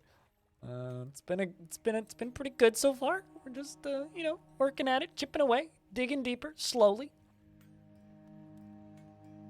You're expecting to see a bathtub stream? Yeah, it's never gonna happen, Delpho. We talked about why I'm literally never going to do that, and then people made fan art, so I like tweeted it because it's funny. Apologies for the false advertising. But tis fan art all the same.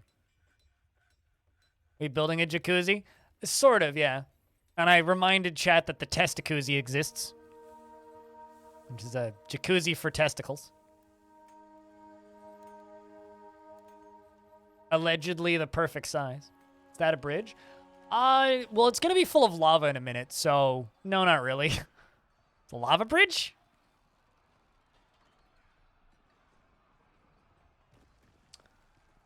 We're fighting. Emerlord scratches the agitated puffin. Oh, okay. We're fighting agitated puffin corpses. Puffins are coming back to life.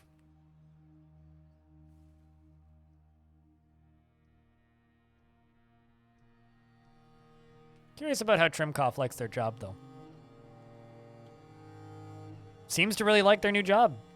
Uneasy after being attacked by the dead. They were slightly uneasy last year in autumn. Aside from that, they've been fine. Reoccurring memories are pretty good currently. What'd you do?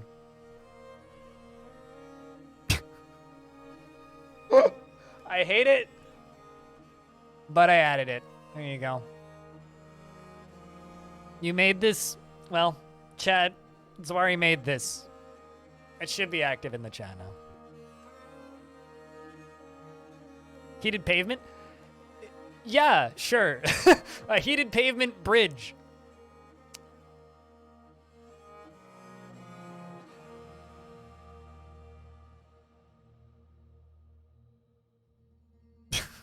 That is awful.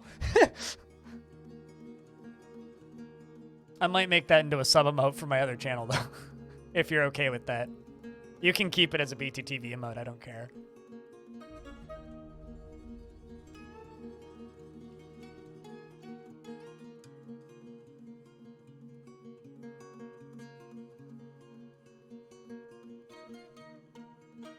That's awful. But also kind of great. Diamond Destruct would be proud.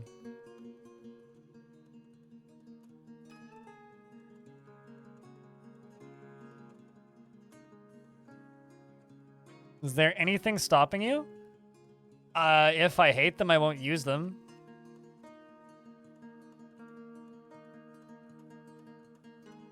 But no, not really. If I genuinely hate something, I will ask you to, like, take it down. And if you don't take it down, I will go to better Twitch TV over it. But generally, I don't care. As long as they're not, like, horrifically racist or, like, problematic in any way, I...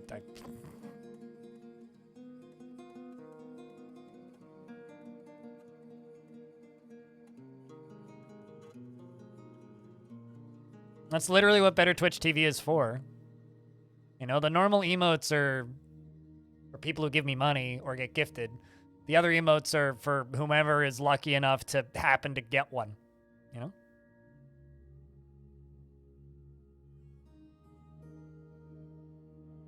Absolutely delightful, though. So now you can have a proper dance with,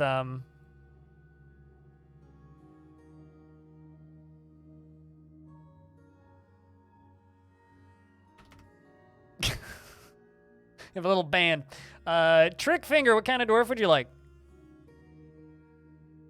And if you need to see the selections available, just let me know.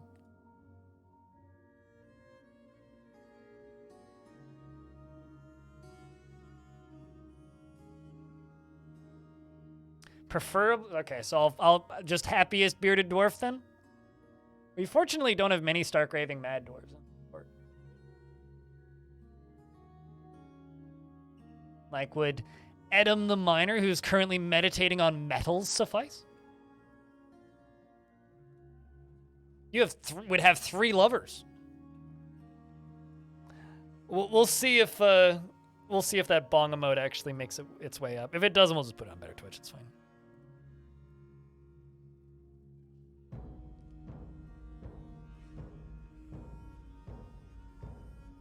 You might be that, or it's just past lovers. It's like a high score.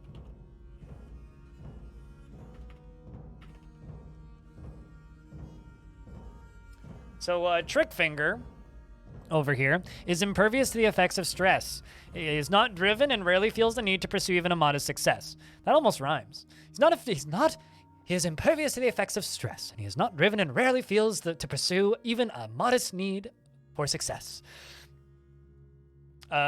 And he is quick to form negative views about things. He has a greedy streak, and he generally takes offered help and gifts without feeling particularly grateful, and he is somewhat fearful in the face of imminent danger. He likes a little excitement now and then, and he needs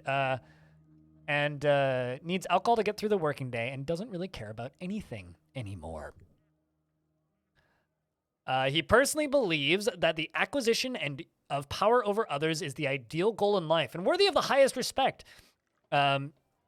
Values decorum and dignity and proper behavior, and respects the law and values sacrifice, and sees merrymaking as a waste. And apparently is currently drinking. I would be too. You're a member of the Pregnant Creed and a member of the Miners Guild. And you're a former prisoner of the Spurting Curses. And a former member of the Lance of Trees, which I'm assuming is a Dwarven group. And the Spurting Curses are an evil goblin civ, so you were imprisoned at one point in your history. You have 2 lovers who don't live here, and your family doesn't live here, and you have a copper pick, and you're wearing a dress. You're hauling a silver goblet, and visually, he was once a thin frame, is now bearing enormous thick layers of fat. He has a quite long beard that is arranged in double braids, and his sideburns are clean shaven, his very long mustache is neatly combed, and his hair is clean shaven, and his nose bridge is convex. His somewhat narrow ears are splayed out, and his hair is dark brown with a touch of gray, and his skin is cinnamon, and his eyes are emerald. Militarily, okay, so you killed a zombie goblin, and you've killed various other zombies in your time here. Just so that you don't lose your name because you've killed things. Sounds like you'll go insane, though. You're extraordinarily happy, actually. You said preferably not stark raving mad.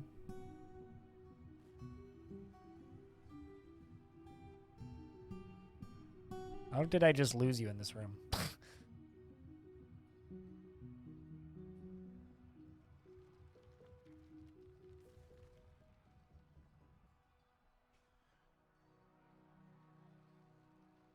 And if I look at your thoughts, you're blissful, fondness, enraptured, content, blissful, satisfied, uneasy upon wearing old clothing, but learned to value decorum because of it.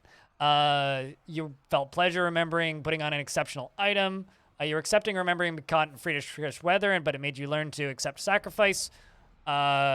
Blissful, sleeping in a very good bedroom, but you felt wonder, communing with your God. You felt empathy, discussing a friend's problems. Yeah, I don't know. You're pretty happy. Don't seem to care about family though. It's not, as long as it doesn't stick permanently in your mind. They don't actually care all that much.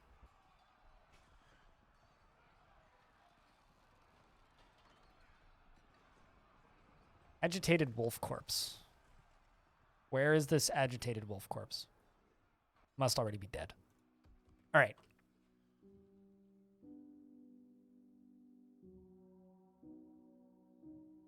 Well, we're almost done with this.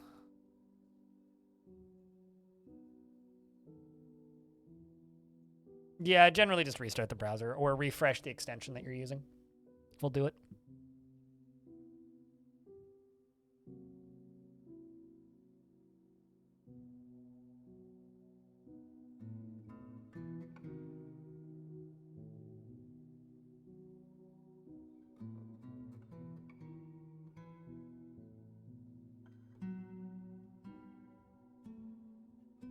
Let's get these dwarves out of here.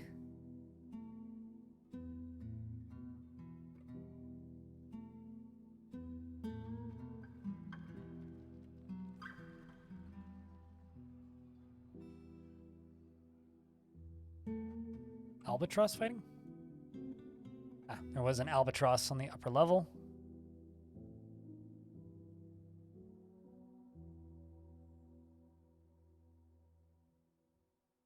Yeah, hopefully we'll only need to do it once, though.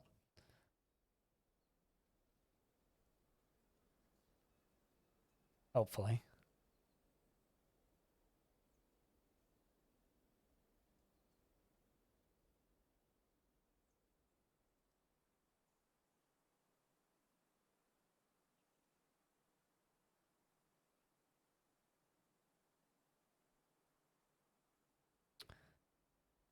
Few more spots.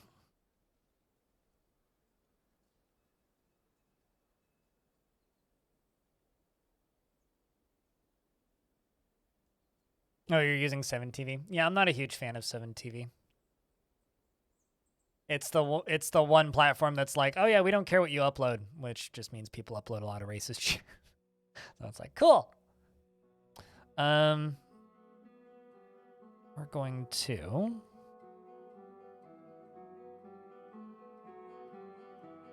go to... Uh-oh, here comes another one.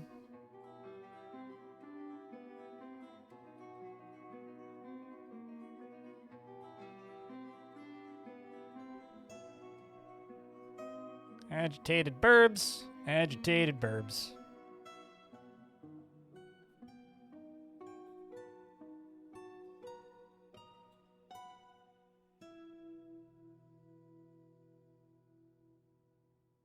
No, I haven't allowed them to spawn on the map yet. which is what I'm trying to do, Brownell. Also, I thought that you were scared of, I mean, they wouldn't be zombie, they would just be giant, because it's just Untamed Wilds, it's not terrifying for the ocean. But I thought that you were scared of spoilers. It's not spoilers.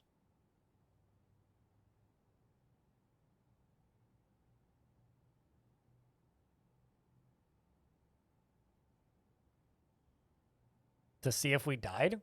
Not to, like, toot my own horn or anything. This fort ain't gonna die. It's too stable, and it's gonna stop you guys from having trouble. Or it's gonna stop us from having trouble. We're not gonna run into a situation where we're gonna die. Your mood is sad now? What are you, a dwarf? Hopefully it recovers. That true. Yeah, and it's a mentally stable immortal vampire.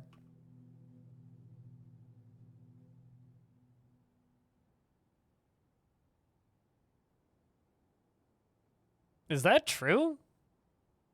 That seems like a concerning bug, because that used to very much not be the case.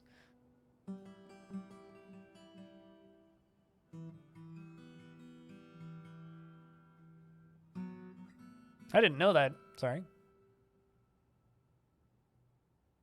That seems kind of busted.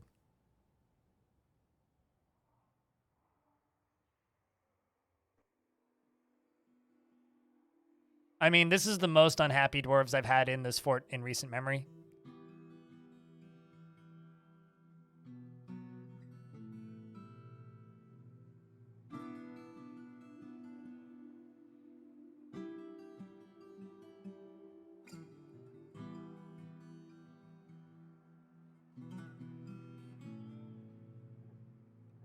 Come on, dwarves. You got this, boys.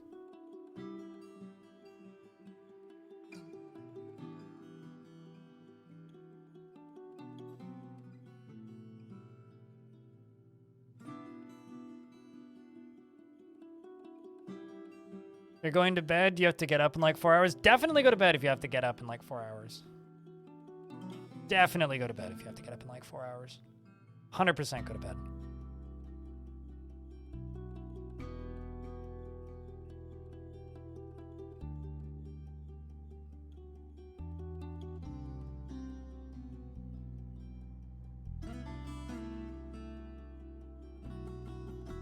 Okay, well, I got 2 more pieces to finish.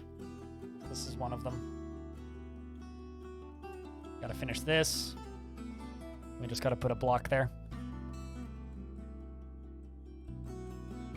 Just have a resting Engie face. A resting Engie face also means they might murder you without warning.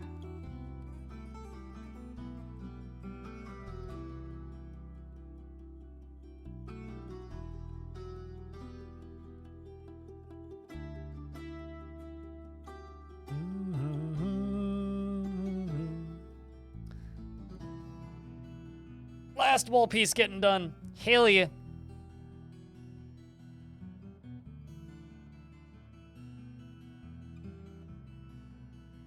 Go.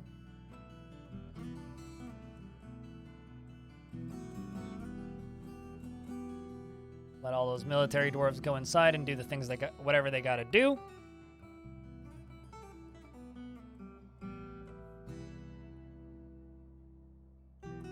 Famous last words. One day you'll learn to believe me.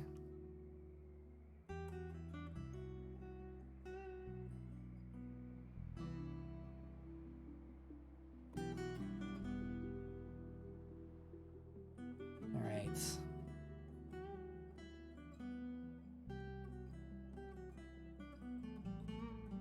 Just erase all this. The dwarves go back inside.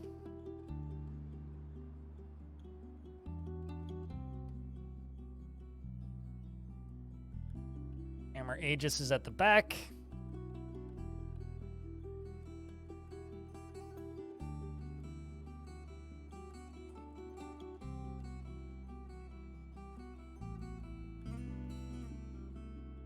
No, best of luck. Yeah, no, losing a hard drive is the worst. It's genuinely the worst. It's been a very long time since I've lost any drives, and one of my hard disks has been making this weird like sound when I'm reading and writing when I'm rendering stuff, and I'm like, need to replace you soon. It's like all the stuff's backed up on my computer, but it's still just like, Drive going is redditing, yeah, rendering, redditing, blah, blah, blah, blah. Wording, wordsing. You know, something like that. Any hosers. I need to take a toilet break. My Reddit shit posting is, yeah, my Reddit shit posting is so powerful it takes my whole PC down. I'll be back with a momente. If any big scary monsters fly in the side door, let me know.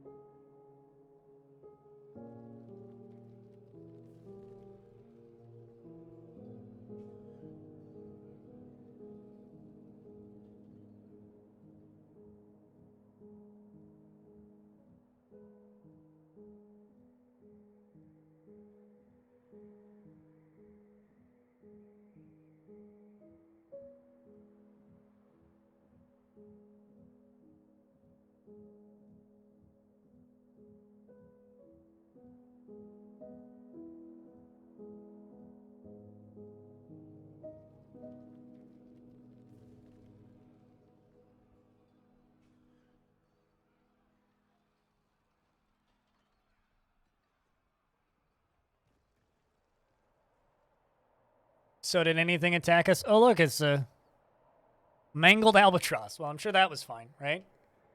Anything else scary in here? No? Oh, there's a second mangled albatross. I scared you? Really? You scare easily. I have food as well. I took a piss break and grabbed my sandwich.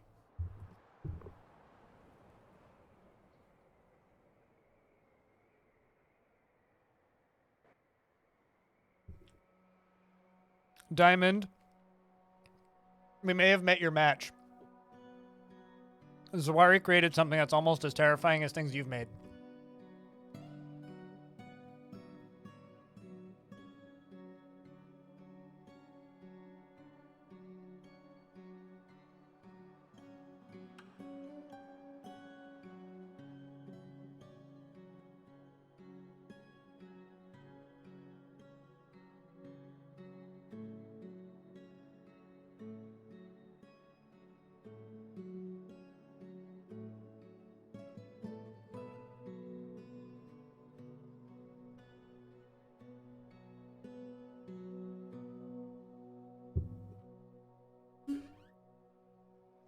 It's the thing that Zawari just posted.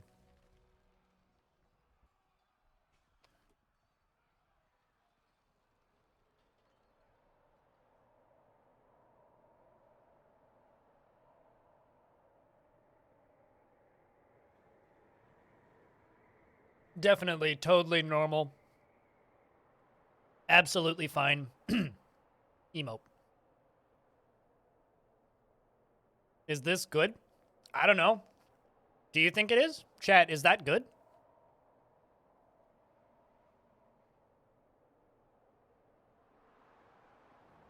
I mean, I would look up some recovery software. Some of that stuff's like weirdly powerful. Most are okay for now? Okay, that's good.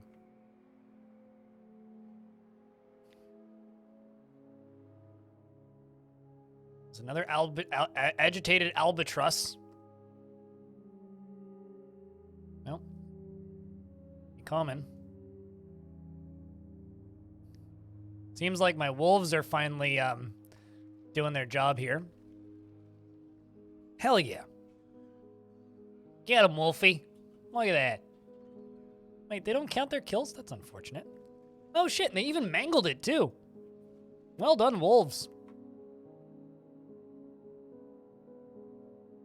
Yeah, that's pretty good. As far as photo loss goes.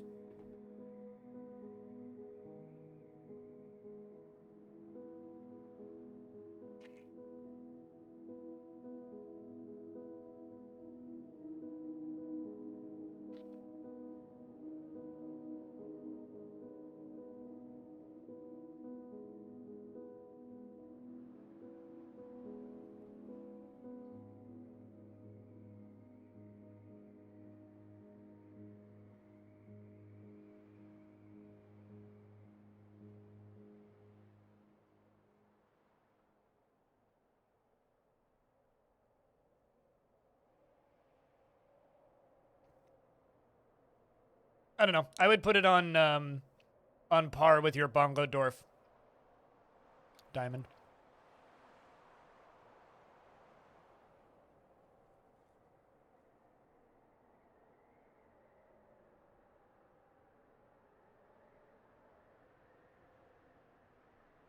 Do I know what a cocktail shaker is good for?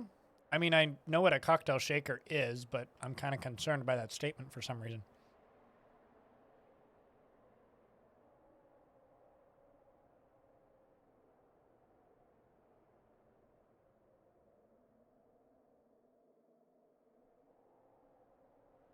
Rapidly chilling tap water with ice.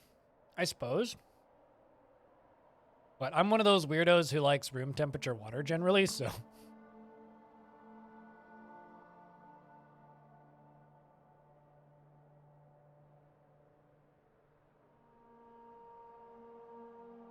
My second guess was making cocktails, but I figured that definitely would be incorrect based on the way you were forming that sentence.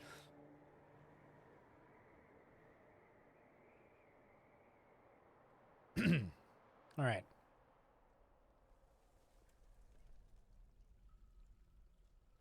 No, I like room temperature water generally. I like this water bottle. Not warm water. Room temp water.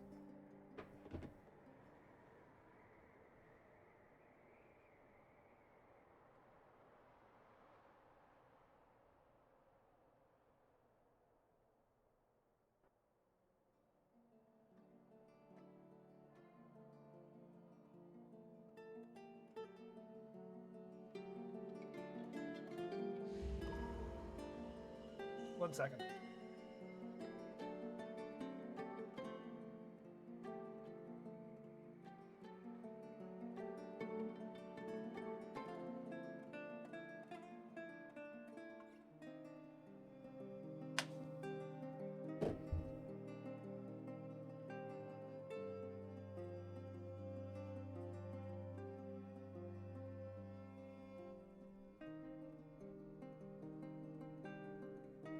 What sandwich? I don't know what you're talking about. Stellanitis has gone into a fey mood. They've claimed a craftsdwarf shop. And they're sitting. What do you need?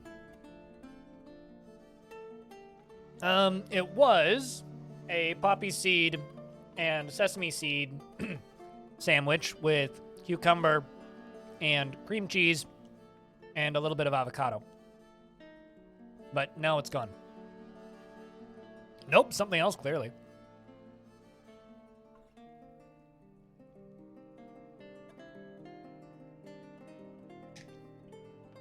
I can get logs, though. We actually have an indoor tree farm now.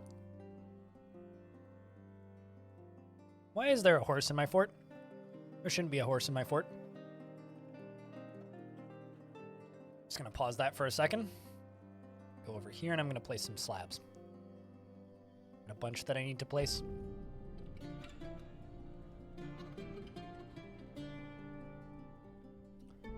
Someone tantrumed and toppled a bunch. And yes, the ghosts come back when you topple them.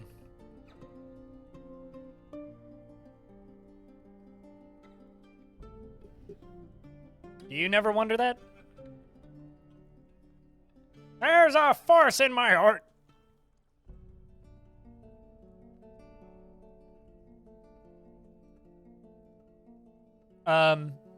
You dig a multiple Z level deep hole. It's like this. You flood the bottom of it, and then you wait a few years. That's how you get it to work. Just takes a while.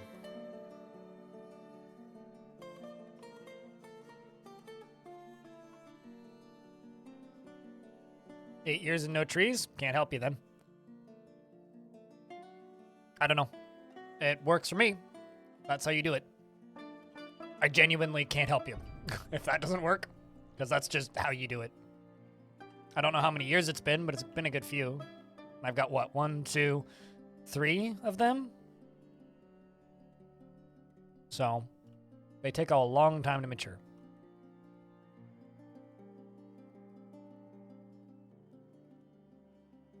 This dwarf has committed crimes, so we'll put them in prison for it. Oh, okay. I think it was bones this dwarf needed, because they just butchered agitated giant albatross.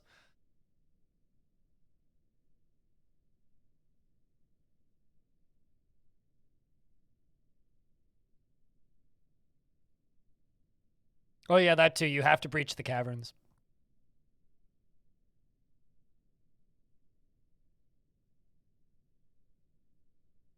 Of not completing your mandate. That's usually the crime that they commit. It's a pretty heinous crime, frankly.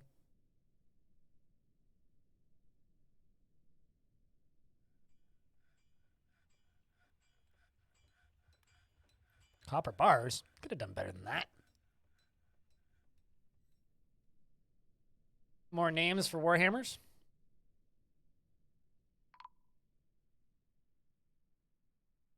Ghosts are finally getting laid to rest. It's about damn time.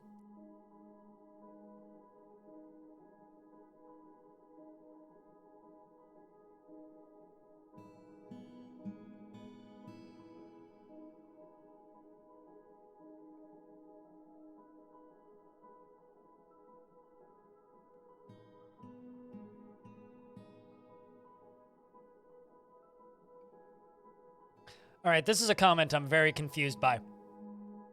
So I just got a video or a comment on my basic hospitals video, right? So a video from a while ago. And the comment is, how do you get these graphics? I bought the game on Steam.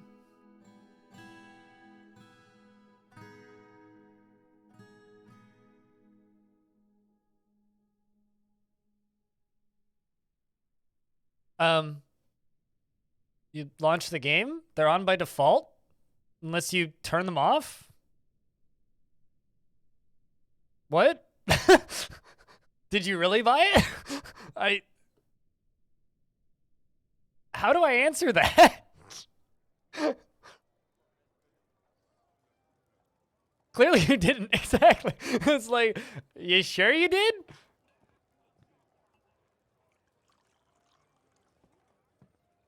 How you get the old school graphics? Yeah, but that's a video from before the patch where they re-enabled ASCII was in. Because that took like 2 weeks before they patched the ASCII back in. And that video was from before the game came out. It was one of those day one videos. They could have switched to old style by mistake. Oh, possibly. I don't know if I'm probably just not going to go respond to that one. One of you guys can if you want, but just go to the hospitals video and sort by new.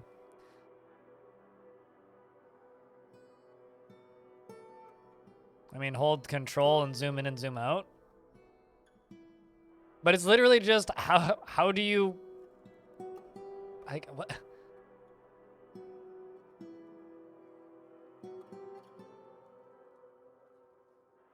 Maybe they accidentally changed the graphics. I mean, maybe. I guess that's like, okay, so there was one time I accidentally changed a game's settings into Chinese, and then after listening to the dialogue for a minute and chuckling to myself, I realized that all of the UI also changed to Chinese, and then I couldn't find the option to change it back into English. And it took me like a good 30 minutes. And somebody sending me a screenshot of the options menu to get back to English.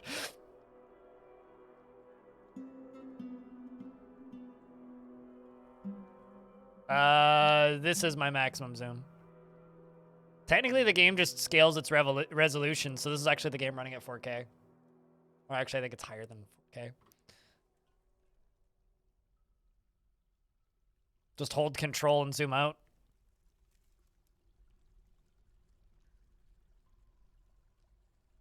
And then this is as much as I can zoom in.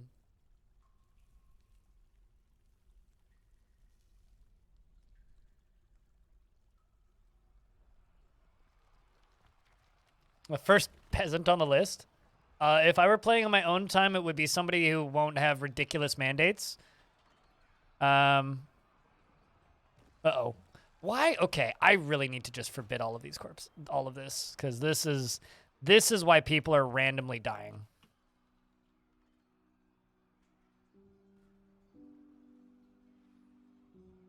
Run away here, dwarf. Uh-oh, you're bleeding. Winded, winded, winded. Uh-oh, you're gonna fall in, aren't you? Oh, no! Now you're dead. F. Well, nice knowing you, Diego. You land on another zombie. Well. I thought I blocked that in, so there was no way in hell they'd... I kind of love that we have just like a zombie mosh pit over here in this fortress. It's kind of lovely, actually. Big fan. Also kind of dark. I mean, imagine like you're told to go... Oh, wow, she's still alive? Oh, what? Nope, there you go. Dead. It's like you're told to go like haul boulders. All right, I'll go get this boulder. Water tastes zombie-y. Ah, it's fine. We're only drinking this water. That's all the way at the other side of the map. It's fine. Sure, they don't even notice. It's just like microplastics.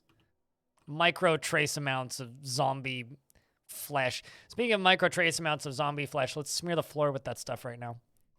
We're gonna go into the arena and do an arena fight.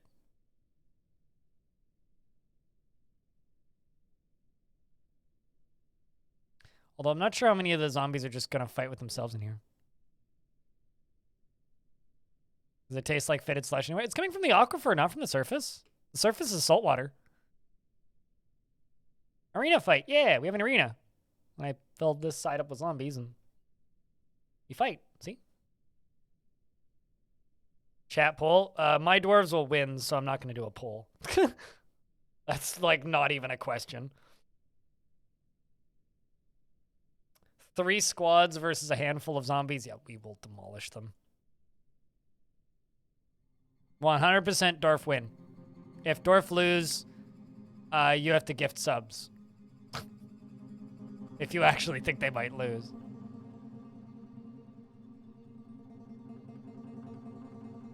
But I will read the thing.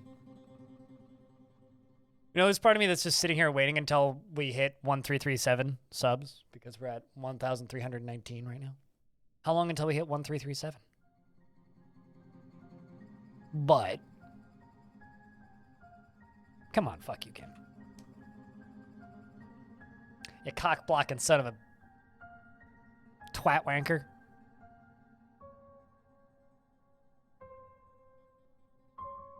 Early summer, hey? Now we wait. Although the last time we did one of these, some of the dwarves actually ended up in the hospital, so maybe we'll lose somebody, but I doubt it. Grumble, grumble. So we're at 6 hours and 41 minutes of stream. We got, what? 24 hours and 58 minutes on the clock. I think we'll probably do another 3 to 4 hours of Dwarfs. And we'll go play Phantom Brigade. Well, I want to complete that surface thing. I don't know. Maybe I'll become a mountain home. I don't know. Why? You guys getting bored of it? I'm really enjoying this fort, so. I mean, how long have I kept it alive now? 16 years? Yeah, it's pretty average. All right, so let's see. We've got a bunch of zombies, including, don't get too panicked. this is actually just the head of a Cyclops, not a full Cyclops, okay? The dwarves go booking it in. It appears that Raiklu is very ecstatic and also terrified while in conflict. Porcelet is terrified while in conflict, but feels vengeful. There's goblins that are just like, oh, fuck me, mate. There's an elf over there who's getting, like, beaten on already. It appears that there is a named undead reindeer cow who killed Thob, Lorbam, Zulban, and Dishmab. So we have to get vengeance on that. This goblin over here hasn't killed anything. It's a harmless. This is a giant penguin's skin, not actually a giant penguin. That's an ice wolf corpse, and that's another ice wolf corpse. So I'm gonna let the dwarves come running in and begin fighting. The dwarves go for the goblins first.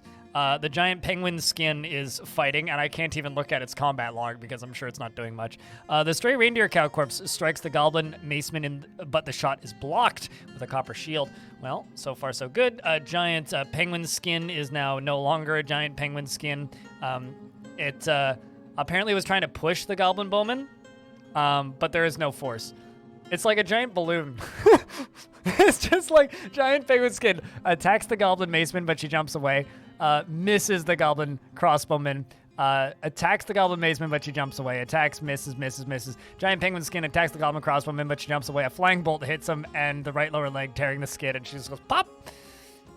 That's that's funny. Psycho Labs bashes the goblin bowman in the upper leg with her. I'm not sure what that is. Chipping the bone. I'm assuming it's a hammer because it's bashes. Streamlabs then says, this is my fight too. This might require an answer.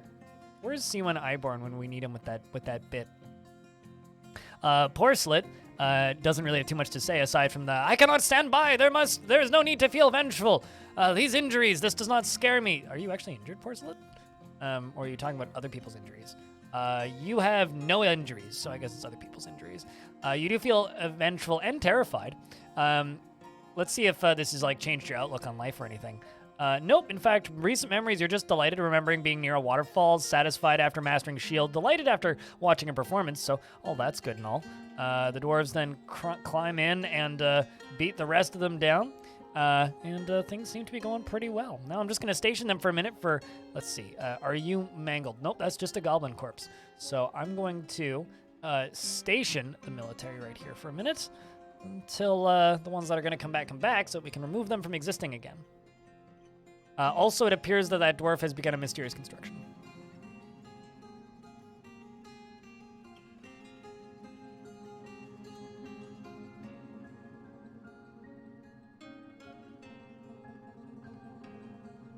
And I'm going to unforbid these so that the bodies can come get removed.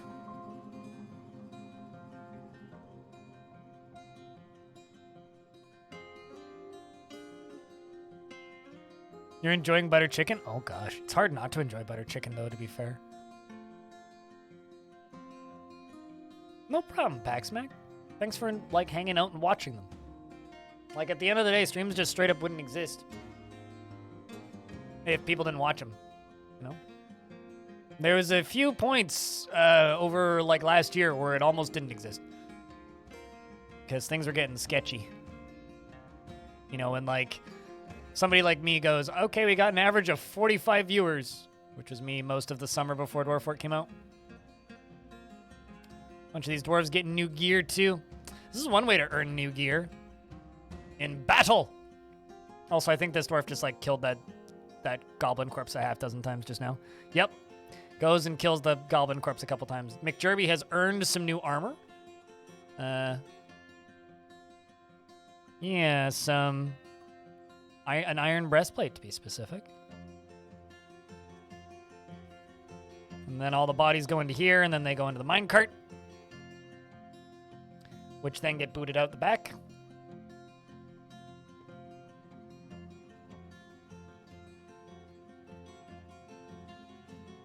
Send half the squads out.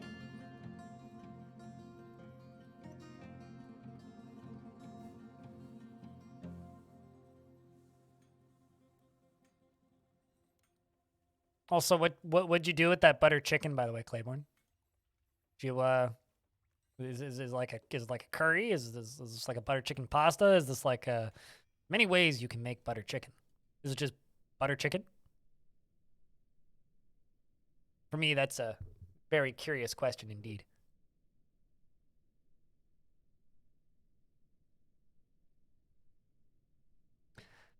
Well, I mean, in Long Death, there was, I had a baron very early on in Long Death, Old Zwari, who got their leg ripped off by a Dwarven child. And then the Dwarven child was just, like, impact killed by getting hit in the head with a pickaxe.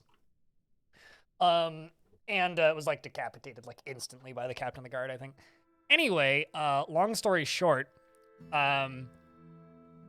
about 6 years later, I kept noticing that dwarves saw a dead body.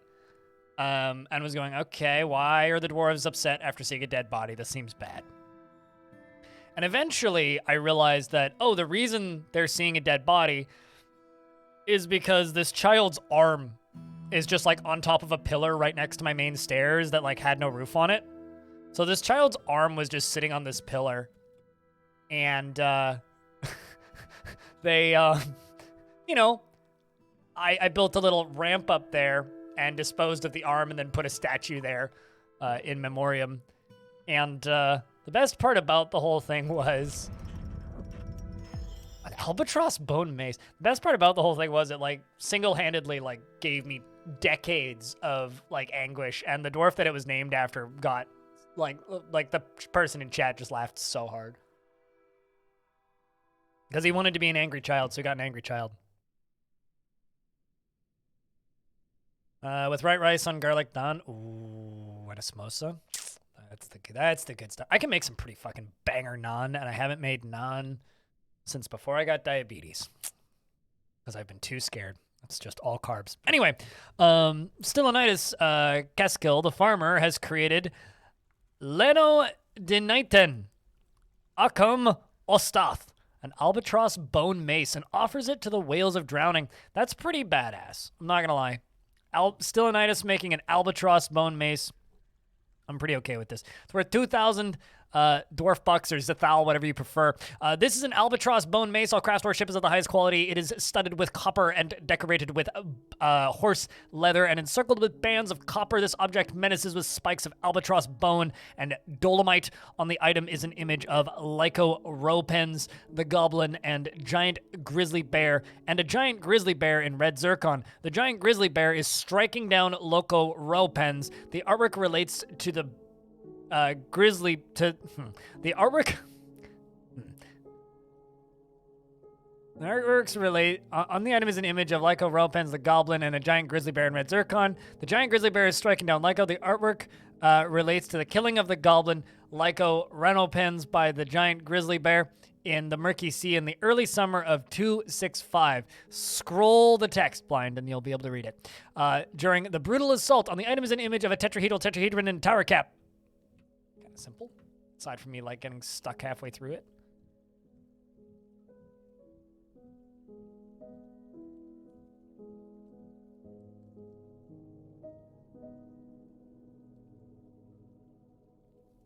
It's a pretty good name. Pretty much like that one. Big crab, yes. Big friendly crab.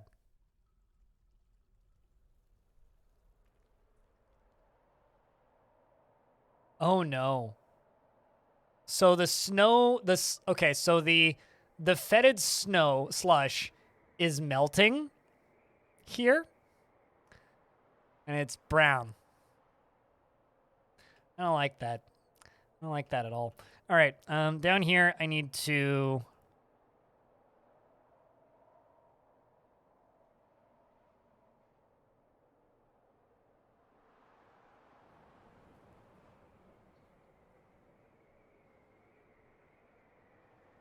I need this.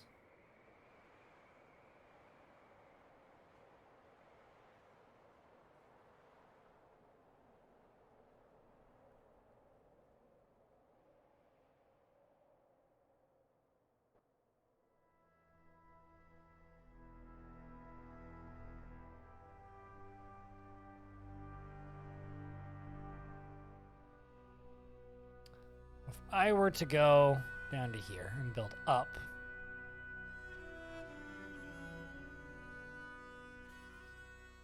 Could go from like right here.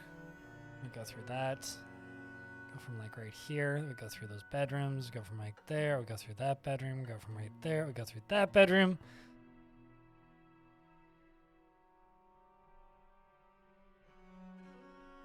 Must be kind of far away from where I need it to be.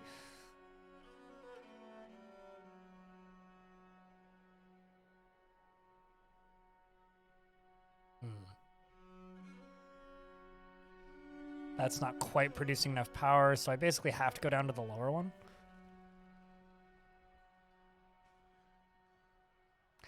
I think we're going to see if there's wind on this map, chat.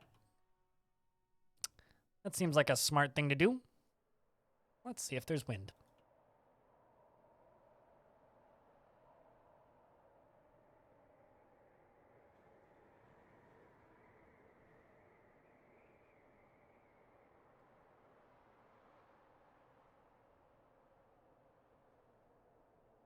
Let's just go up here and build one of these.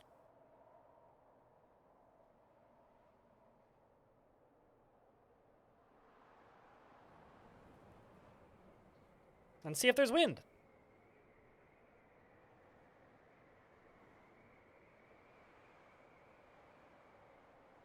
What are you guys on about, chat? You got a web spitter composed of vomit. Well, at least it'll die quickly when you hit it. But web spitters composed of anything are scary. Can I just... I know that it's like poor taste to call it a streamer's view count, but can I just comment on the fact that we've had pi viewers for the last, like, hour? You're 1-4. Only we had 3, 1, 4, 1, 5. I think that would be, like, actually winning at Twitch.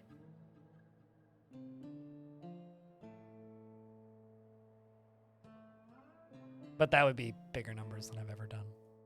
So unlikely to happen, but...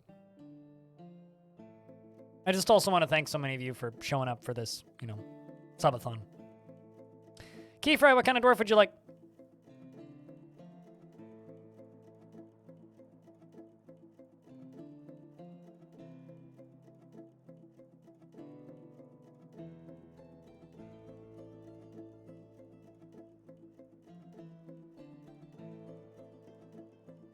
No, you wouldn't be able to hold the number for very long.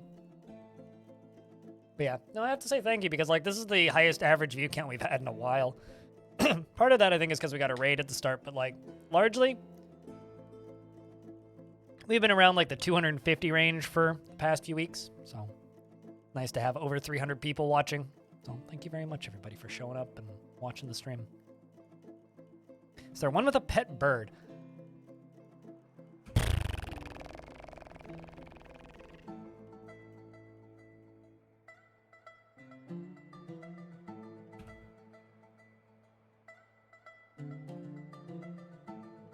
The problem is, first one I see is dead. Nutty Wombat owns that one. Unifeb.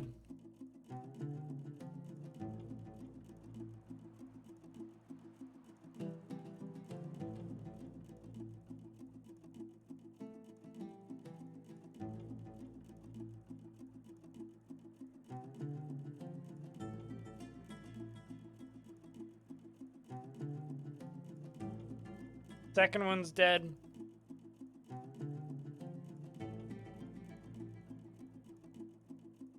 I mean, I could make Big Tux available as a pet, but I can't guarantee anybody will get it.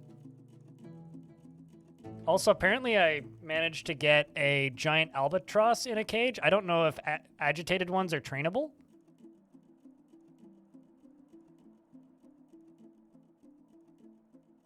But apparently we have a giant albatross in a cage. Yeah, we do. That's trained.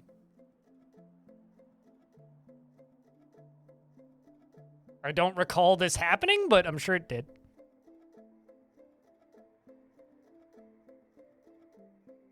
It's kind of...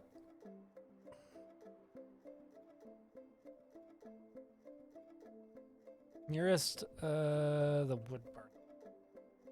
Like, I keep looking through these, it's like they're all just dead.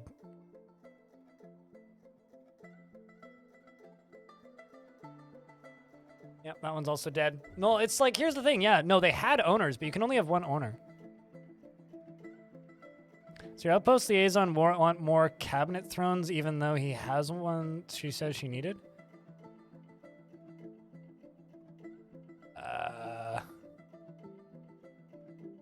So that means they're demanding a specific item. Hover your mouse over it and see what it is. They want something of a specific material. No, the rooster is dead. The rooster's owner is dead. Like, Nil is dead. Like, Doran here is dead. I already checked. This one is dead. Scroll down. This one is dead. It's like every single one of the bird owners are dead. So no, there's nobody who has a pet bird. But I can move that albatross down to here.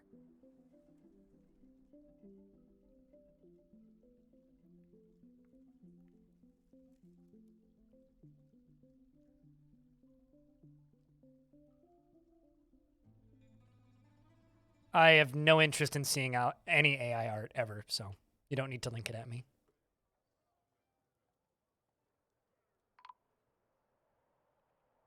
Human caravan is around. What? It's all melting again. I don't understand. Hold on. Okay, so no, okay, I do understand. So you know how I just channeled out these two tiles? There's now slightly less lava in here. And so as the tiny little bits go around and it bubbles up and down, it's thawing. It's like watching an Etch-a-Sketch or like the pipe screensaver. So yeah, if it's full 7 of 7, it doesn't thaw what's above it. But if it's slightly less than it does, that's bizarre. It really is like, it looks like an Etch-a-Sketch. Look at this shit. What the fuck? That's wild.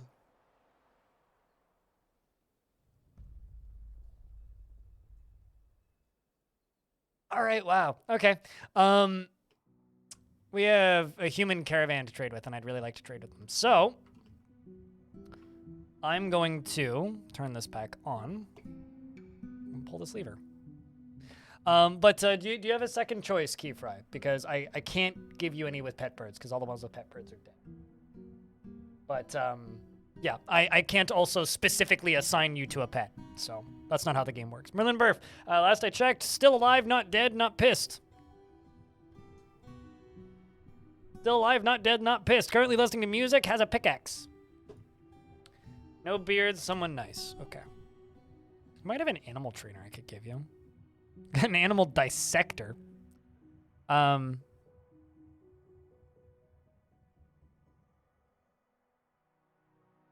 about this one? Let's give you Lorbam.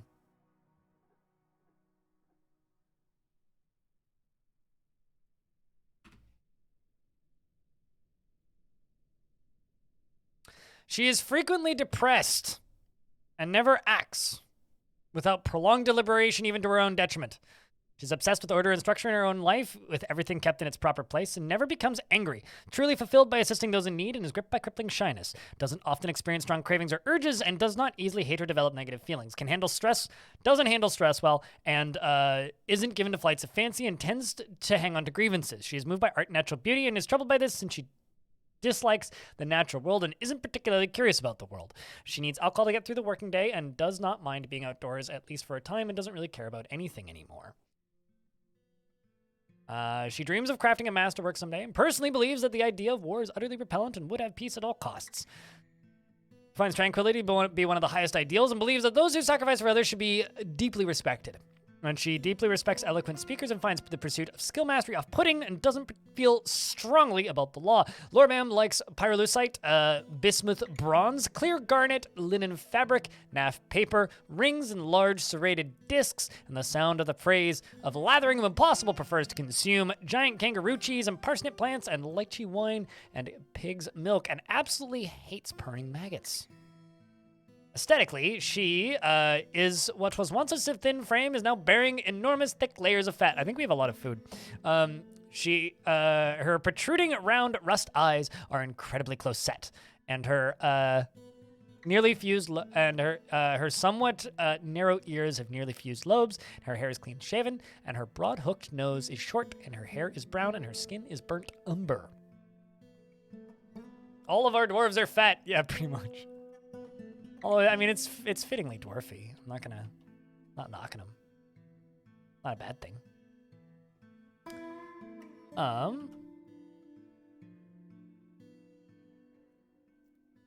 Let's trade stuff, shall we? I think I'm also gonna trade armor. Hopper armor, anyway.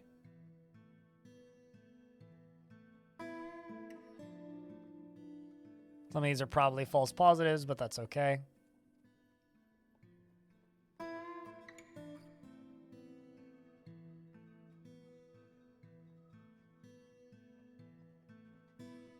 The last 2 times we've intended to trade, we've been under siege, so.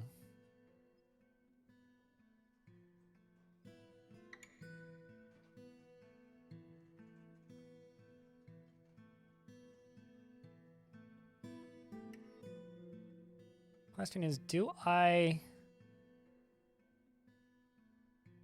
Oh, I haven't actually started bounding any of those codexes. Let's set up bind book jobs. But I'm going to do it under conditions. Amount of written quires is greater than 3. The amount of book bindings is greater than...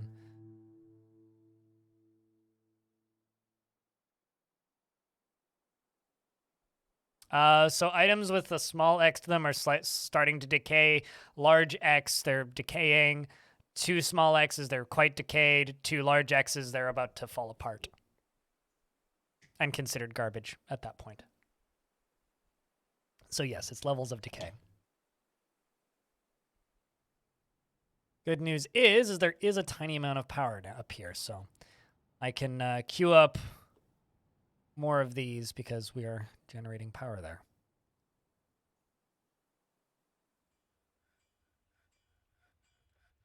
Yes, the game does that on their own.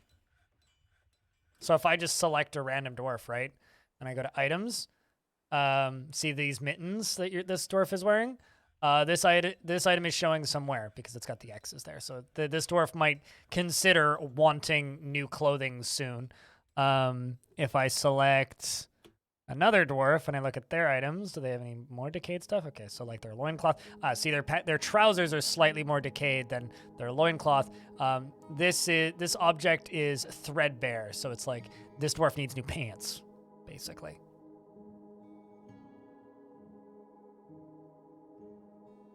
Dwarves will start getting bad thoughts when it's got a bold X on it.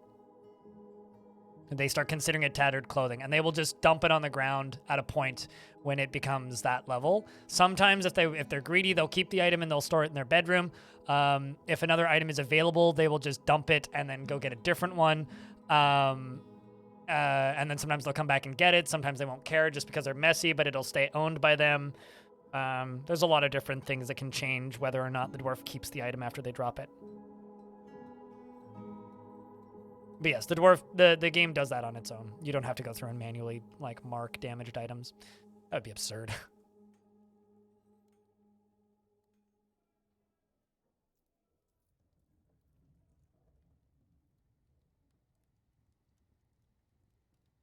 They want thread from me. That's interesting.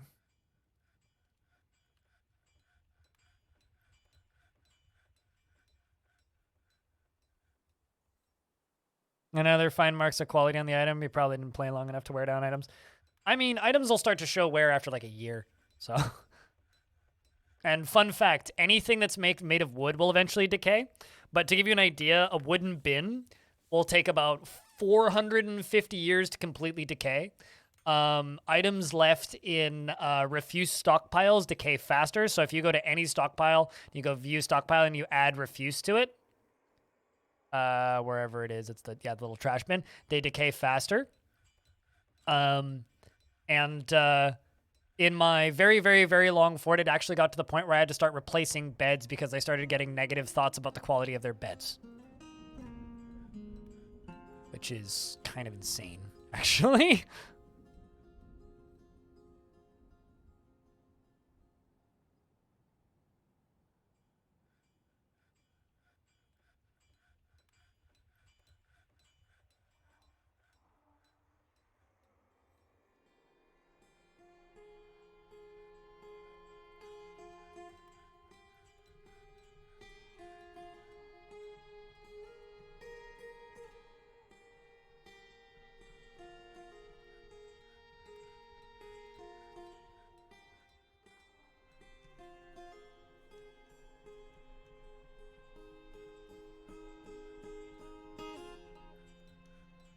No 100-year-old bedroom could tell.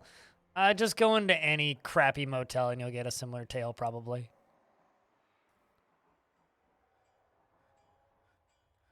That's not that too.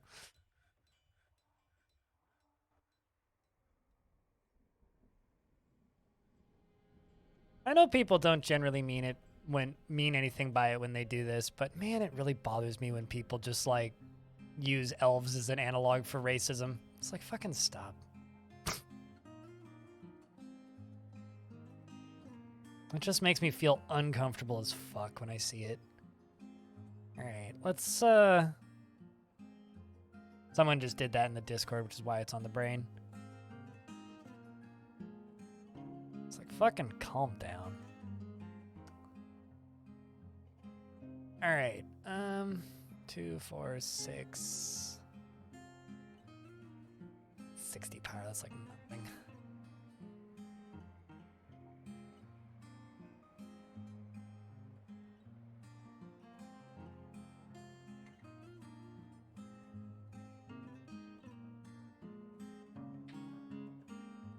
Yeah, Long Death was just that long, which is, you know, part of why it was a fun fort. That needs 20 power. That'll need 20 power. What are you hauling? You must have, like, no strength whatsoever if you're walking so slowly.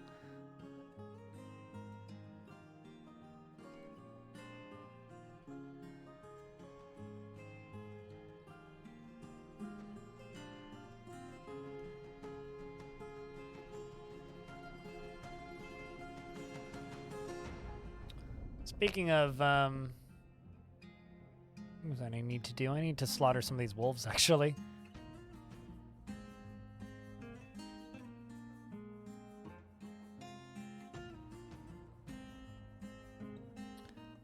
No, I'm pretty sure that dwarf's just weak. Yeah, no, they're not wearing 50. I haven't made that many silver crowns, so that dwarf's just weak. So it's too heavy for them, that's fine.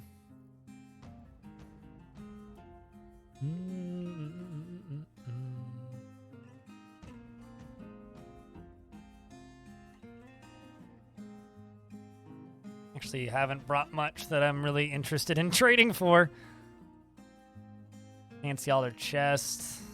Buy those seed bags, but not really much in there either. I guess I'll buy the food. I'll buy that anvil. I might actually have to, like, not sell them the breastplates or something.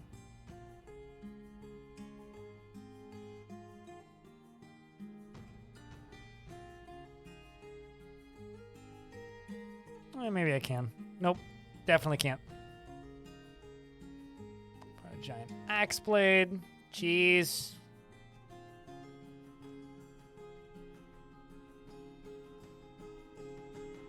I don't need the cages, though. Got some completely useless carving knives. I'll buy those crutches. And those splints. Sure. I'll trade. Oh, never mind. I can't. It's too heavy. Now I can trade.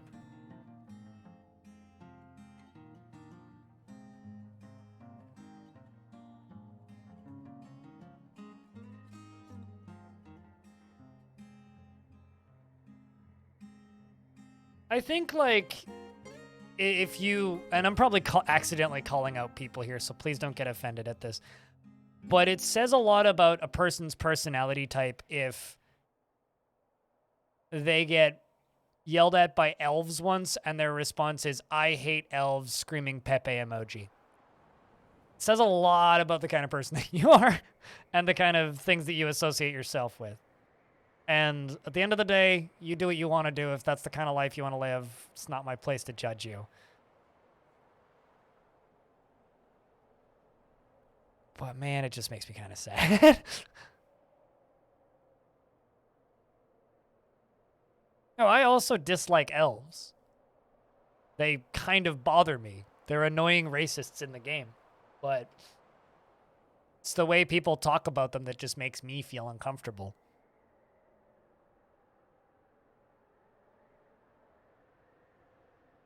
Is there a floor there? Okay, so I'm going to cancel this one. Go from here down to there. Deconstruct those. We'll build up from this side.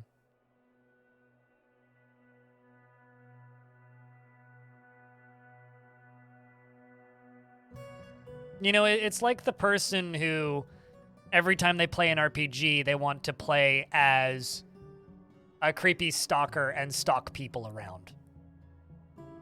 You know, it's kind of like that. It's like, okay.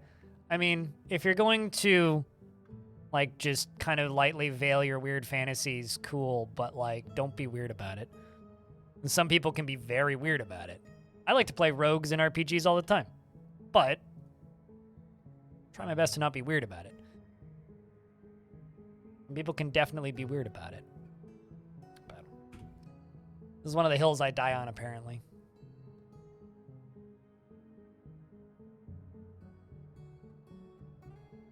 No, they don't. Certain dwarven factions are actually allied with elves. Dwarves don't hate elves.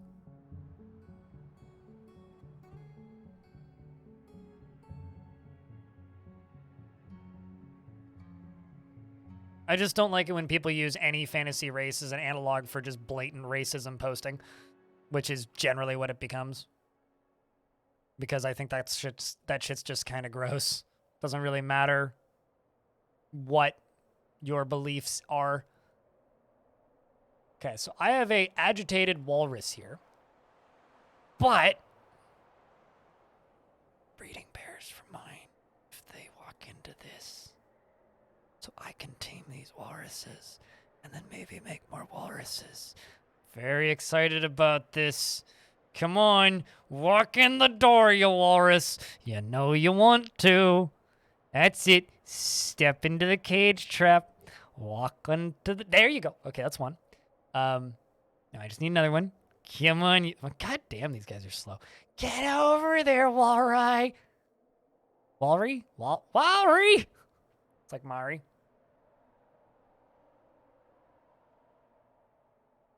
Why is there an anvil there? You know, don't worry about it. It lives there. It's because it's literally, it's just outside of my, my reachable zones. And so the dwarves just never go out and pick it up. I could, like, put it into the zone, but chat was describing it as the guard anvil earlier, and I'm kind of amused by this. Okay, you might want to move out of there, Nutty Wombat. Awesome. Okay. It was annoyed when caught in a snowstorm. Me too. So why don't you come inside, little Walry, and be our friend? You know you really want to be our friend. We're not that scary. We have food. In fact, I got a lot of agitated walruses now that I'm just realizing this. We can train 1, 2. Chat, maybe we can finally start breeding walruses. Look at all these walruses. Also, there's kangaroos here for some reason. Why are you here? Like, actual question there. Why is there kangaroos here? They mad as fuck? Oh, it's fine. We can tame them.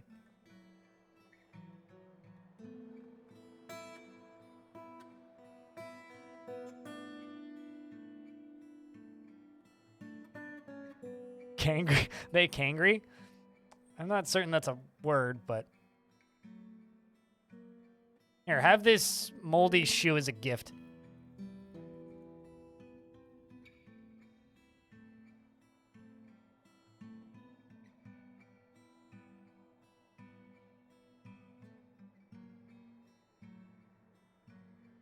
Oops.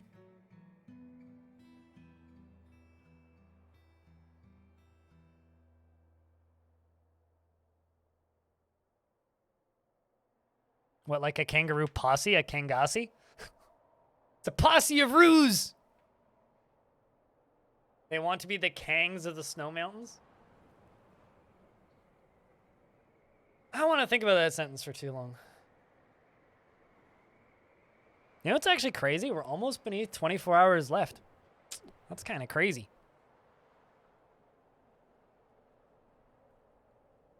I kind of thought we'd stay above that number until the end of today, pretty much. But, you know, weirder things have happened.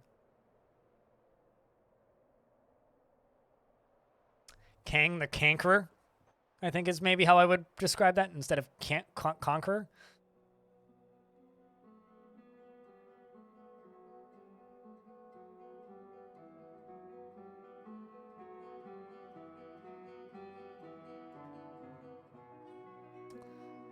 Boy, I didn't really think this through very well, did I?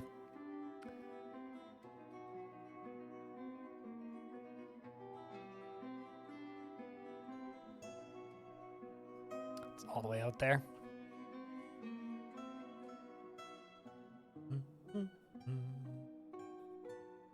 Okay, so what I think I'm going to do, actually...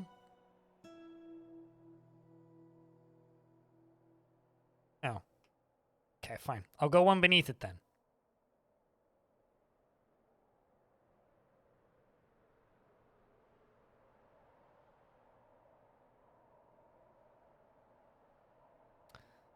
And this down here, we're going to mine that out first, and then we'll do the one next to it.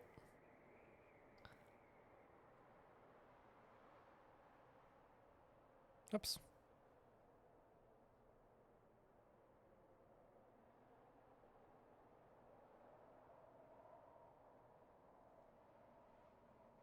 I'm at a very good level of sleepy right now. Like, I'm not tired, like I'm still all here, but I'm just like sleepy enough that stuff is just funnier than it should be.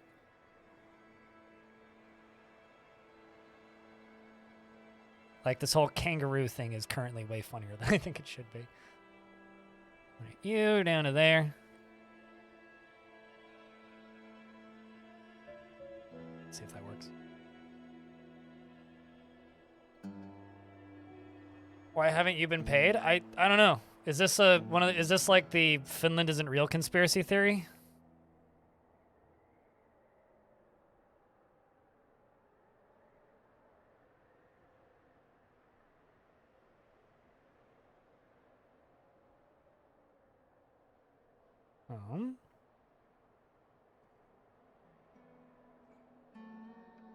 Krevek, thank you very much for the Prime subscription. And the first subscription in 2 hours, believe it or not.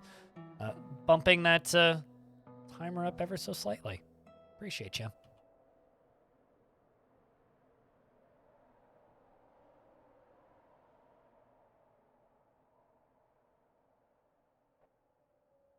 And right over here, I will put a lever.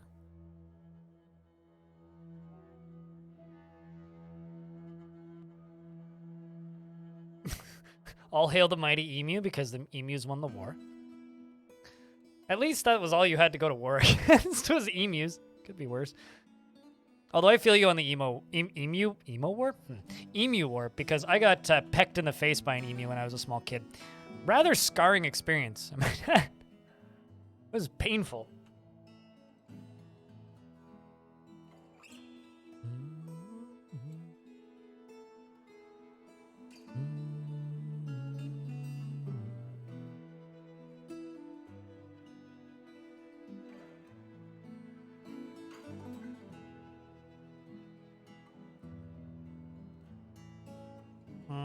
Actually, kind of should put this one tile over, now that I think about it.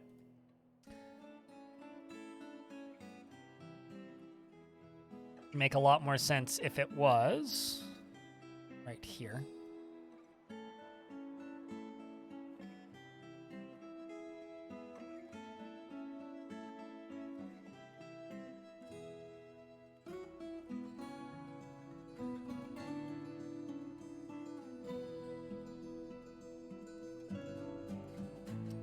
Cancel that, and move this over one tile.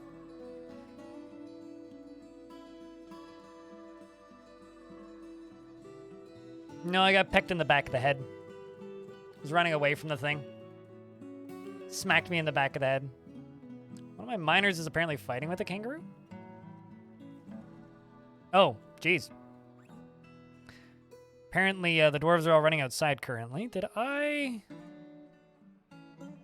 give them an area to go outside? What? How did I do that? Not actually sure how that happened. That shouldn't be there.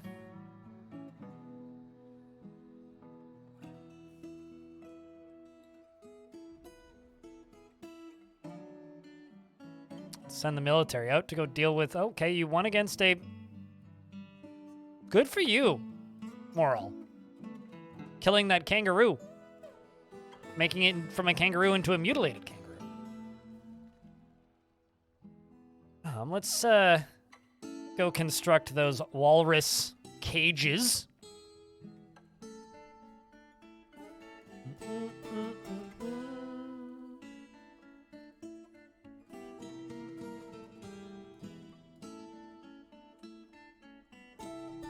That's what I'm talking about. See, we got one walrus.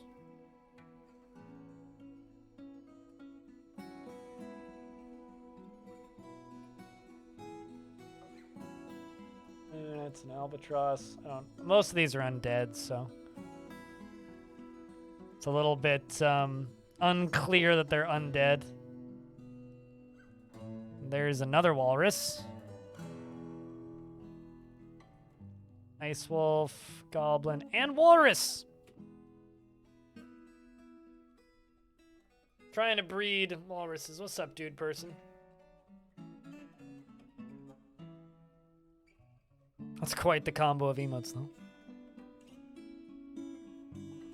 But yeah, also high walrus incarnation. We are we have hopefully mating pairs of walrus, so we can make babby walrus, so we can have walrus leather hats for everybody. Without floor fungus, they don't graze. You don't feed them anything.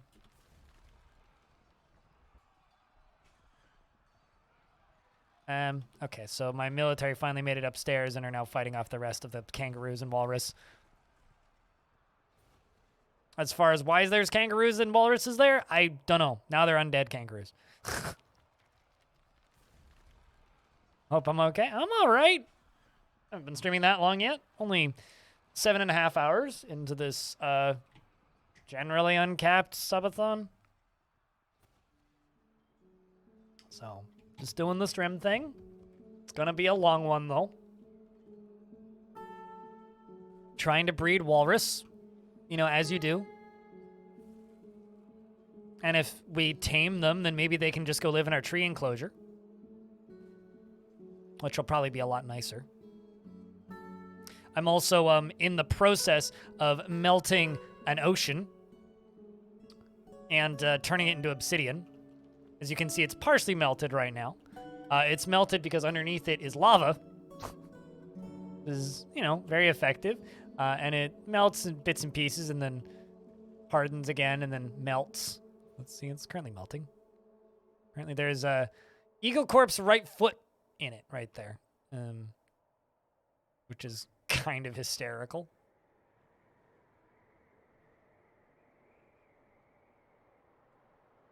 There isn't a zone for auto-chopping trees. I feel like the way that the elves work make that kind of a bad idea. Also, because each tree that you chop down creates a unique physics object would also make that into kind of a bad idea.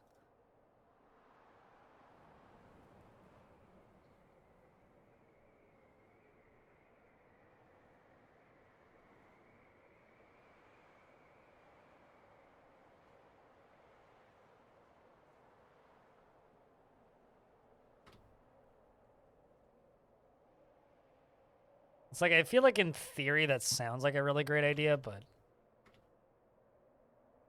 in actual practice, it's probably real not good. Fuck it. We'll put glass blocks there and see what those look like.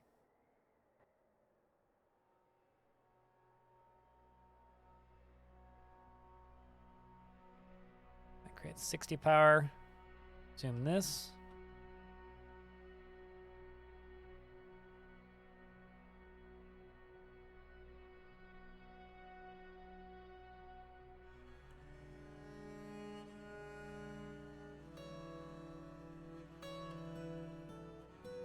And then down here is where we're going to put the bottom half of that. More undead kangaroos. Send the military downstairs. Let's check on those walruses. Yeah, it is very much an Etch-a-Sketch. If it starts spelling words, we know it's become sentient, and that's when we need to fear it.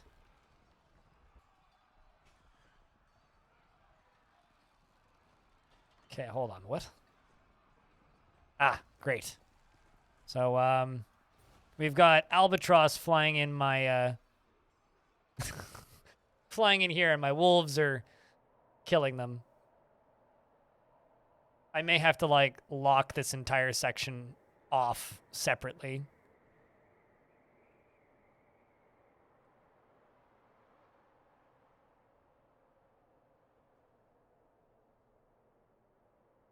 I don't actually know what meme you're talking about, and I'm pretty well versed in Nicolas Cage memes. I'll be honest, I'm a little question marky with that.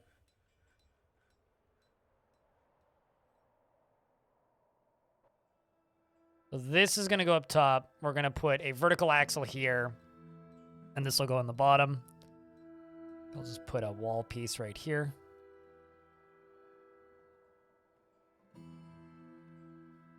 I think it depends on whether or not we get a sequel to Wally's Wonderworld. Wonderland? Fuck. Can't even... Willy's Wonderland, not Wally's. Which I would really like, and I really, really hope that we get those. No, because I need... They don't turn. You need mechanisms to turn. I can't do axle into axle. I need axle into mechanism into axle. Pig was actually a weirdly good movie. Since we're just, like, randomly referencing Nicolas Cage films, Pig is a weirdly good movie. Like, it shouldn't be... Like, it seems like the sort of thing that wouldn't be good, but it's actually, like, really good. It's about a dude who hunts for mushrooms and his pig gets kidnapped. It's kind of a weirdly good movie. Like, it has no business being any good, but it's actually, like, kind of weirdly good.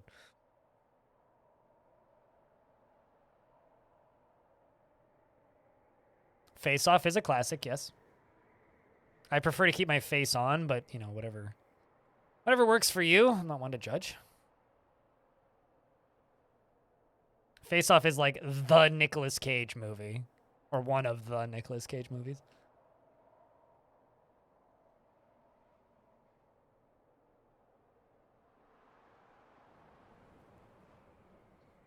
You can't find the meme. I know that feeling.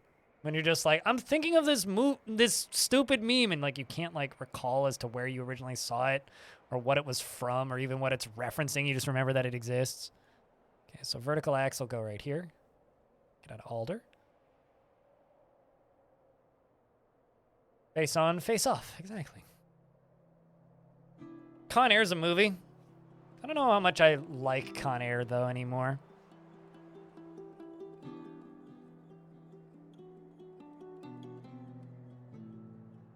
Like, I feel like I need to watch that movie again to know if I still like it.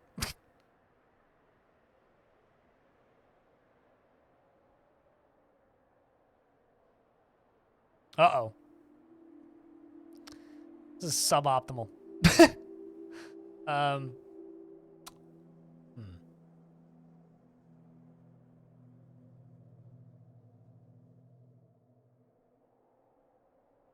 Well. Ah, it's a big birdie. See if the wolves can deal with it. Get him, puppers. Uh-oh. Get him, humans. Get him. Get him. Or don't. Get...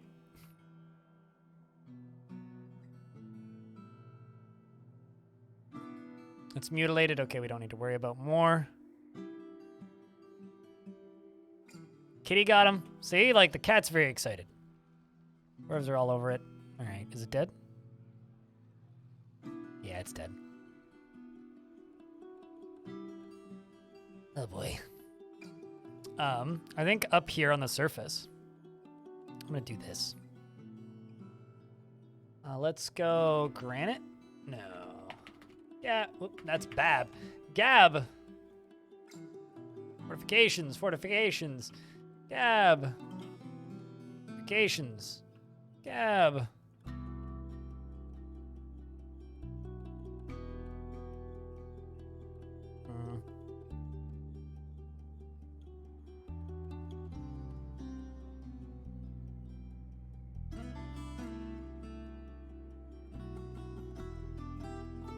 Let's just do this. And we'll go one layer up and we'll put flooring over top of it. Seal them in. Hopefully this will be enough power. It's producing 60 right now. It should be enough. It doesn't affect the dwarves or the livestock, just whether or not stuff burns.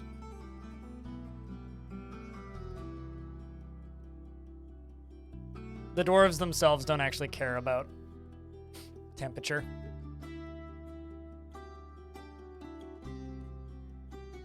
Kind of just waiting for these traders to leave.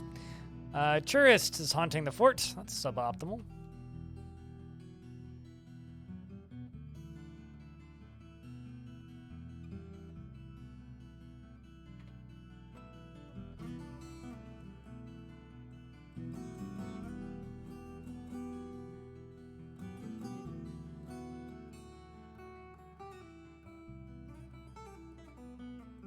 It's definitely Sunday.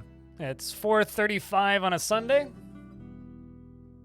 And if you disagree, you just are in a different time zone than me, and that is totally fine.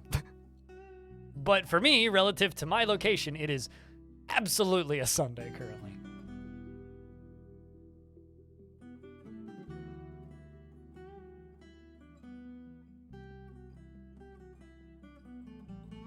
Bunch of Europeans in the chat room. Australian, let me troll. No, you're just a time traveler from the future, clearly.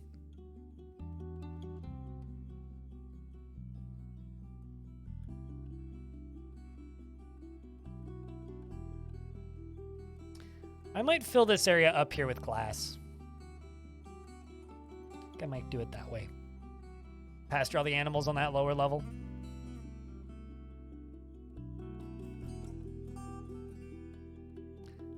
Really would like these merchants to leave.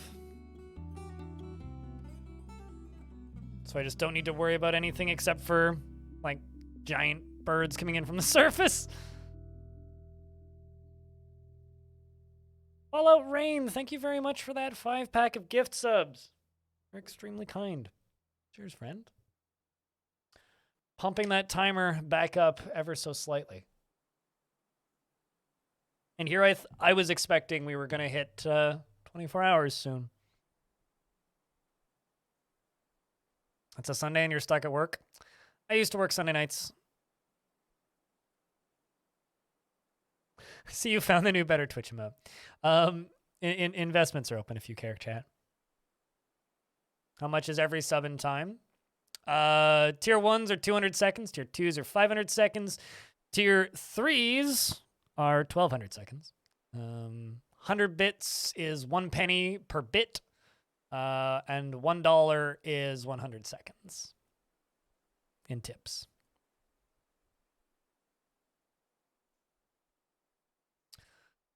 Tantonos, thank you very much for the 7th month. Welcome back. And resubs are the equivalent, so.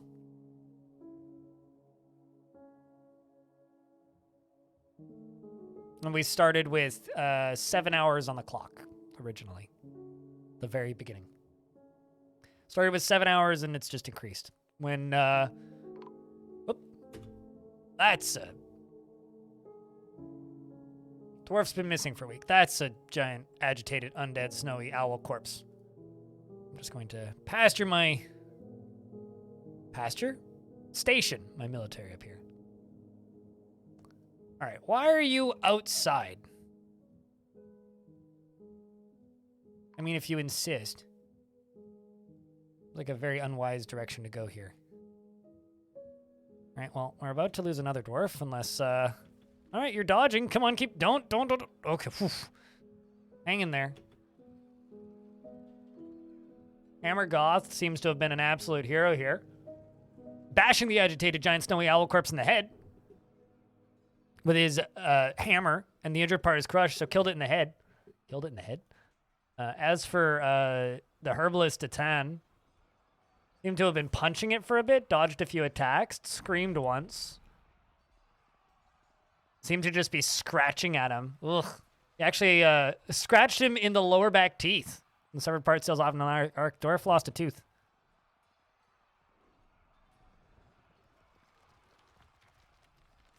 See if anybody comes and rescues you. Seriously injured. Bleeding is stopped, though. Slight pain, injury. His right lower back teeth is gone. His leg's cut open. Yeah, he's not bleeding. It's a serious injury. One of my doctors? Nope. Dwarf's got such a big beard. Okay, someone came and took his tooth. But it appears that nobody's like going to rescue him. Sure, somebody will come rescue him, right? Right?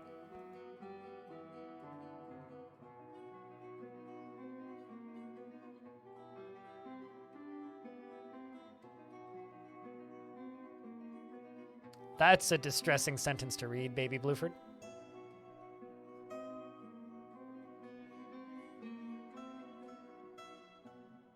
Gigma, thank you very much for that Prime subscription. And adding a little bit to that timer. Yeah, we got rescued.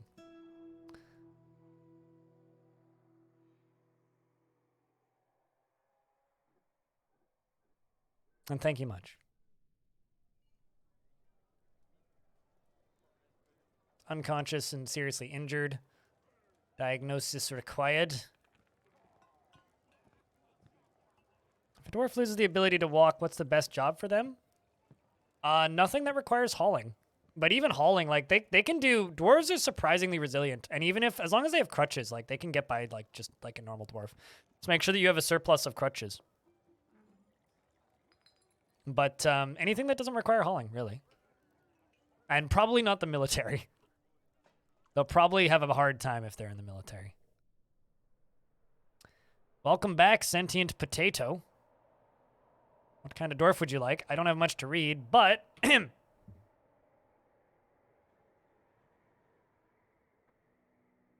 You do live.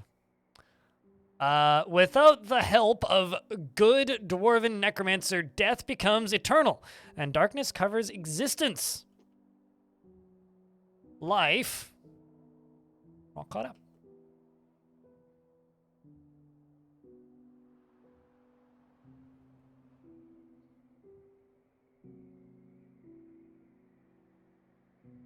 I don't know if they can build over top of these. I might actually have to deconstruct this one. Suspend this one.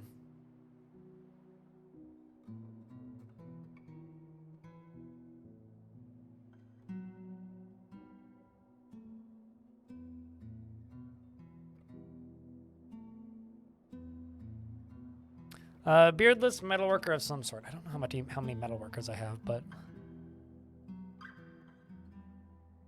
I have one blacksmith, who's not the happiest.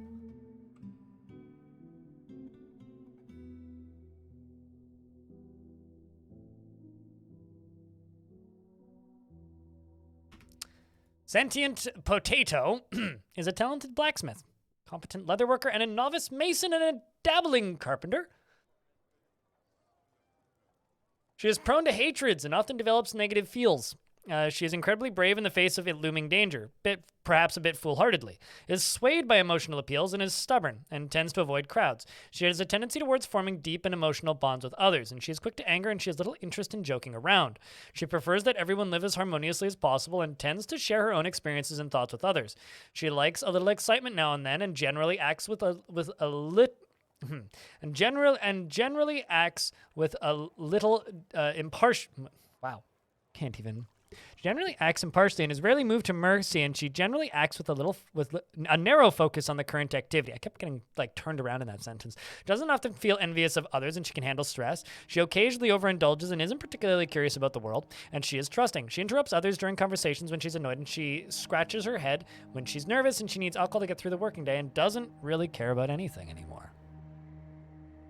She dreams of mastering a skill and personally prefers a noisy, bustling life to boring days without activity and values eloquence and doesn't particularly respect commerce and dreams of mastering a skill. She likes talc, brass, and bone opal. Giant deer antler and picks and high boots and earrings and blue peafowls. I don't think I've ever actually seen a deer in Dwarf Fortress. Picks and blue peafowls, and I can, like, let these guys be unstationed. Picks and blue peafowls and the sound of the luxurious queen and the sight of the prim sheen and when possible prefers to consume mosquito and apple cider and absolutely hates large roaches. Aesthetics. Very long hair is neatly combed. Her nose bridge is convex. Her quite long eyebrows are high. Her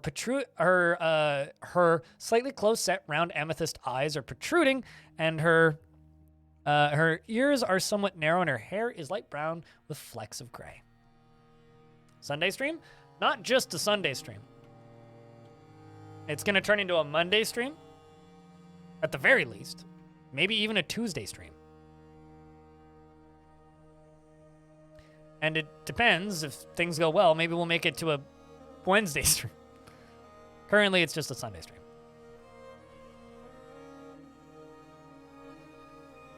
Also, look at that undead Emperor Penguin skeleton.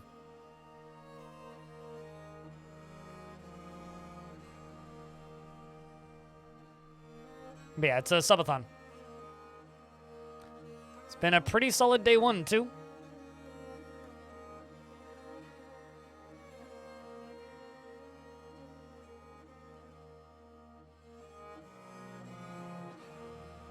All right, you.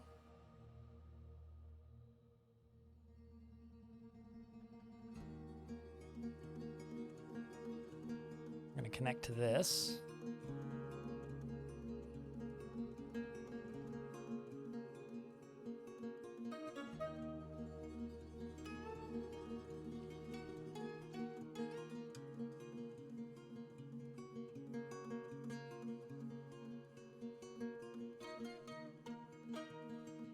Pocket Glass, thanks for the chucking out 2 gift subs.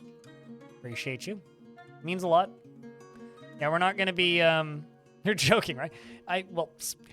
To clarify, Diamond, we are going to stream until slightly later than the normal time. I'll probably eat dinner on stream, and then I will be going to bed, putting you guys into the I'm just sleeping category on Twitch, and putting on words on stream or something, so that you guys have something to watch, and you're not just kind of like left with nothing. And then when I wake up after like 6.5, 7 hours of sleep, then I will just continue streaming. So you guys could like make me wake up to, I don't know, 200 hours on the clock or something, which probably won't happen. But I'm actually like really curious to see what the view count is when I get back.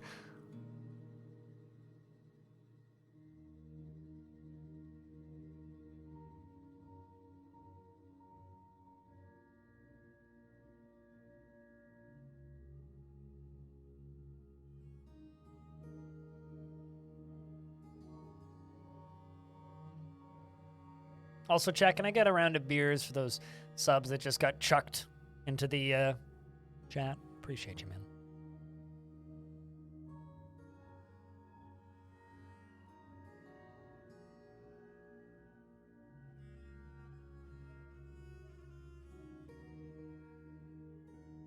And thanks, everybody, for lurking. And plan for the evening is, like, we've been doing about 6 hours of dwarves now. I think we'll probably go for like another 2 hours of dwarves because it's currently getting close to 5 p.m. Probably do dwarves until about 7 p.m. and then I'll swap over to whatchamacallit, Phantom Brigade until I get too sleepy. At which point then I'm gonna go figure out sleep and stuff. Although I'm gonna bake a potato on stream. That's gonna be fun. Turn on the oven and then put a potato in the oven.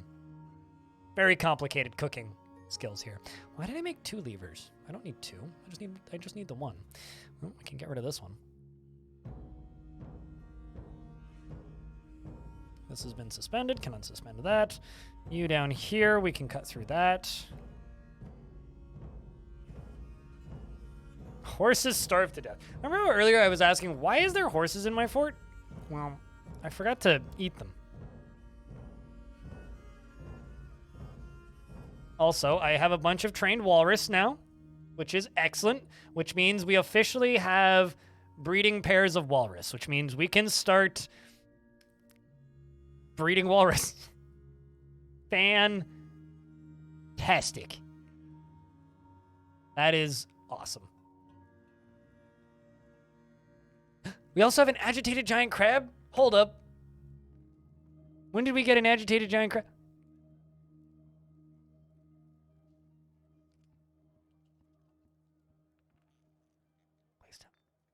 Aw. Oh, it is caged. We have a second crab. We have a second crab. Although this is oh no, never mind. This is just an agitated crab, not a giant crab. Are they not trainable? Yeah, okay. It's just a crab, not a giant crab.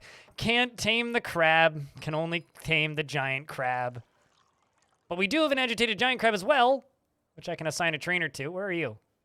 Oh, that's all the way out there. That's a ghost. Hold on, I'm gonna go place some more slab. We need to get to that other giant crab though. Although I don't think crabs are breedable.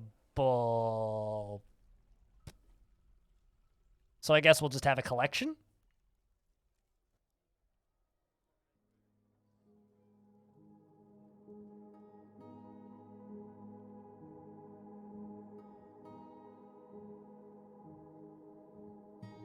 There it is.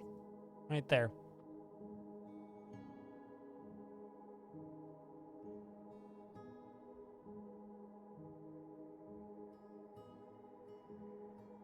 Oh, that's for a race.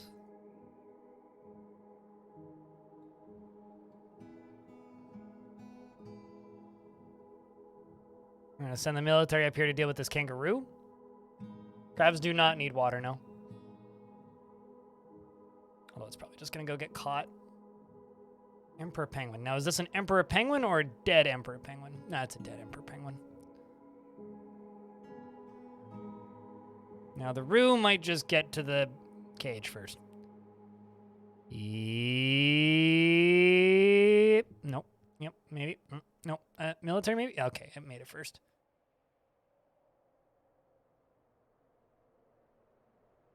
They're not roommates and have been roommates for like a decade. I basically put that project on pause in favor of doing the, hey, how about we melt the ocean project instead, which seemed like a lot more fun. And frankly, so far it's been a lot more fun. Less tedious. More time consuming, but believe it or not, less tedious.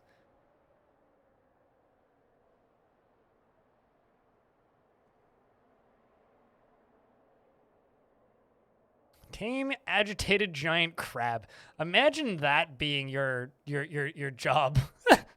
It's like, what's your full-time job? I tame agitated giant crabs.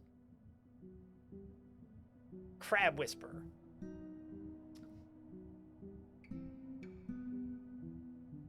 And when they truly drive you nuts, you can call them crab apples.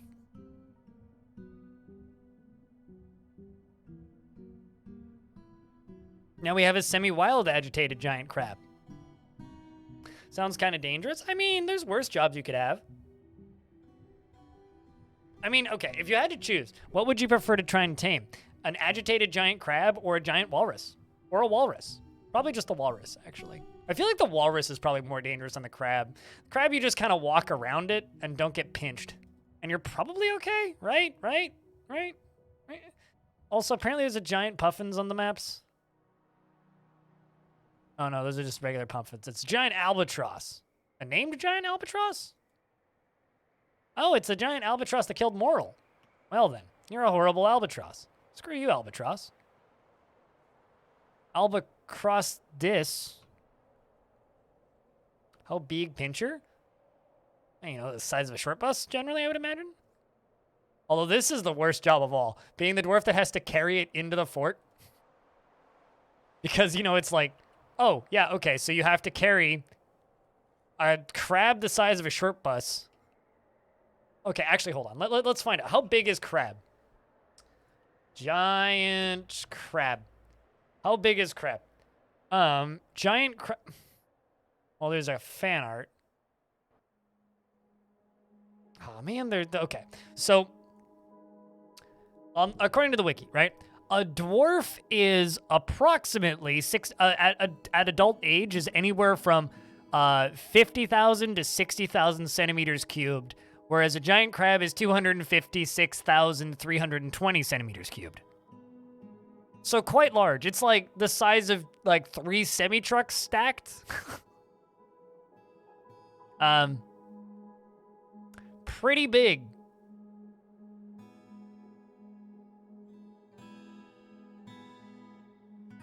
Yeah, pretty big. 32 times larger than a normal crab. Giant walrus. Meanwhile, a giant walrus, it's 12 million centimeters cubed.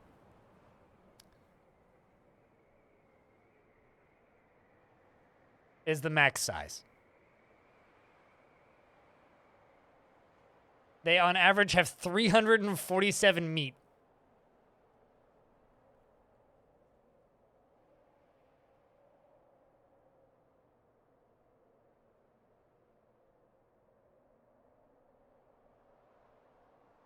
Dang.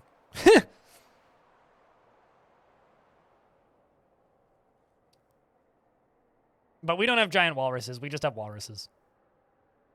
Which, you know, are already pretty fucking massive.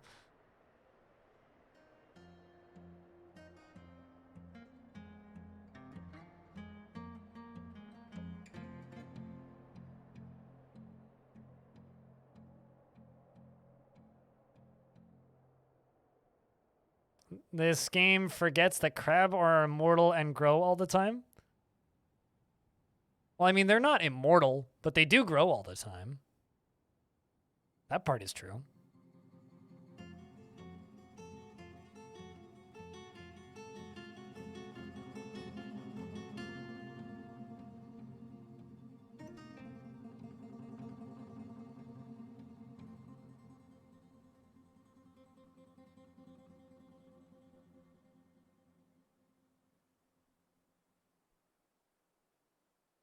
I do sometimes wonder where these crab memes came from.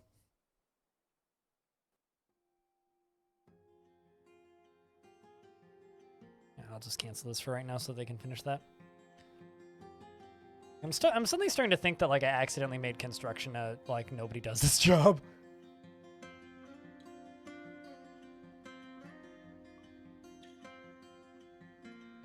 Unless what's happening is they keep running up here and then canceling because there's like random evil birds up here. It's probably the case, actually. Well, they keep seeing like that kangaroo down there and going, ah! Like this guy. Like, is this kangaroo gonna just go jump the wall?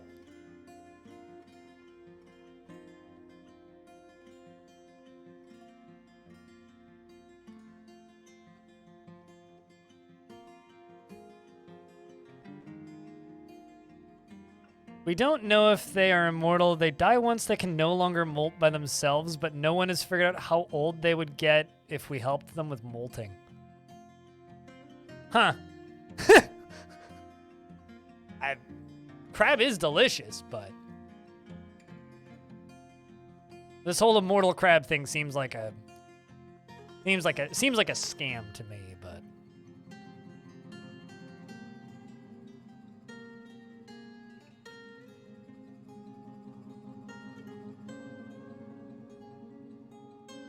wonder if these jobs are gonna get canceled because it's too close to the edge.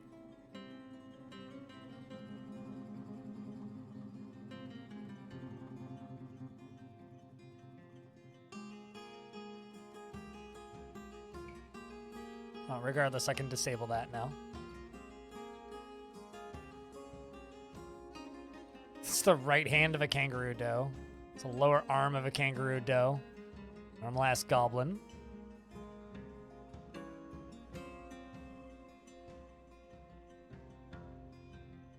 All right. My walrus army grows. I'm quite proud of my walrus army. It's only taken like 10 years, but we finally have an army of walruses. Oh no, that's not good. Stubbing her toe.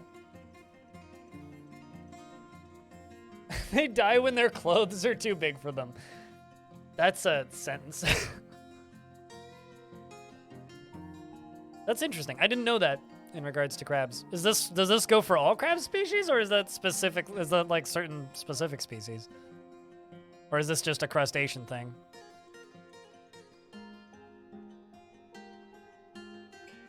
Got some younger ones, and I guess the older ones are the ones that have been here for forever. Yeah, like the... Okay, yeah, 17, 11. They're all trained at the very least. The children are playing with them. Well, this one is destroying the building. Now playing make-believe. There you go, see? Child playing with Walrus. Normal Dwarf Fortress. Frankly, I think this is quite wholesome. It's a lot of Walry. It's just making me think of Wally.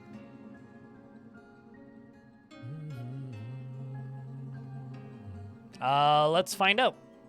Dwarf Fortress Wiki. Walrus. Normal-ass walrus. Well, first off, a fully grown walrus in this game is about the size of a baby giant walrus, which is 1.5 million centimeters cubed, and they live 20 to 30 years. And my oldest one is 17. They give 70 meat at adult. They hit adult age at 1 year old, which is pretty good. So like that's actually a pretty good like farming meats crop. Whole ass walrus, yes. An entire unit of walrus.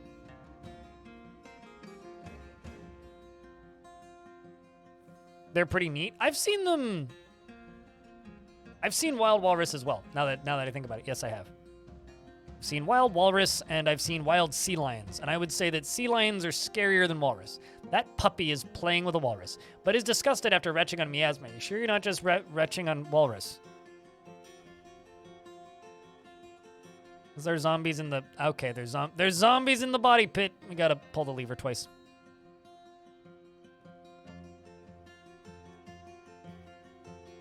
There's a sign pretty close to here, actually, which I think is genuinely kind of hysterical. So there's a video... Child has been... The fuck happened to you? There was a video that went viral a couple of years ago, which you could probably look up, which is lady or girl... Actually, hold on. Let me see if I can just find the video.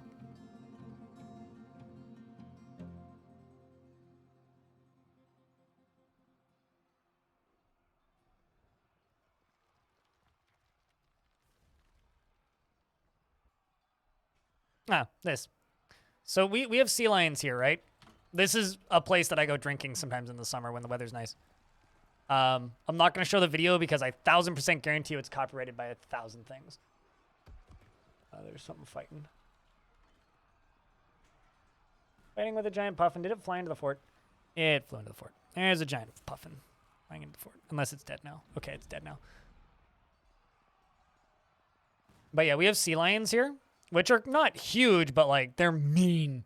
And there are many videos of that particular wharf and just like small children just like walking up to the edge and just like getting pulled into the water by this sea lion. And that has taught me to stay away from anything that resembles a seal or a walrus or any kind of thing like that. Also, I love this collection of giant animals that we've got growing here.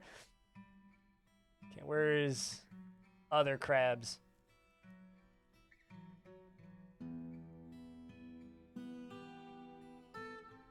Okay, that one's just still an agitated crab. Wait, no, that's the little agitated crab. I need the big agitated crab. We got we caught 2 crabs. Stray giant crab. There we go. Damn right, dude. Crabs can have a friend. Their teeth are flipping crazy. Sea lions are big, mean-ass animals. But yeah, no, there's signs everywhere on that wharf that say, do not feed the sea lions. which is, it's just like, it's a fisherman's spot, right? So fishing boats park, and at the end of the day, stuff that isn't sold and like fish guts just get thrown out of the back of the ships generally. So there's always like seals and sea lions everywhere, just like on the beach, just eating. And there's signs everywhere. It's like, do not try to pet the sea lions. Do not touch the sea lions. Don't go near the sea lions. They're called sea lions for a reason. They are not friendly. They very much amuse me. Also, that's a agitated giant eagle corpse. Oh, shit. Dwarf fell.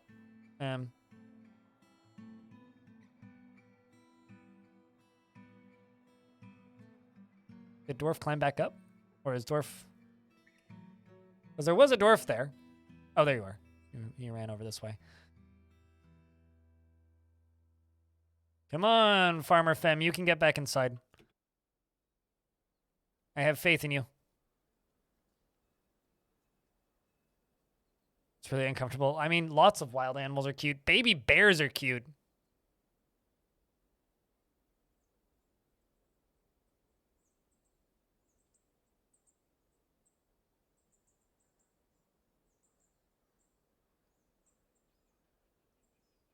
Remember your Ice Age survival instincts for 3 minutes. Yeah, if it's bigger than you and swims, run.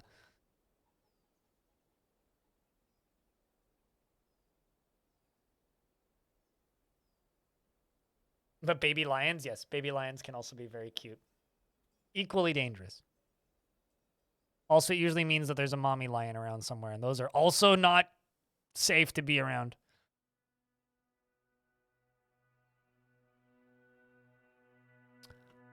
Right, Farmer Fem, where are you at? Wait until you get inside, you silly dwarf. Alright, there's the giant eagle. Well, looks like Lollar's got this. I'm sure you do. Same with you, Axe Casual. There you go. Lots of bits. Oh no, you're bleeding. That's not good. And you're stunned.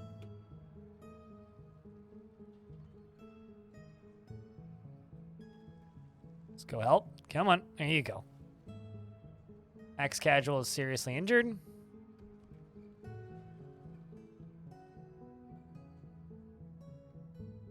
Okay, so you got no activity notice because you're seriously injured. I need Casual Elephant to get saved. No Colossus? No, I haven't seen a single Colossus yet, actually. No Colossus. Only one Titan, which was this guy.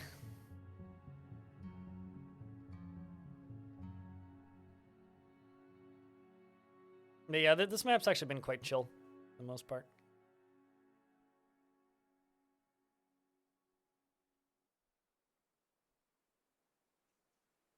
It is now, in fact, a dead giant eagle, yeah.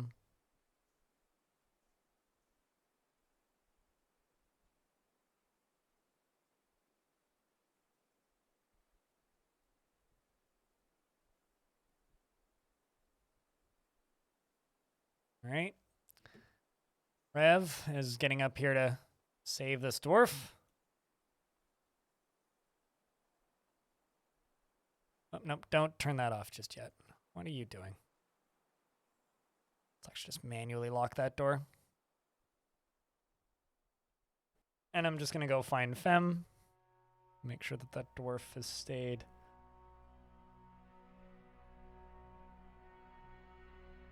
There you go. Dwarf survived. Cool, cool, cool. Everybody's in. Awesome.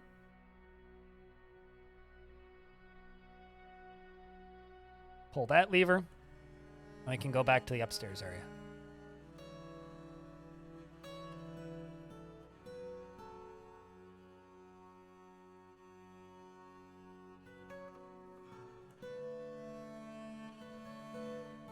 This is taking way longer than I wanted it to, all because of these goddamn giant animals and then trading that had to happen in the middle.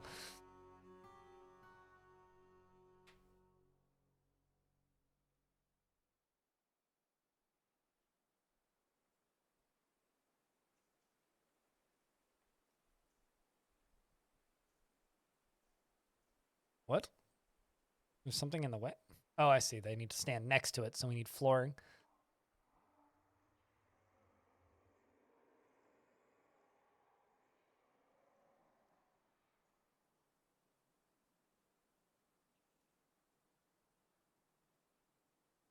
Doesn't it look like the stream clock has gone down since you were last here?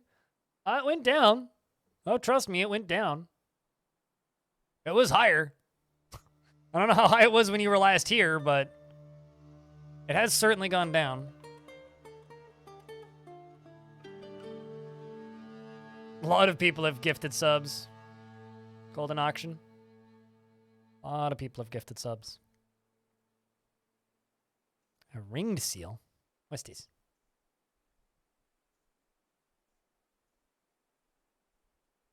They're adorable.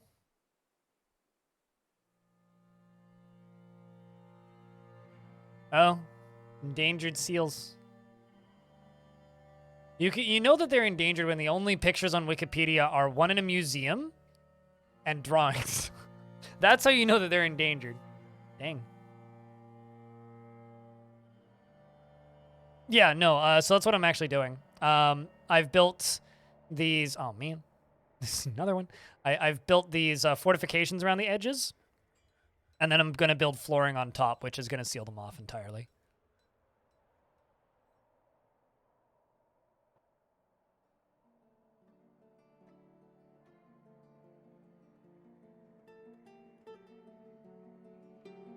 Or at least that's the plan. And they will still get wind, or at the very least should still get wind. Unless the game's been changed, but I don't think it has. Because they're also only 1 Z level tall. Even though they might give the impression of actually being taller than that.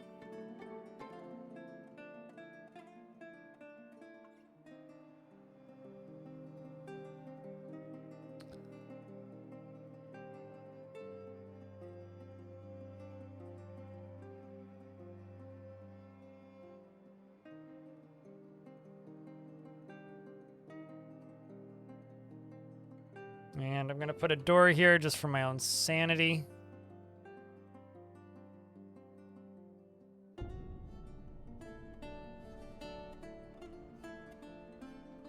In one lake in Finland. Wow. Bunch of dwarves are stumbling around obliviously and one's throwing a tantrum. Do I have dwarves stuck outside or something? No, they've just spent too much time outside. Dwarves need like a good year inside.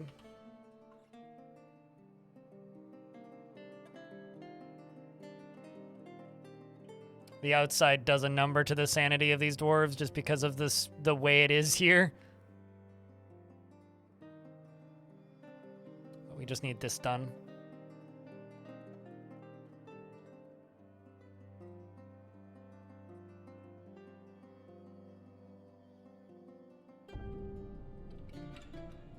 Happen to be on the shore of that lake. Oh, that's cool.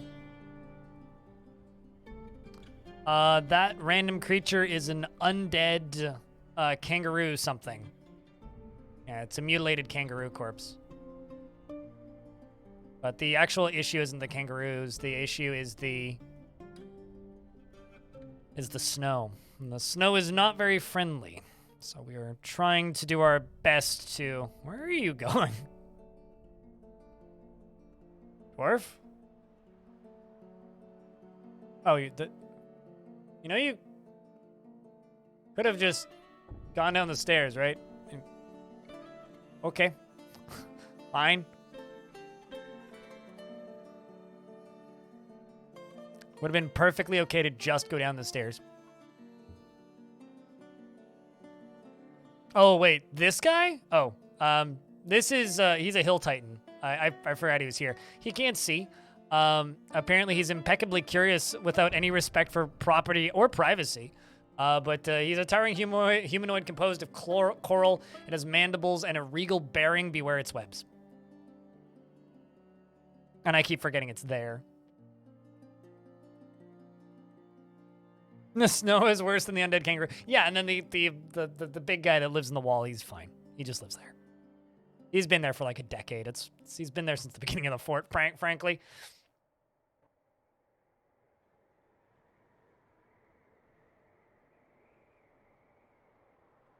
I should be drinking coffee.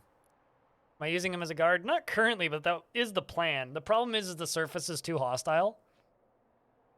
So construction up here is risky and time-consuming. Because, like, you'll be just out here doing stuff and then, surprise, giant eagle that's undead! Blah, blah, blah, blah, and then you have to deal with that. And it's, not great, I would say. To the point where, like, it's optimal to avoid it. Like, if at all possible, it's best to just simply not go to the surface here. Yeah, that's specifically that's the sound that a giant undead eagle makes. I can't speak for a giant eagle, but giant undead eagle, yeah, that's absolutely the sound a giant undead eagle makes. They blow raspberries at you from a distance. And scream, wah, wah, wah, wah, wah, wah, wah, wah.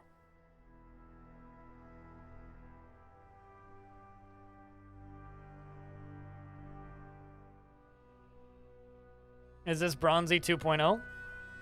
More like Carl, but like with an O and a C? It's like Carl or something. Outside, actually, truly in this fort, it's perfectly rated. It's dangerous, evil, and wants you to die. Are you being attacked by something? I can't actually tell. Nope.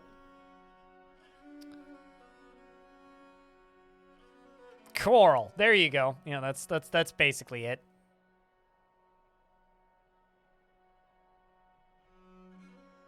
So is this all connected? No. Might as well connect that last horizontal axle right here.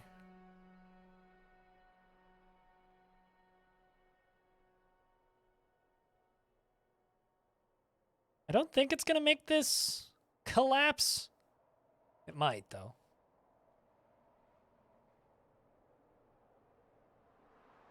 It's a coral that kills people. Except you have to, like, say it with a long A. A very long, drawn-out A. So, weirdest part about Walking Dead was when I learned that the main guy from that first season, who I can't remember the name of because that show was very not memorable. The weirdest part about that show is when I learned that he's, like, extremely British.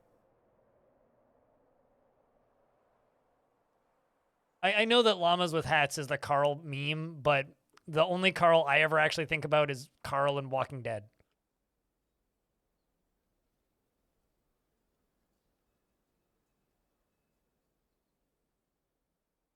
You get up in there. There you go. Also, yes, rip llamas with hats. Well, it endlessly impresses me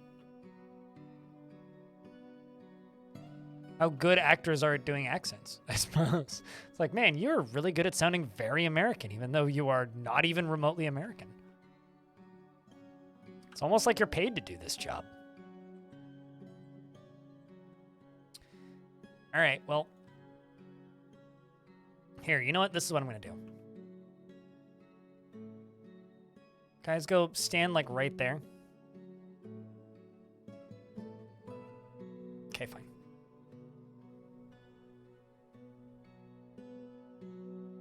Yeah, true. No one can do Irish accents. Just like Welsh.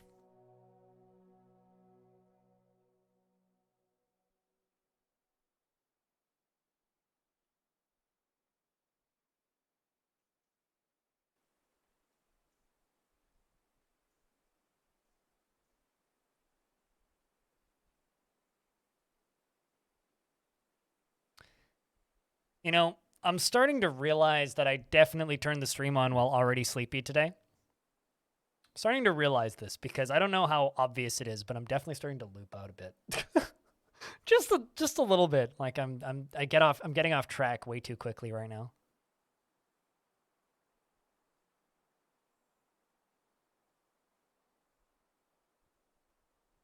Way too quickly. So maybe you deserved it. I'm blanking on what that's even from.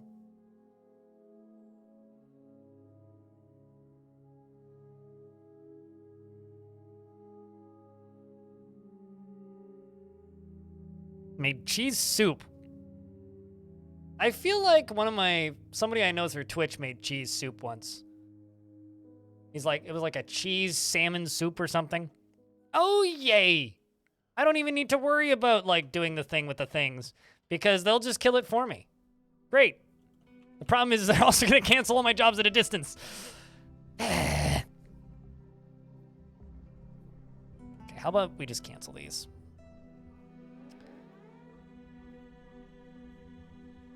And just hope that they do this instead.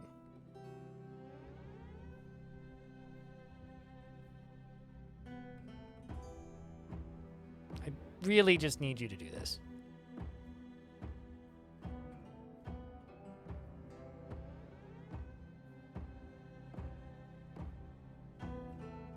I think that these stairs here are a problem.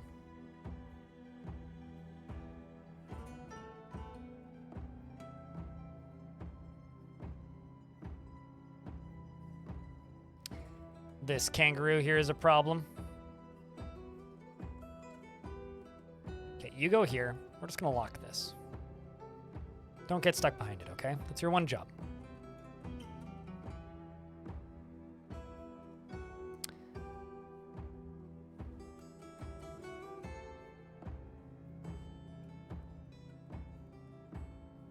Nobody's up there right now. We'll just lock ourselves underground. Oh, they want to parlay. No. Yeah, no, that ain't happening there. Good luck with that. Okay, so we do have enough power, which is good. I don't... yeah, no, they can't get up here. I hope. It would be awkward if they could. What do you think, chat? Do you think they're going to climb up here? They probably won't, right? Right. Hmm.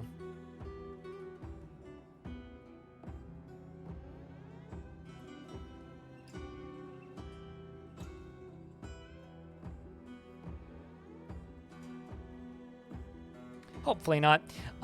Anyway, so because of that, I should just be able to pull this lever, right?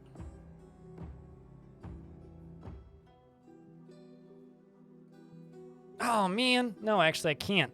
There's one tile I still need. There's one thing I still need to build. So hopefully they can build it before the baddies notice.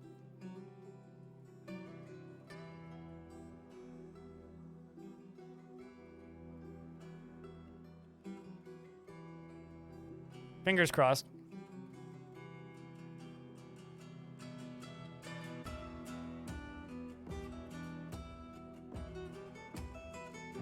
I literally just need to build this gear assembly right here.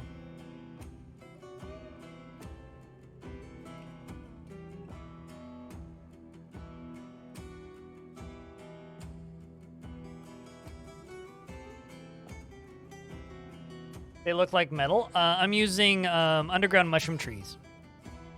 I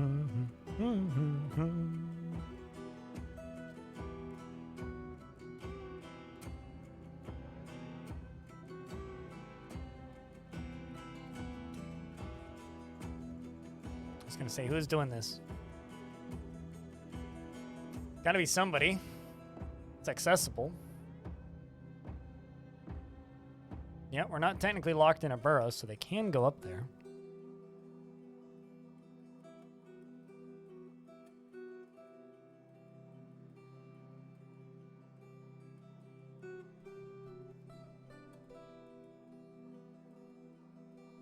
Okay, so supposedly this dwarf is going to go do it. Yeah, I literally just need one more gear to be put in place and then pull a lever. And it should just have enough power, but this dwarf has to get it in place. So this dwarf has to get past that vile force of darkness without them attacking him. So hopefully, so far so good. Nothing spooked you. And constructed. Sweet. All right. Now you go underground. Go down there. Go down there, and I lock this. What?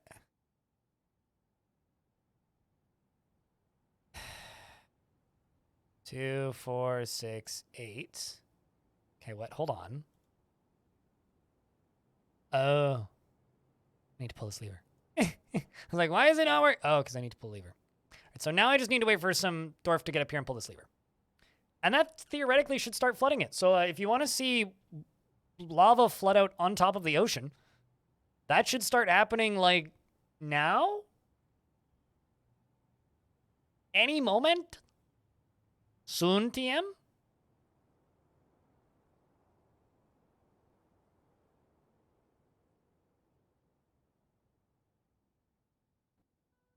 We only have 24 hours left in this stream, so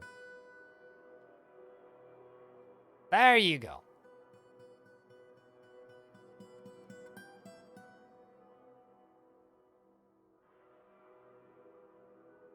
That is not pumping anywhere near as fast as I thought it would.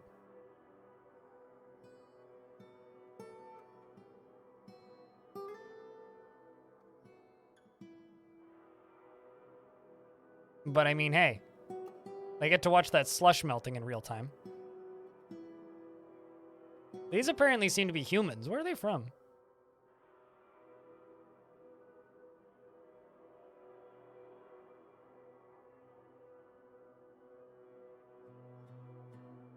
I don't have... Oh, no, they do. It's a goblin civilization. The Inferior Midnight. Yeah, it is kind of disgusting, actually. Getting to see that fitted slush turning into brown goo.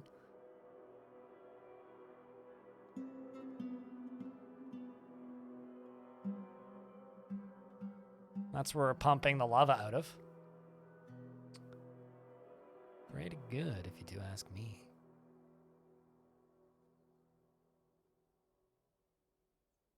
So if I could just make this into a front door, that would be a pretty effective little murder tunnel, actually.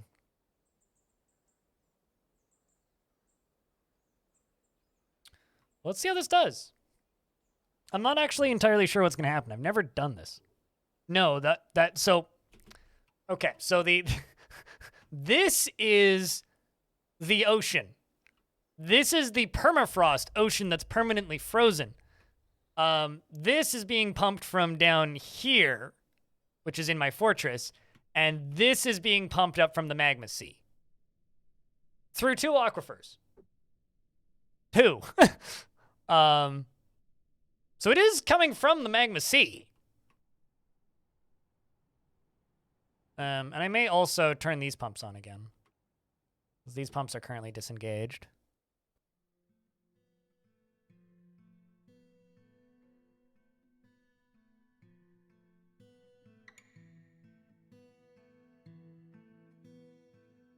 All right, so this is flowing over just into normal snow now. Curious to see what this looks like in ASCII, actually. Oh, neat. You can actually see like the waves going over them. Kind of interesting.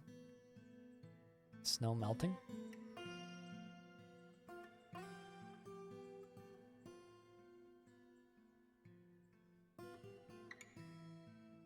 So complex. I mean, I've had 16 years in this fort.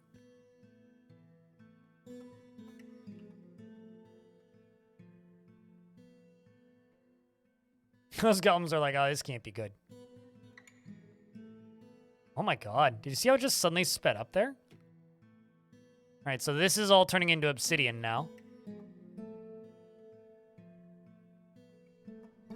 I just needed to hit the end of this. Okay, that's pretty cool looking.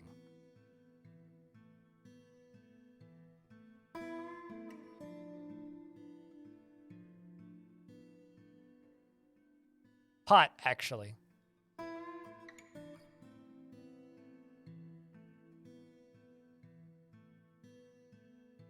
ASCII, please.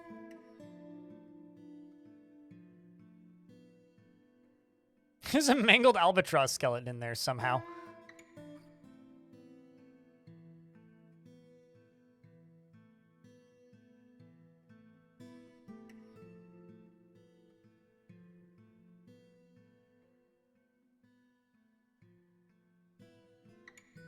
Why don't you have the courage to build it?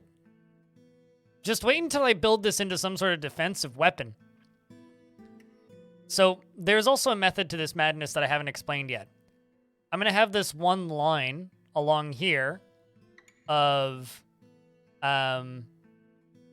what's it called? Open rock, or open water, ideally, underneath this, right? So this is going to go all the way this way, hopefully. And also get all the way to this wall. And then I should be able to channel out this center bit and smooth and fortify a bit here at the end. Because I'm hoping it's going to make it to the edge of the map, right? It's going to flow all the way to the edge. And the idea here is that I can let creatures swim in from off map. That's my actual idea here, which I haven't stated until just now. So this is what I've been working on.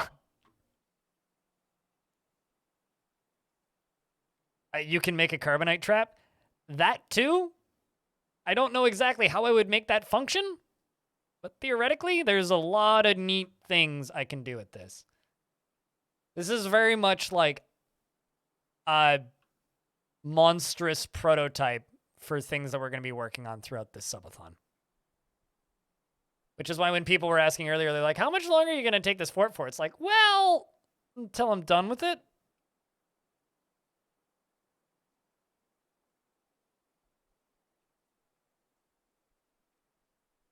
I mean, it's the only part that's over-engineered is the process of getting the lava up. Also, it got colder because we just hit early autumn, so a lot of stuff refroze. The whole ocean actually refroze down here. You look at this. Because we just hit early autumn. Which means if we weren't being besieged right now, the dwarves would be trading with us, so maybe it's a good thing we're not currently trading. I don't know how far this lava is actually going to get, because it will eventually meet its match. But we just need it to get to the edge. And if it melts the edge, stuff can start swimming in. Come on! I want to see if we're going to melt the edge. I don't actually know if it's going to melt the edge.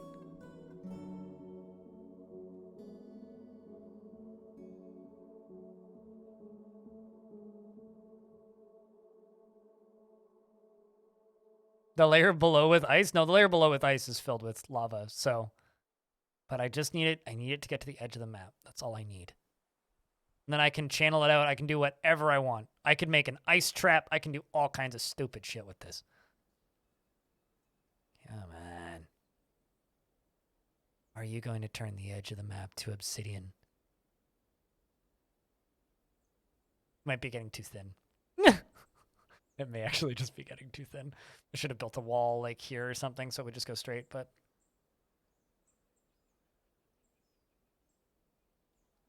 Okay, so it did in fact melt the edge of the map. Which means it works.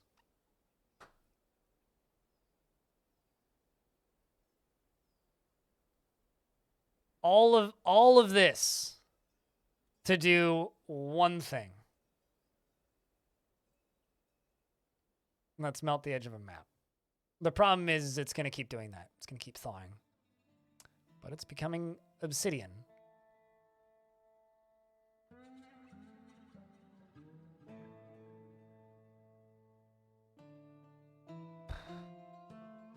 You know what we actually need to do? We need to mine around inside of this. And build a fortress on the surface out of obsidian. Out of the salt water of this evil ocean.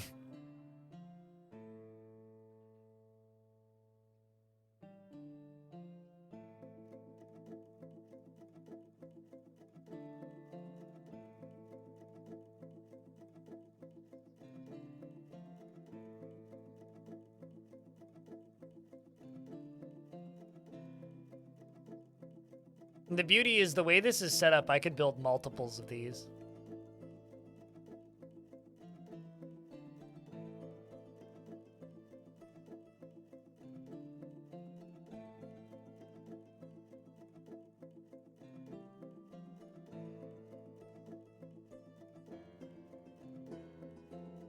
An air drowning chamber? I don't know what an air drowning chamber is. Things don't need oxygen in Dwarf Fort, though.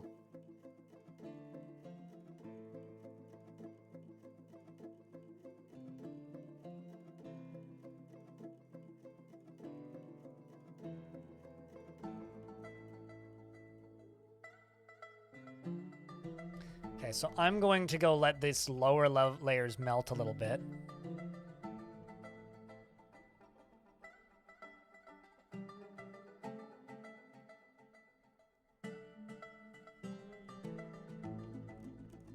Is it weirdly elliptical? What do you mean by weirdly? I mean, that's just the way Dwarf Fortress, like, pooling works. We're also stuck in an ad, so I'm gonna pause. For people who are still seeing ads, there's still quite a lot of people here. Like, it's slightly more northwest than southeast.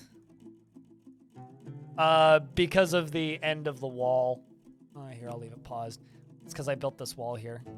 That's why it's going slightly more north and south than this way and this way, is because I built a little wall here to make it go up and down instead of just off the edge of the map. If this tiny little wall wasn't here, it wouldn't be doing that. Be going in a more perfect circle.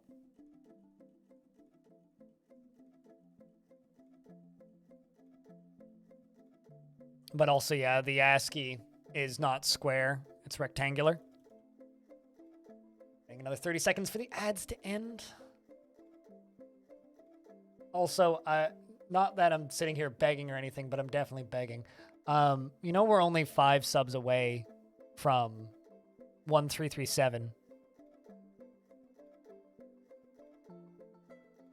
I'm just saying. Thanks for the $2. Right, 6 subs away. I can do math.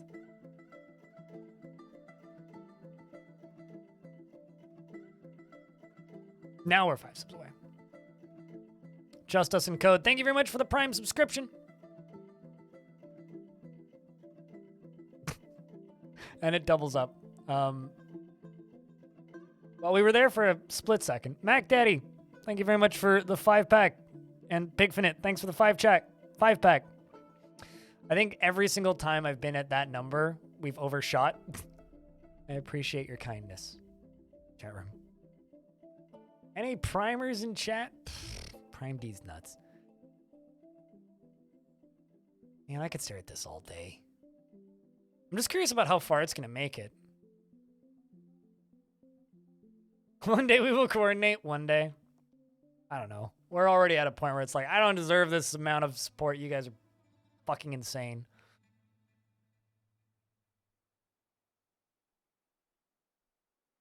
All right, so now the whole thing's melting underneath.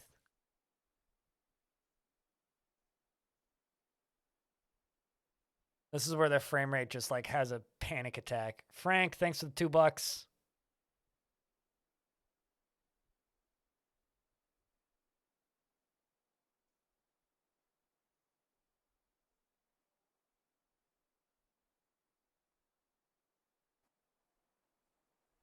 It's kind of wild how this works when it all melts like this. Any weirdly satisfying patterns in this fort.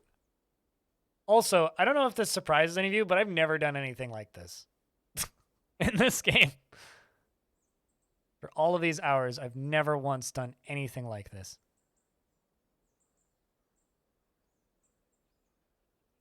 Okay, so now what I can do is I can stop. Wait, what's that? Agitated harp seals! It's happening!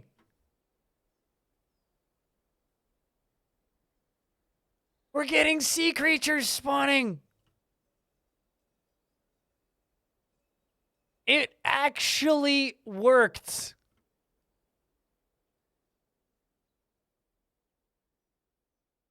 Frank, what kind of dwarf would you like?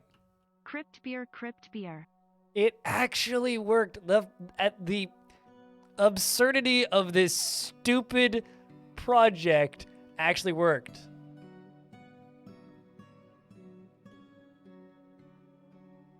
Not only that, but they're crawling out of the water to come kill us. Oh, actually, no, they're just gonna go die to the enemy army that's on the map. But, like, that's fantastic.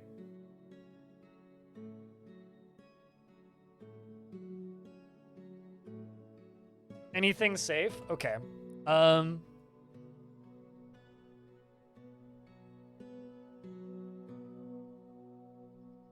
How does a fisher dwarf sound? Because fishing is not a real profession in this fortress. So this is actually like an engraver. Dabbling animal trainer. I'll explain how it helped the creatures spawn in a minute.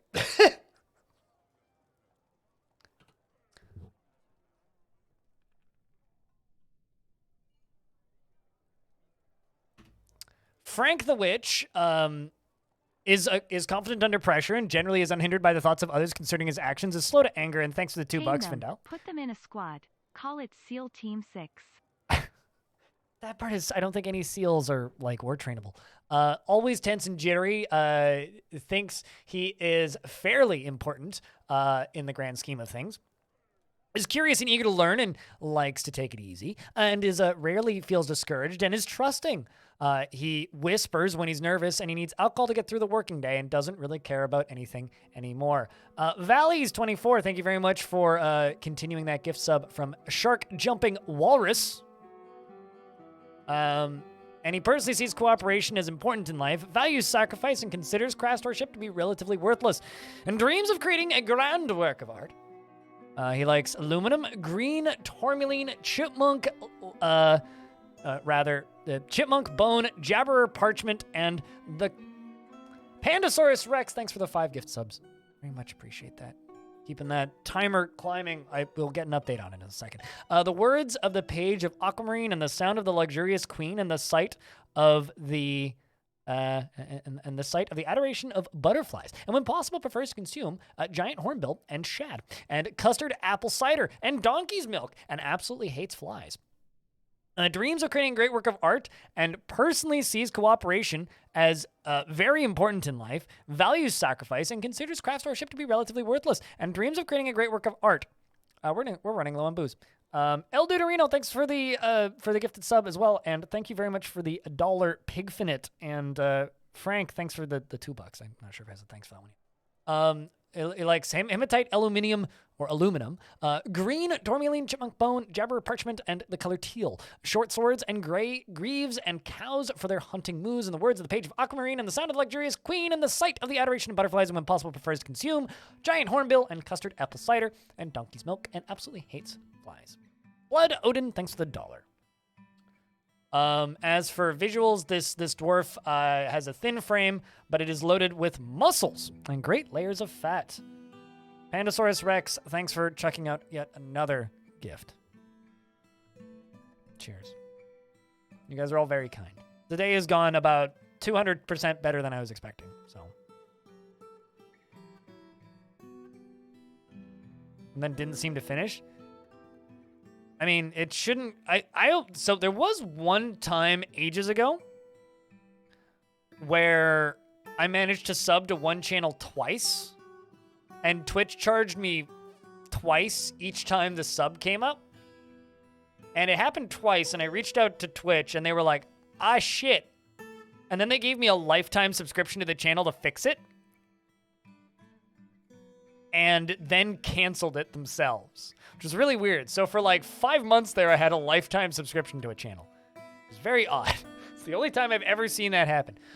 But this was also ages ago when they used different payment processors, so I doubt that would happen again. No, this was like 2016, something like that.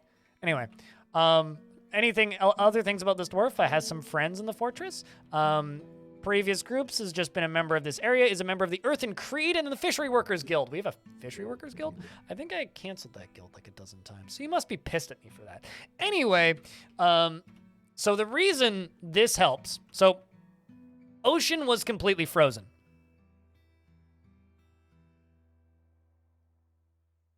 I said thank you very much for continuing that sub. It did definitely go through, though. It was a continued sub. So this ocean has been permanently frozen. If it's frozen, animals can't come in from off map, right?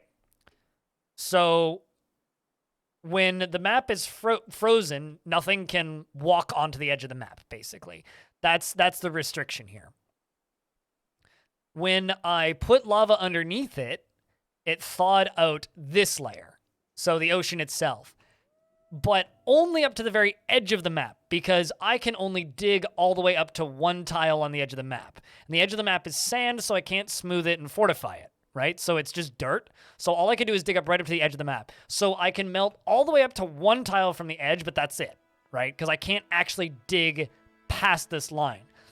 Dumping lava on top of it, and here's the thing that I'm going to be able to do once this is done once. Dumping lava on top of it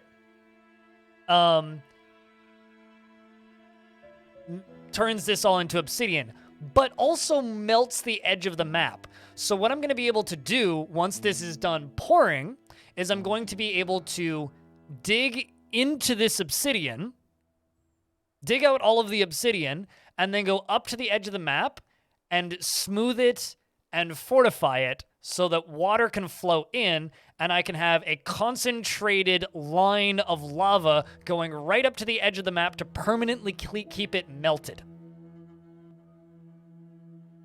So the water will flow in, fill up that area underneath this aqueduct, and I can have sea creatures spawning.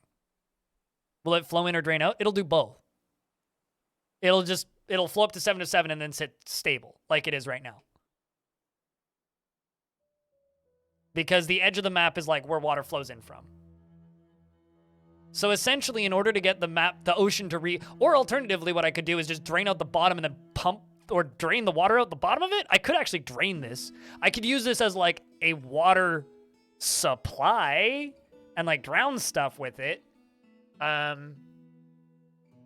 But essentially now I've got these harp seals spawning, or not spawning, but like walking in, like swimming in off the edge of the map, and I guess immediately also probably getting encased in obsidian. Because suddenly they have access. So I've got like a whole family of harp seals coming in here.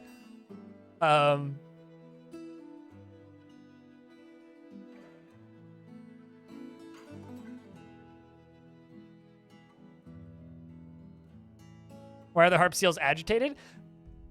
Because I'm attacking the ocean with fire? Because it's an Untamed Wilds biome and I've been building a lot on the surface, which is just going to make them all agitated. But if they get caught in cage traps, I can tame them. Although the problem is these humans are just going to go fight them and the goblins are going to go fight them. But maybe they'll get encased in lava too?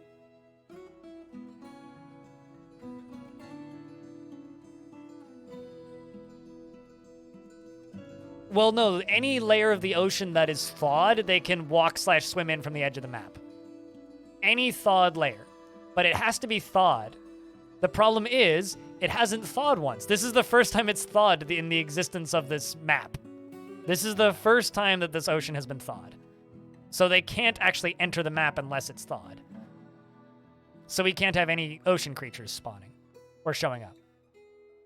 So if I just have like a big pool of lava here, so like if I build let's just say, a big square that goes all the way up to the edge of this map, like here, I guess like a big square structure, something like this, and fill it up with lava permanently, then animals will constantly be emerging from the edge of the map into this area. Constantly. If I build a square about this big to encase this lava here and go down beneath it and hollow out this area and fortify the edge. They can swim in through the edge for the fortifications. If I turn all of the edge into obsidian, then there's like, I mean, if the ocean refreezes or the obsidian freezes, like water in the obsidian of the edge of the map can still freeze, and it'll just become an ice block again, even though there's a fortification there.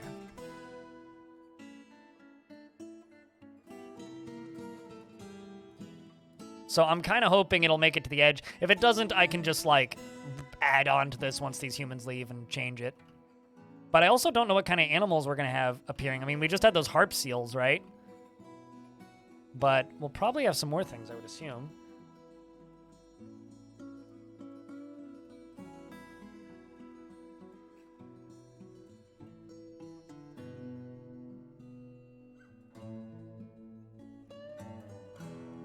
Oh, that's not good. I'm out of food storage bins. A copper pot. 250. Sure, 251, why not?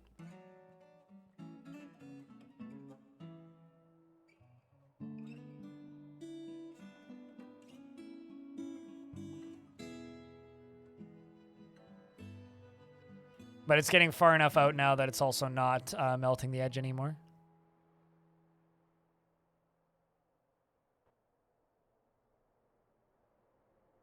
Okay, let's plug you back in.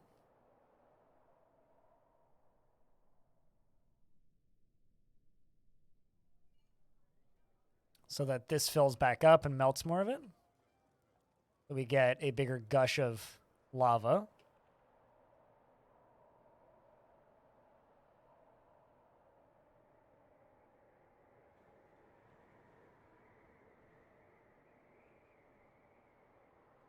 I mean, it wouldn't be zombified if it entered the map. It would have to die. It would have to die in the evil part of the map in order for it to be zombified. There it goes. That increases the flow rate. There's a colony of ants here, chat. Never changed, Dwarf Fortress. It's just like in the middle of the like frozen ocean. There's a colony of ants for unknown reasons.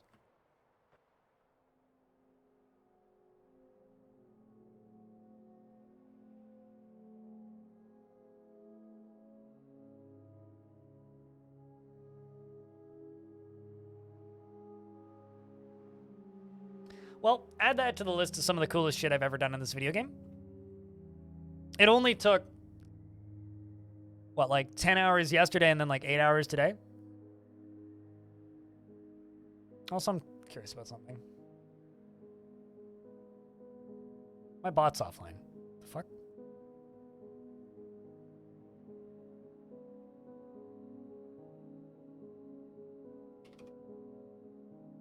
All right, bot's back. You broke it? No, I think Twitch just booted it offline.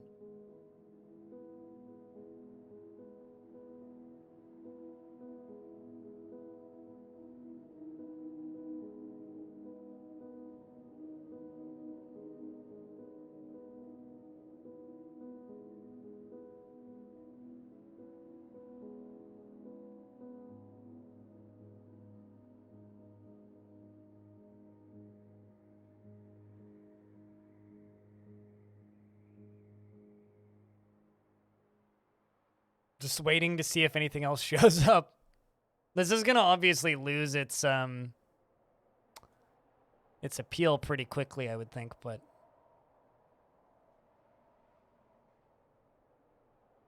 I mean, so this actually isn't fitted slush.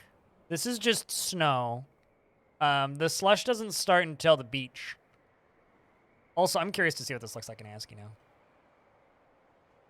Okay, so we're getting waves around the edges. Oh, that is rad looking.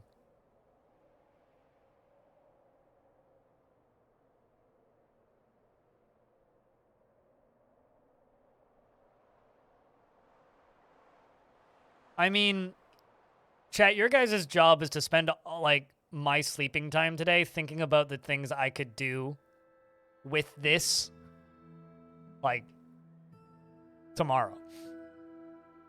Because, I mean, we're going to be swapping games, not in a little bit here. Well, actually, maybe in about an hour.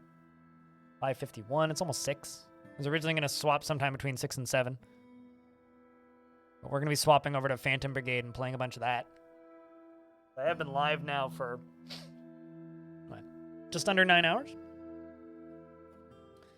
Probably going to go for 14 today. 14 or 15, something like that. Yeah. Big robots and time travel. And then Dwarf Fort will return tomorrow morning. Oh, the ocean froze again. But we'll keep melting it. Because this filled up by too much, I suppose. I'll just let that keep doing its thing. Because I just need this to hit the beach.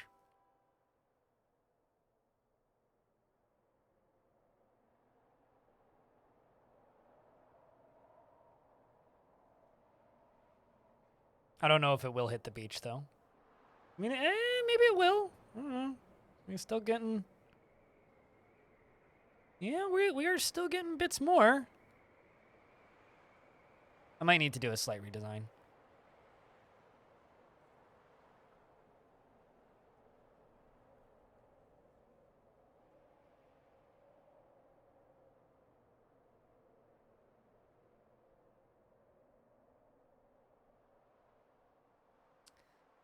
You could make it a naturally while it's hot to keep it from freezing.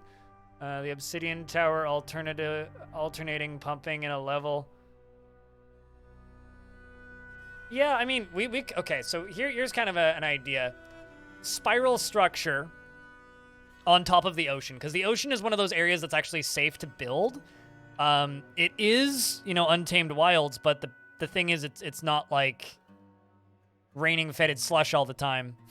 So it's actually like cleaner and the dwarves don't mind it as much. So we build a circular obsidian structure here. That is like a tower that pumps lava up from in here that maybe you need to climb to enter the fort or something through the ocean, obviously. Like climb down into this layer to walk through like an obsidian walkway to get into the fort, but you have to climb through the structure to get in. And if you climb through the structure, I turn things on that just fills the whole thing up with lava. You know, the walrus would appreciate a pond. When they make tame babies, their babies get pond. The grown-ups don't get pond. But when they start making baby walruses, then we'll talk about ponds. And we can name the pond James. Apparently, somehow I got agitated giant coyotes. No idea how. God, those crabs are hysterical. So we got Eugene crabs and then a lady crab. What should we name the lady crab, chat?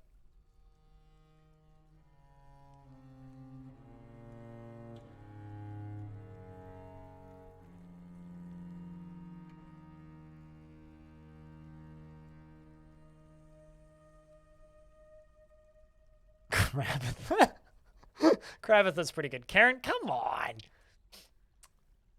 Oh, if you're gonna name it Karen, you have to like at least spell it like crabbin. I like Crabitha. Crabitha's funny. Crabitha. Can I redeem a crab? No. I like just going with the pick a name that makes me laugh. How about just Lady Crabitha. Lady Crabitha. And then Eugene Krabs. Crabsandra? we'll leave Crabsandra as the backup for when we need more. Now we're hitting the fetid slush. Look at this. Man, those poor harp seals. I can't believe this fucking worked.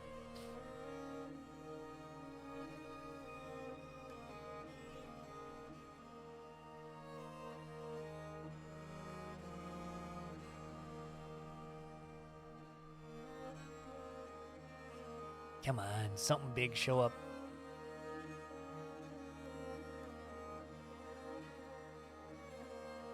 It all froze again.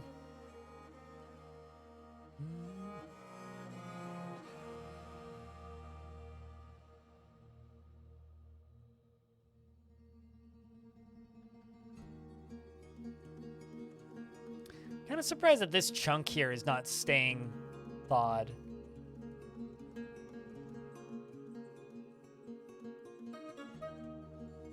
But I suppose it does make a degree of sense. This is going to also take forever to dig out, though.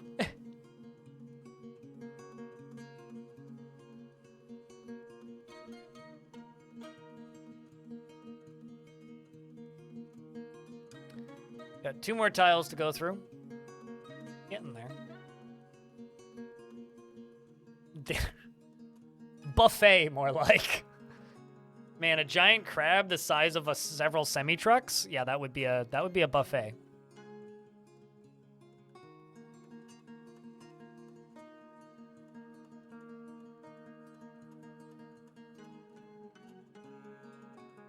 Another thing that I'm like mildly tempted to do, although this would also be way too much effort, is I could channel down once I dig out this area here, right? I could channel down like a square or like a circle in here, right here on this layer. So, idea, right? We got this big old circle of obsidian that's growing in here. I hollow it all out, right?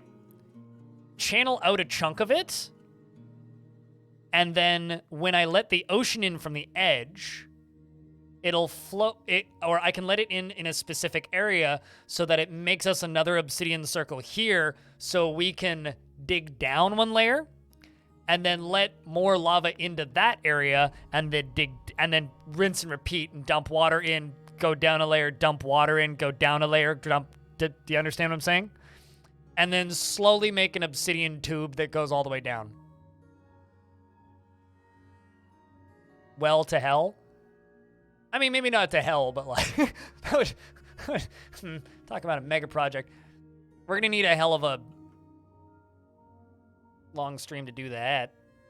But we could at the very least go down to the fort or like a cavern layer or something. I'm just imagining like a giant ocean lava waterfall thing that's just endlessly pouring into something. Long stream? Well, I mean, I'm gonna sleep at some point.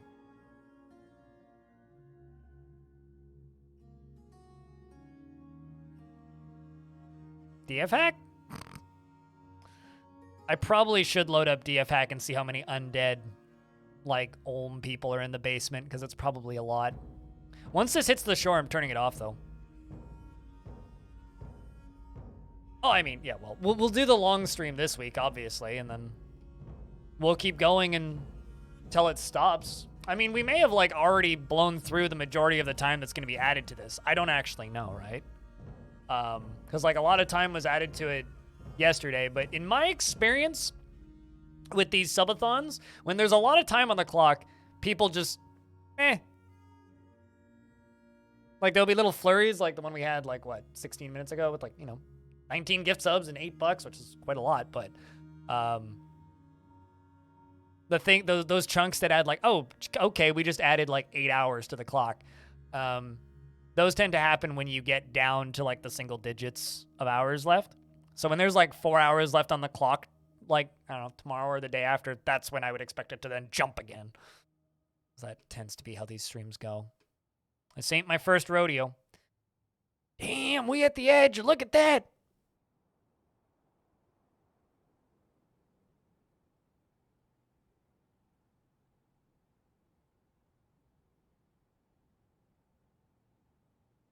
I just need it to, like, connect to the edge of the beach, and then we could just dig around this and go straight in. But still, it's going to take forever because I'm going to have to do it one tile at a time. And then if anything caves in, we're kind of in trouble.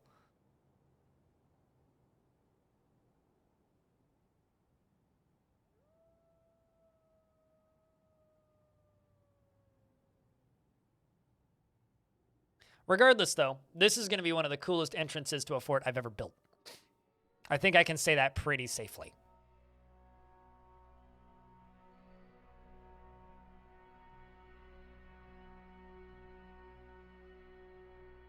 Kind of tempted to just pause this whole thing. Okay, I'm kind of okay, I'm going to pull the lever. I'm going to stop this from flowing and let it drain. And then I'm going to run out, or I'm going to send a dwarf out once the siege is done. We're going to knock out this and this.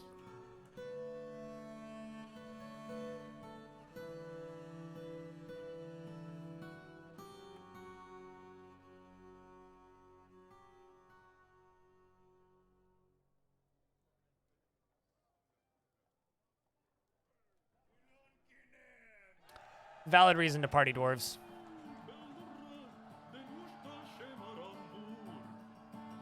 Skull Nut. Gotta tell you, things have been busy.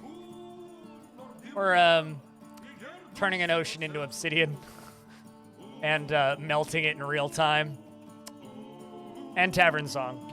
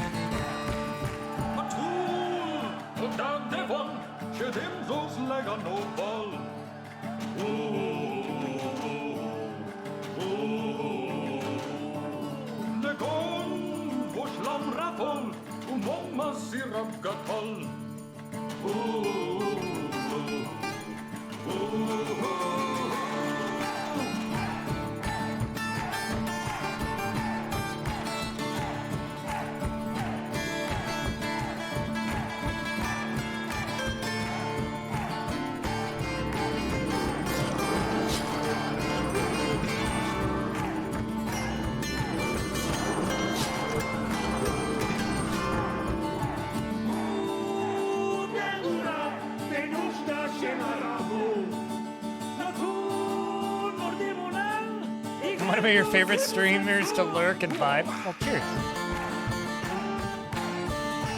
Thank you very much.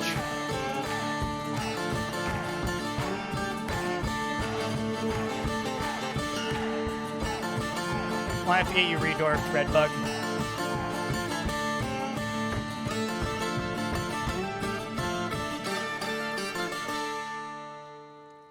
Casual, what up? I don't know what you mean about stuff happening. Cavern dwellers? Schmavern dwellers. It's fine.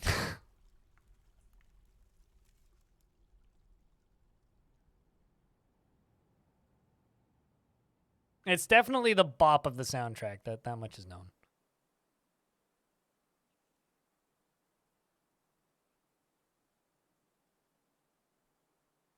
It's part of the game, yep. You're getting up there, though. Ooh. It'd actually be all, well. Watch it, like, still actually make it to the edge. I just need, like, one of these bits here. You know what? Let's try turning this thing back on very briefly. But, Casual Elephant, how are you doing, by the way? You, have, killed a lot of things with Axe Casual, your dwarf. Killed a lot of things. Very effectively, too. You even named your axe.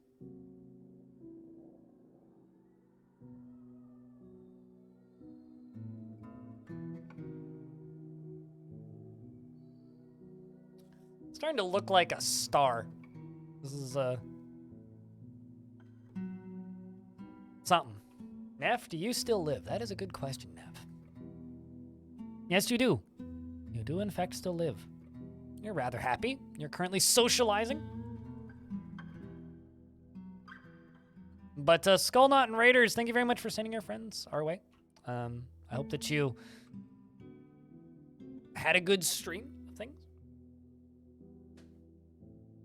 But, yeah, no, that comment of just, like, I'm your favorite streamer to just hang out and vibe with, it's like, it's been us for years, and it means a lot. It's glad that people still like doing that.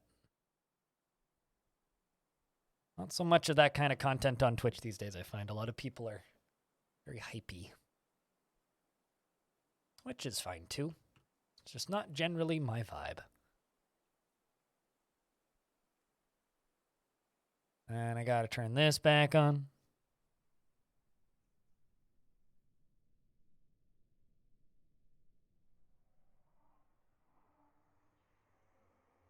This is how you tame an evil biome. I just want to seal this off so that we can actually start constructing this. Yep, they named a shield and decided to use it as a blunt force trauma weapon.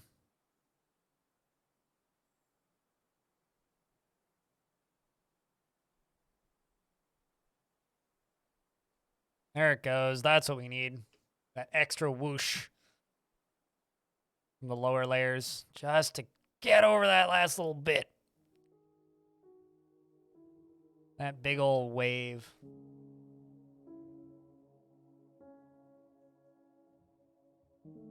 I suddenly feel like I'm playing Creeper World.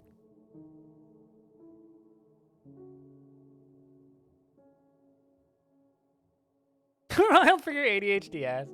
That's funny. I don't know. I think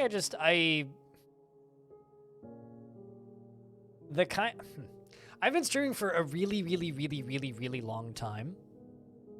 And like in November of this year, it'll be 10 years that I've been streaming actively. And by actively, I mean like more than 5 days a week.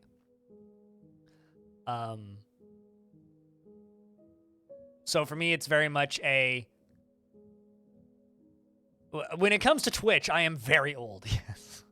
There we go. We've sealed it. That's what I needed. I needed this to be sealed. But like in the grand scheme of things, it's like this is still a very young industry, right? So old is relative, I suppose. But I've been doing this for a very long time, and the kind of streams that I like watching and the kind of streams that I was inspired by when I started were the kind of streams that were popular on Twitch like a decade ago. And, you know, this industry has changed and evolved, and it's a lot more corporate now. It's a lot more talent-based. It's a lot more like being in, you know, like the acting industry or something, where you have to get an agent and be all professional-like, and that's not why I do this. I do this because I like chilling on the internet and playing video games. So I've almost been streaming actively for 10 years, yes. I mean, I could just go play Creeper World 4. Like, there's nothing stopping me. So, yeah, I don't know. It's really nice to know that people like enjoy watching my stuff, and at this point I actually have an audience where I can do it sustainably, at a point where I go onto a website where I buy my camping gear to buy, you know, a couple more pieces, because you don't buy things all at once because that's just financially ridiculous. And I'm looking at it and I'm going, man, I could afford a kayak. Like I legit just had like this moment the other day where I like realized that I have spending money when I was unironically looking at ocean kayaks and going, fuck me, I could buy a kayak. I have nowhere to put it, nowhere to store it, no way of transporting it, so I'm not getting a kayak. But I could.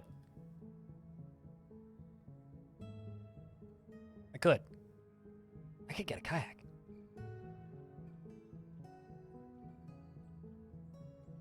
No logical reason to get a kayak. No, I'm not gonna get a kayak.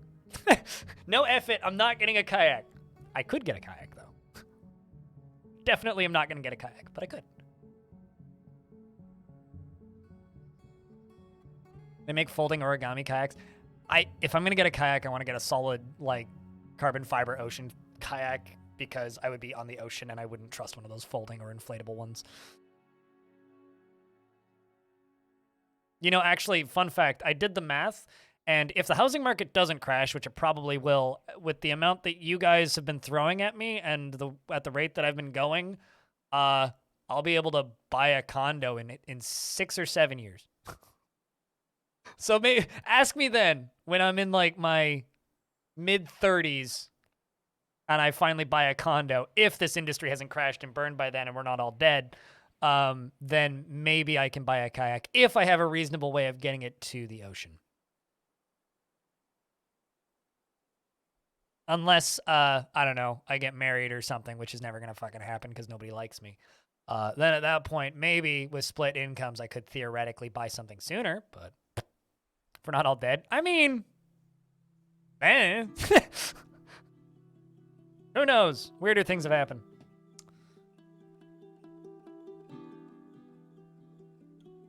Snow starts to fall. This game is beautiful. Now I just need to wait for this ocean to freeze again, and then we can go and dig into this obsidian. I mean, but it's gonna take a while. Because I'm gonna have to do it like one line at a time.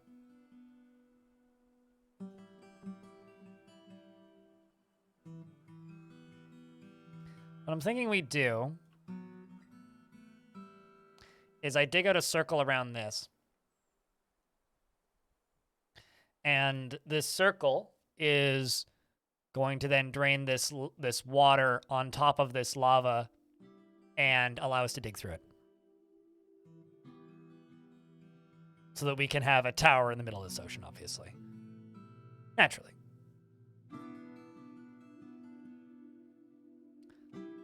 Problem is that construction project really upset a good number of dwarves.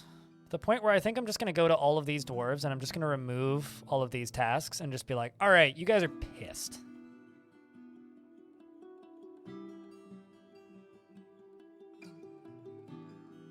Everybody does this, only selected do this. Let's add some more of those super pissy dwarves too. Stoneworking.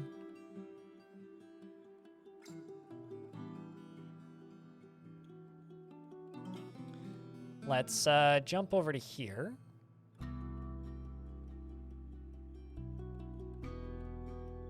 No, wait. If we assume growth is infinite and exponential. Talking like a true Amazon executive. I like it. Let me put my glasses back on and then I'll finish reading what you were saying.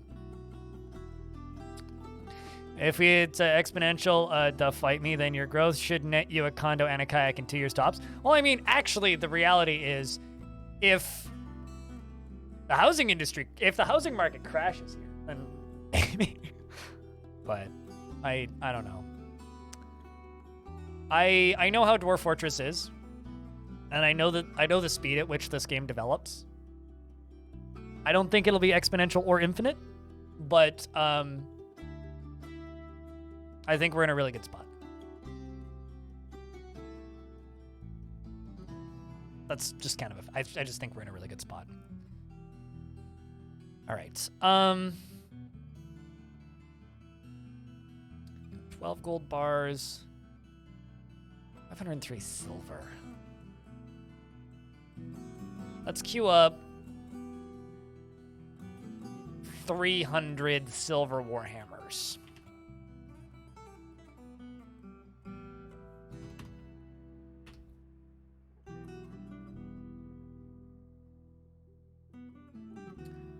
Let adventurers in and out at will.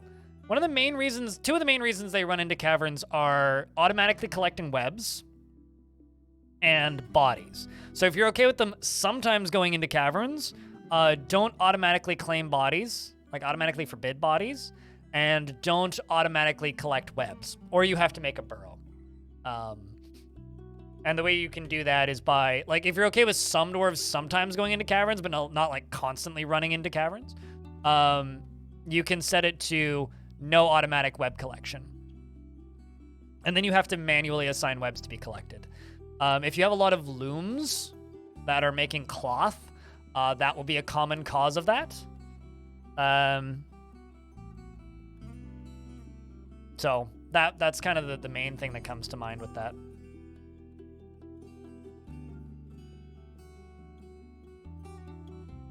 Do you know who I am? No. I'm the man who's gonna burn your house down. With lava? With the lemon. Oh. I'm gonna get my engineers to invent a combustible lemon that burns your house down.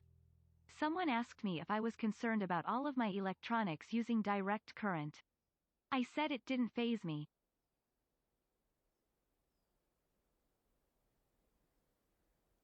Just got a curse. Remember how I said that we have pissy dwarves right now? This is the first time I've seen this in this version of the game. A dwarf just got cursed by a god.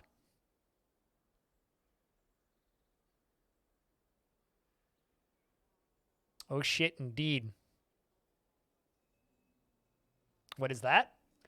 So when dwarves get really, really angry, right? They tantrum. When dwarves get really angry, they tantrum.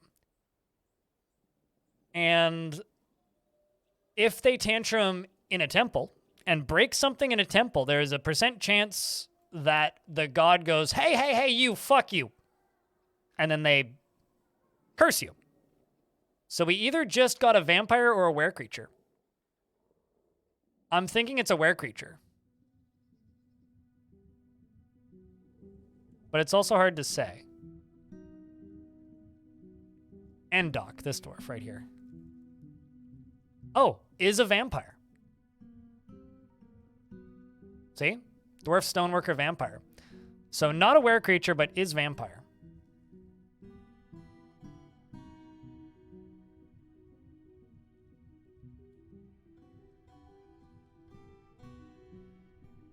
So is still throwing a tantrum. New roommate? Well, the problem is haggard.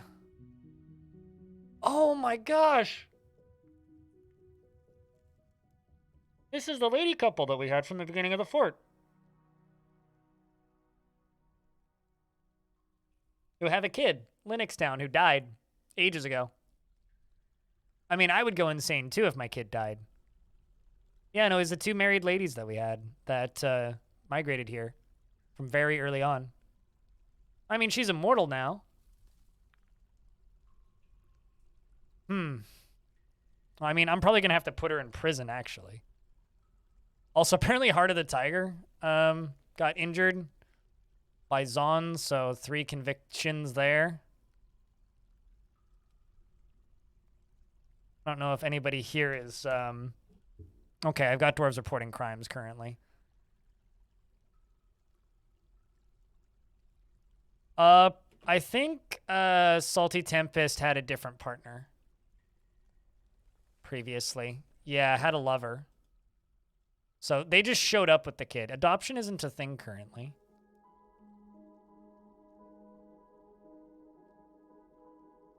Kind of is a tragic villain story. I mean, if we go through her memories, she arrived in 250.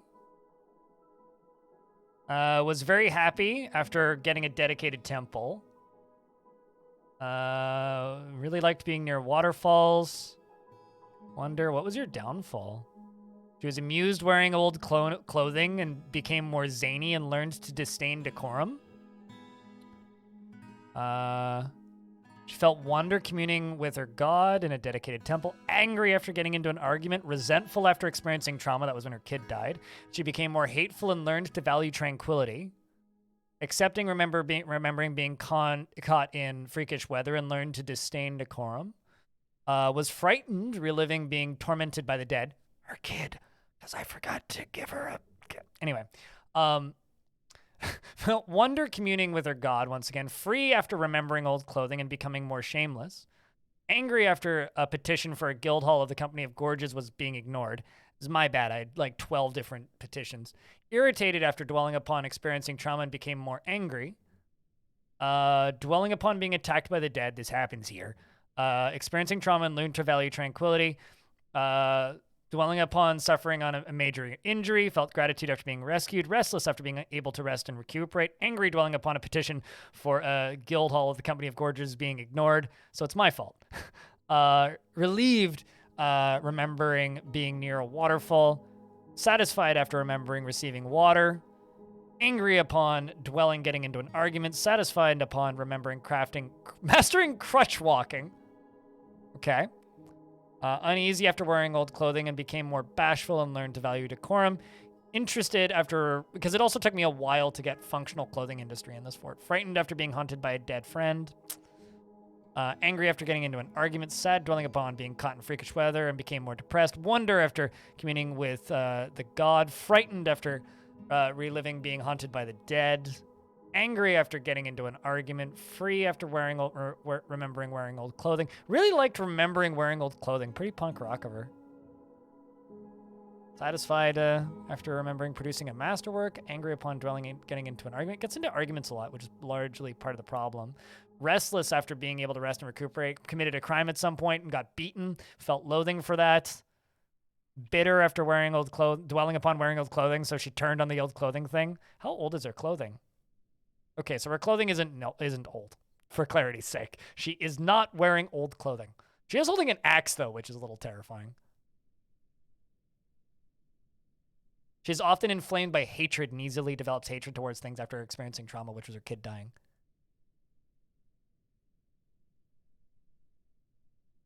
And then horrified after being caught in freakish weather, and I guess the recent constructions was just too much for her. And yeah. Redbug, what dwarf do you want? You want to be the new Vampy?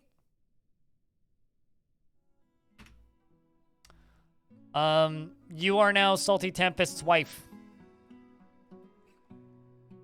You're a vampire with an axe. I'm gonna make you drop the axe, though.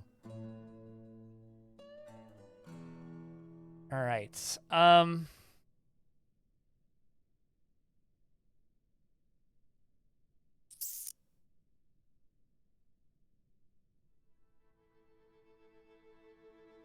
And now your skin is green because you are a vampire.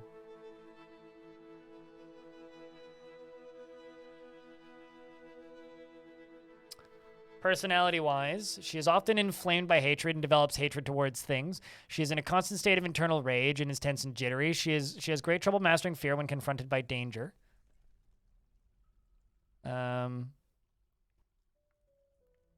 tends to not reveal personal information. She could be considered rude and occasionally overindulges, and she has an active sense of humor.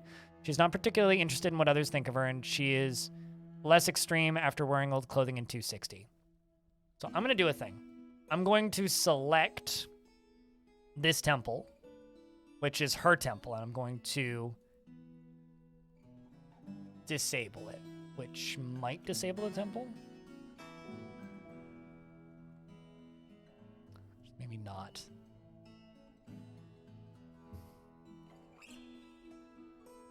She's meditating. You know what I could do, actually? Here's an alternative idea.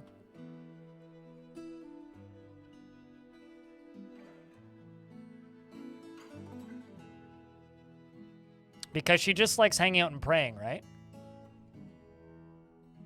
What if I can get her to stand right here? Build a wall around her.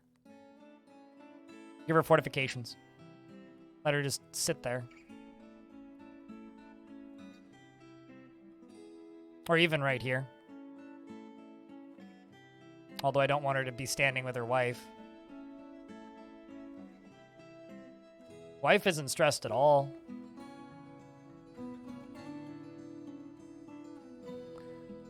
I'm going to be completely honest with you. I hate managing vampire fortresses, so I'm not going to do that. I've done it before, and it's just not a pleasant way to build a fortress, in my opinion. Felt regretful after toppling something over, regretful after starting a fist fight. That's a lot of criminal offenses against Redbug.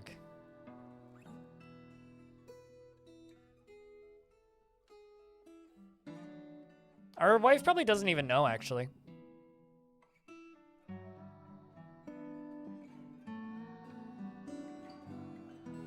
What makes vampires a pain in the ass to manage at large scale? They want to eat things that are alive. They want to consume living entities.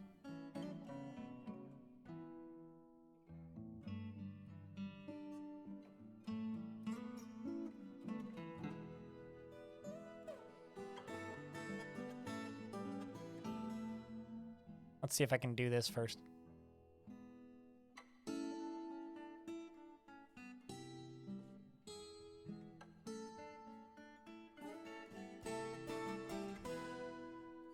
And they also still get thirsty and hungry, and they can't eat or drink because they're undead.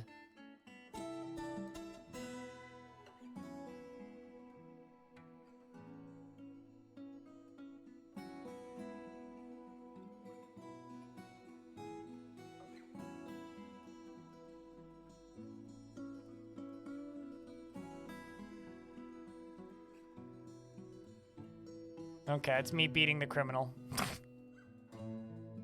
Yep. Now I'm praying. Feels loathing after being beaten. Oh, and did you even get injured? Oh, no, you're enraged at all enemies. Well, that's not good. The other dwarves are beating her. She's now relieved being near a waterfall. You're not in active combat, are you? No, but I punched her a bunch of times. On the lower body with the right hand, bruising the muscle. She's no longer stunned.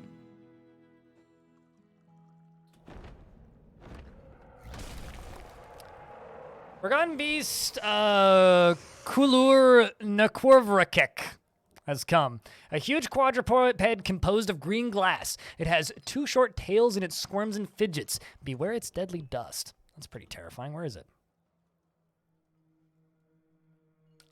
So I really want to mess with this thing. Because it's right here.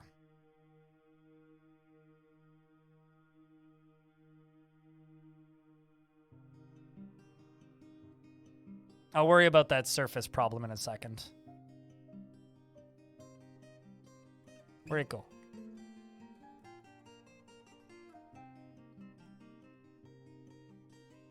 Where?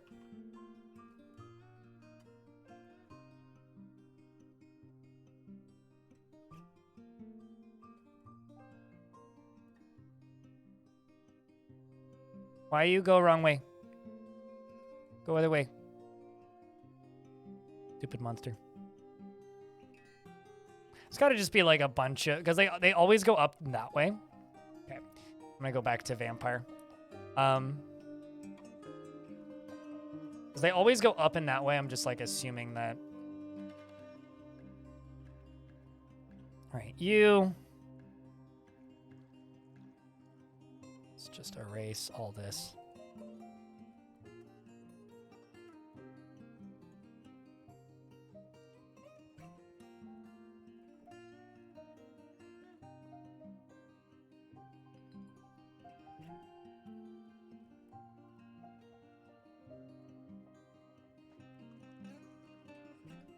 Also, what was her conviction?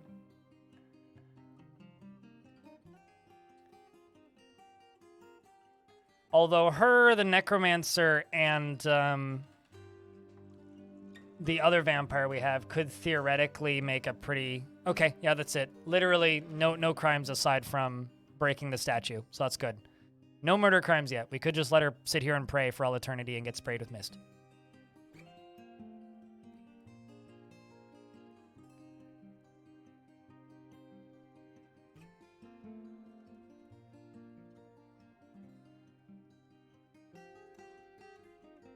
Oh, come on. Where'd she go?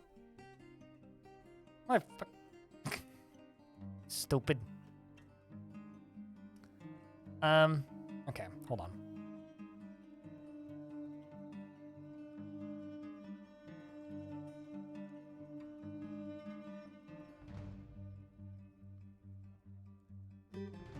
And,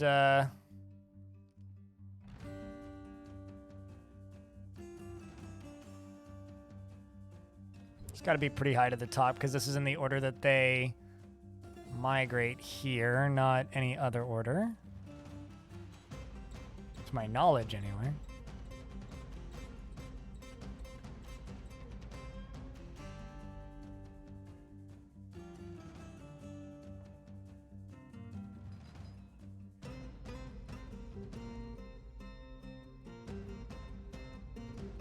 Oh, you're right there at the top, see?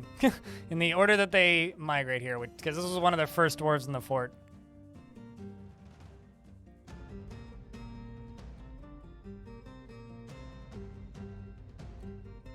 I just hope she doesn't get thirsty.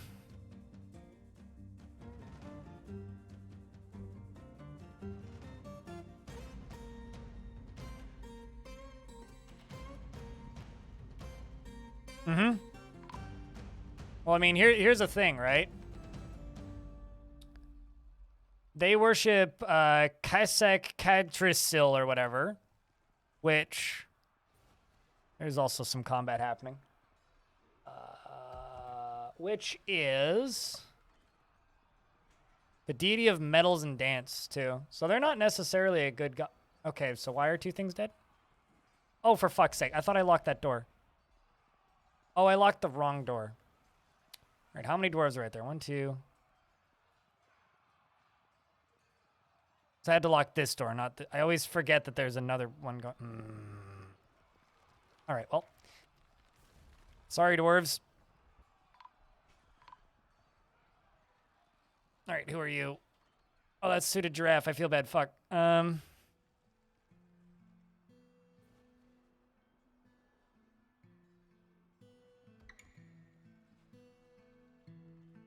Nope.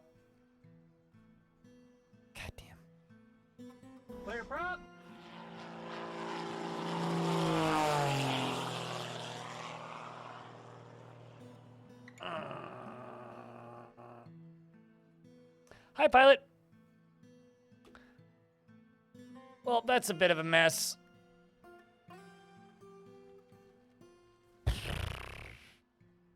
Well, I mean, it's fine. It's just, what? 6 or 7 dwarves we just lost? 1, 2, 3. Lightning Roger died in that. Dolmas and Rimtar. What, like living dwarves? Sure. We actually haven't had that many losses today. Booze Hammered, 404 not found, a devilish potato, Akre, ball of lint, big sparn, me, Blood Odin, Brookley, bunch of rocks, chow not found, Clayborn, Commander Honk, Darius, Diamond Destruct, Dr. Linden, Elfie Bean, Farmer Fem, FG Squared, Frank the Witch, Freehold Boreas, Heart of the Tigers, somehow like no longer pissed. What the fuck?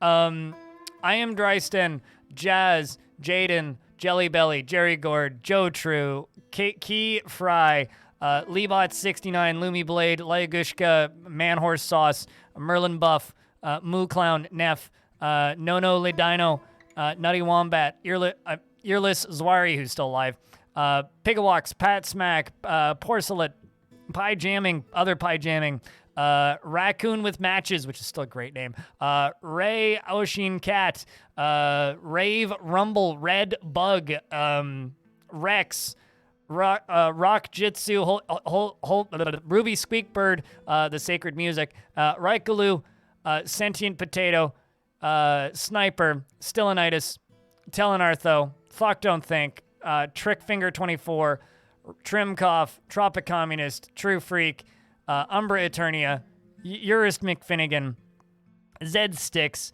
Alath, and then I'm just reading unnamed dwarves now.